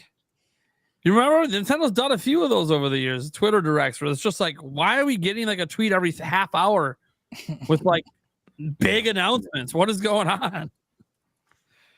You never know. Nintendo's strange. Now, a lot of that was the Iwata era for that stuff, but still, you never know. Dude, gotta miss those Iwata era directs. Oh yeah, They were Puppets and so Demonic Brawl, this is the last one he had. He just wanted to chime in on the NSO stuff and just say, keep your gold coins and give me all new everything. There you go. Revamp the whole damn system, baby. That's fine. Especially, I'm all for it. If that involves revamping the entire eShop, please. Please. I swear, if it's the same eShop with no revamps, like you're going to have all the Switch 1 games and they're fine. But I mean, come on. There's no discovery. There's no rankings. There's no way to really filter a lot of stuff. You know, you go to the sales page and it doesn't even eliminate the games you already bought. So like you sort of just scroll down and see like I already bought these games. Why are they on the list? Just to remind me that I bought it last week and could have saved $10 if I bought it this week. Thanks. Make me feel bad about it. Damn. I don't want to know that it's on sale. I'm good. Boomany did $5 saying a question that has never been asked ever. Do you think an Ocarina of Time remake is in our future? If so, when will the very first reveal or teaser take place? It's a big one. very big one. I'm going to say I do think a remake happens someday because it's such a big and important game that's popular. And if remade could appeal to that new Zelda audience they've been getting with could appeal in like a way Skyward Sword HD and stuff was never going to appeal to the new Zelda fan base they built with Breath of the Wild and Tears of the Kingdom. But like the big question is always just like when. Like I've done videos on this as is Andres Restart and others about how Aonuma has been kind of teasing this for a couple of years now that they're either working on it or thinking about doing it because he was literally asked directly. Aonuma was asked directly, like in an interview about an Ocarina of Time remake. And he could have shut it down, and he didn't. He laughed and basically said, next question. He's like, I'm not touching that right now. I could. And the thing is, in that same interview, he was asked about another remake of a Zelda game, and he said, no, we're not doing that. So he could have said no to Ocarina of Time, but he didn't. So it's kind of like, oh, shit. yeah, and he's pretty good about saying no to things that, you know, clearly aren't being discussed or happening behind the scenes. Or going on stage at a Zelda concert and saying, you guys want Skyward Sword HD, right? Yeah. Nintendo the next day, we're not making Skyward Sword HD. But, well, he willed it into existence, or he either put the pressure on you that you have to. So, Yeah. Either way, he made it happen. So Aonuma is like, if you pay attention, he teases a lot of the remakes, remasters, and ports. Yeah. He does a lot of that teasing in the interviews and all this stuff. If you guys actually pay it, so there's a lot, and he's done a lot of teasing of Ocarina of Time. So there's actually a lot of evidence that a remake or something is coming. The question obviously is when, because I think it'll be a Switch 2 game. I don't think it's a Switch 1. No, Switch 2 for Switch sure. 2. It'll be too big. It could sell systems. I think by the end of next year, the latest, even possibly a tease this year. I think if we don't get a reveal, I'm not saying it's going to launch this year or release next year, just revealed. I think if it doesn't reveal by the end of next year, it's probably not in the cards, at least not for a long, long time. Yeah, but I think there's a possibility this could have been something that's been in development behind the scenes going on for quite a while. Yeah, could be just about a small portion of the Zelda team doing it. They maybe added more at the end of Tears of the Kingdom to kind of get it going a bit before they kicked off the next game. And Aonuma was probably directly involved because he was a huge part of the first game. So my thought process, and this is one that a lot of Zelda fans have kind of come to terms with, if this is a thing, kind of might make sense to drop it somewhere near the Zelda movie. Depending on what direction the Zelda movie is going in. And Aonuma would know, because Aonuma would probably have a little bit of say in the Zelda movie, even though Miyamoto is the one spearheading it. So I feel like it could be teased as soon as April 2nd. Could. It's possible. But that's only going to be if it's coming out in the next year. Or at least the 2026 game. At least the 2026 game. And it'll be interesting to see if that is the case, because I think it's more likely we see this than a Twilight Princess remake, because there's been nothing. He hasn't hinted at anything on Twilight Princess, so yeah, it could be as soon as April 2nd. Do I think that's when they're going to do it? I don't know. I feel like if it's going to be an early life game, which I think makes a lot of sense, to do early life. Either this year or next year, they might. My expectation is, if it is a real thing and coming, the September Direct. They wait for the September Direct for 2026. Tease it as a huge, massive game for next year. Dude, I swear to God, if they tease Ocarina of Time Next Gen Remake at the April 2nd Direct, it's going to break the internet. People are going to lose their, because Nintendo, they always be like, oh, we're just focusing on this year, but they always sprinkle in like 3 or 4 games that are, the following year with no proper window. I mean, dude, it would just break everything. I was about to say they can't do it in the same one that I had a 3D Mario and Mario Kart. Then I think back to January 17 and I go, yeah, right.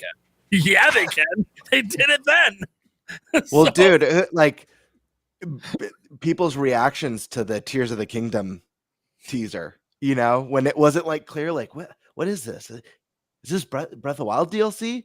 And like Breath of the Wild just wrapped up. Like, no one saw a sequel announcement coming like that. Hair looks different. What's that big woolly mammoth thing they're riding on? What is this? Yeah. I remember I just sitting there on my lap, like, what is this? Like, DLC? This is insane. Like, they put years into DLC. And then they said a sequel. I'm like, yeah, no fucking way. Twilight Princess moment, a fucking sequel. No one thought a sequel was coming same generation. Yeah. Oh, especially 2019, because you hear about, like, this is 2 years after Breath of the Wild. You're like, oh shit, this is coming soon. Okay, well, it didn't come so soon, but should know better. It's a 3D Zelda game. They tease it like 3-4 years ahead of time. Yep. I'll just say I think we get the remake within the first 3 years. So it's either, this is what I'm looking at. I'm looking at 3 years as in from 2025 to 2028. Okay. It could be it could be the first Zelda game on Switch 2. It could come out in 2026 for the 40th anniversary of Zelda. It could come out in 2027 for the movie. And it could come out in 2028 for the 30th anniversary of Ocarina of Time. Yep. All possible. I'm going to say the 3-year window is more this year, 2026, 2027, because maybe it's wishful thinking, but I think the next big 3D Zelda comes out in 2028. I might be wishful thinking on that, but remember, when it comes to modern 3D Zelda games, you have to leave room for 2 to 3 delays. You have to, because when was the last time one wasn't delayed? We're talking about Ocarina of Time. They could tease the new 3D Zelda this year. Yeah, that's true. Like they literally could, and it's still not coming out for 3 years. So we'll see. Just please, if you do tease the new 3D Zelda this year, make sure you show something. Don't make it like the Smash Bros. For Wii U and 3DS or the Metroid Prime 4 thing where it was just logos and neither game had really even started development. Don't do that. No. Those are not the kind of reveals we want, Nintendo. I thought you learned after the Smash Bros. One when they asked Sakurai and he said, it was news to me we're even making them. I'm like, wait a second. He didn't even know before you announced it. He's the director. What are we doing? Yeah. And then the Metroid Prime 4 one, obviously, it wasn't like they were going to begin development. It's like, how about we don't announce games before they're actually being made? All right. That being said, the Zelda game, the new 3D Zelda is obviously in development at this point. So it's like, could they drop some sort of teaser? Yeah, they could. It'll be something small. It's not going to be like the 2014, where they showed the world, because the world probably isn't ready to be shown at this point. But it could be something. It could be. I already gave them the perfect teaser. I already gave it to them. They just got to make it. I'm thinking more like the 2019 teaser for Tears of the Kingdom. Like, they didn't show a ton there, but it was enough. It was. I don't think they'll do that again for the new Zelda, or like when they teased Breath of the Wild, they were kind of desperate with the Wii U, and that was a gnarly tease, though. They didn't know if the Switch was to be successful, and they showed Metroid Prime 4. So they were more like desperate to show, like, hey, we have these games coming. I don't think they need to do that with the Switch too. The Prime 4 thing might have been because the last two Metroid games were Federation Force, and then we're remaking Samus Returns. It's like, okay, are we getting a new Metroid? Yeah, Metroid Prime 4, it's coming. Okay. 2025. We didn't know it was 8 years back then that we were going to be waiting for that game. Oh, jeez. Anyways, obviously, Ocarina of Time remake. I hope it's real. I hope these teases by Aonuma pay off like all his other teases. And it happens. I mean, tease the Link's Awakening remake. So yeah, let's go. I believe. I believe in Joe Hendry. Sorry, that just popped in my mind because that shit keeps popping up my YouTube feed. You don't know what that is. NXT wrestler has a song when he enters that's just, I believe in Joe Hendry. Oh, man. It's just, if you guys ever watch anything wrestling, sometimes the entry music just sticks. Oh, yeah. Karkun had to give it up for Thunderstash Gaming, counting down to the Switch 2 presentation with a PowerPoint presentation like no one. YouTube viewer pleased. Thank you. I appreciate that. Glad you liked it. The moment that he introduced this idea to the whole crew, and I was reading it because I was a little bit behind because I had a really busy day today, I'm like, dude, this is awesome. Like, guys, the collaboration on the topics today, it was insane. We got a good crew here. If this is what it is right now, we haven't even gotten to the Switch 2 era, so damn, it's going to be great. And then we just had a $1 super chat coming in from Tucker Smith. Thank you so much for that support. All right. I want to thank everyone for being here. Let's go ahead and go around the room and put our names back on the screen here. And let people know what we got going on and where they can find us. Let us begin with our guests, N64 Josh. Yeah, I'm N64 Josh everywhere. I've been doing, as of recent, a daily like Nintendo news show at 3 p.m. Eastern, 12 p.m. Pacific. I've been tuning in. Yeah, I've been seeing you periodically. It's been a lot of fun. We're just kind of covering some news bites and then doing like picking a topic every day.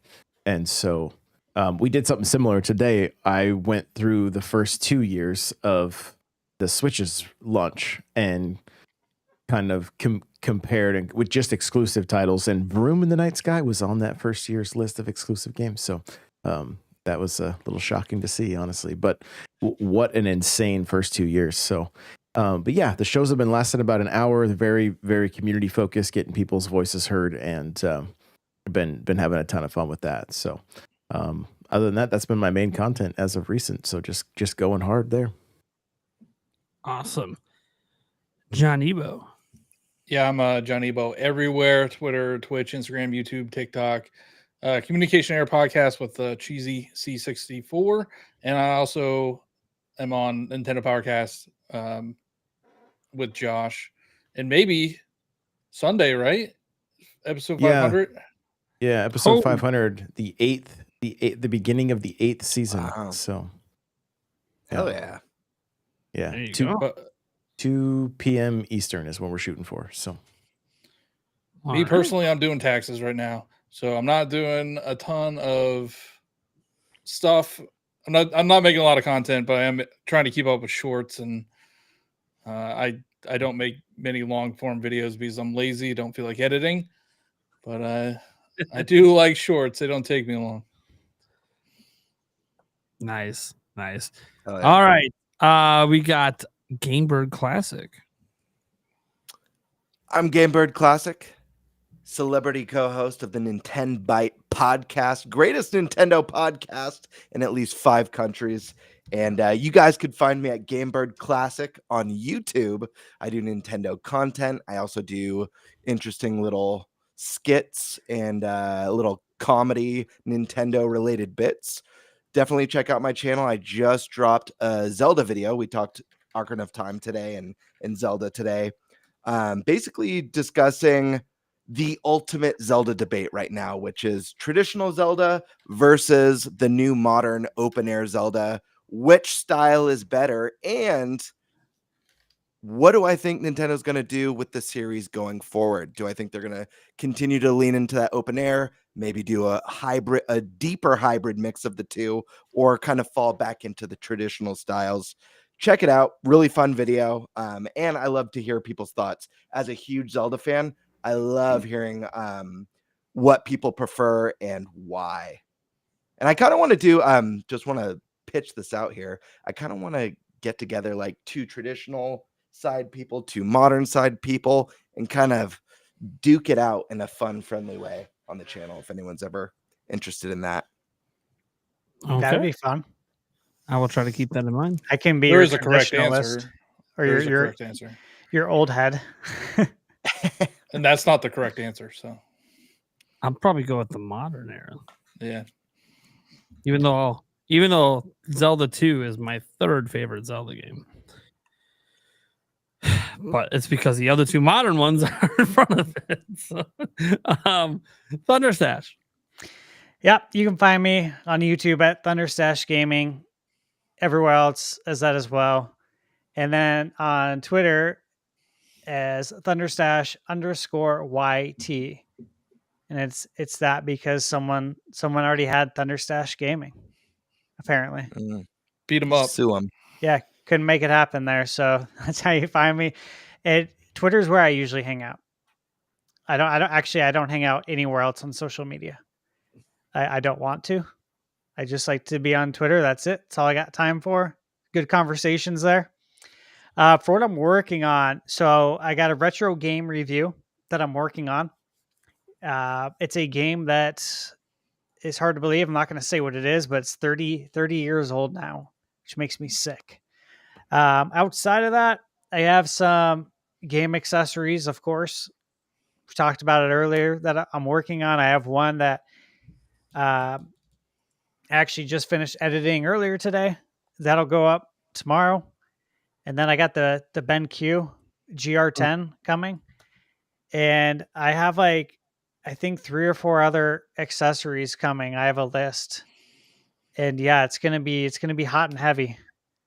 Because I wanna attack the backlog too, right? There's just Switch 2 is gonna be here before we know it. So I'm just trying to get my ducks in a row and make sure that, of course, my body is ready. Awesome. Yeah. I'm Nintendo Prime. I do daily news content on Nintendo. Lots of Switch 2 stuff. Sometimes we get away from that. Kind of just depends on what the news is. The news is right now pretty scarce. It's been pretty scarce with Nintendo for a bit. Although today we did have the previews for Xenoblade Chronicles X, but I already didn't really get a chance to make a video on it. Tomorrow might be hearing about April for a potential release if I can't find anything else to make a video on. You might see Thunderstash appear in there. There might be a clip of him talking about it because I'm not going to show the email, obviously. Yeah. That being said, the biggest thing I like to advertise, though, isn't my channel. It is the Nintenbyte Podcast Clips channel. As I stated earlier in the show, Eric is now like the go to the channel. He's making sure the clips are getting done. And his goal is to try to do it while he's at work the day after. There's some downtime sometimes between his IT calls. But that being said, You guys should check out that channel. The last few clips have been crushing it. I always end up sharing them over on my community post section on my main channel just to kind of give it a little bit more attention.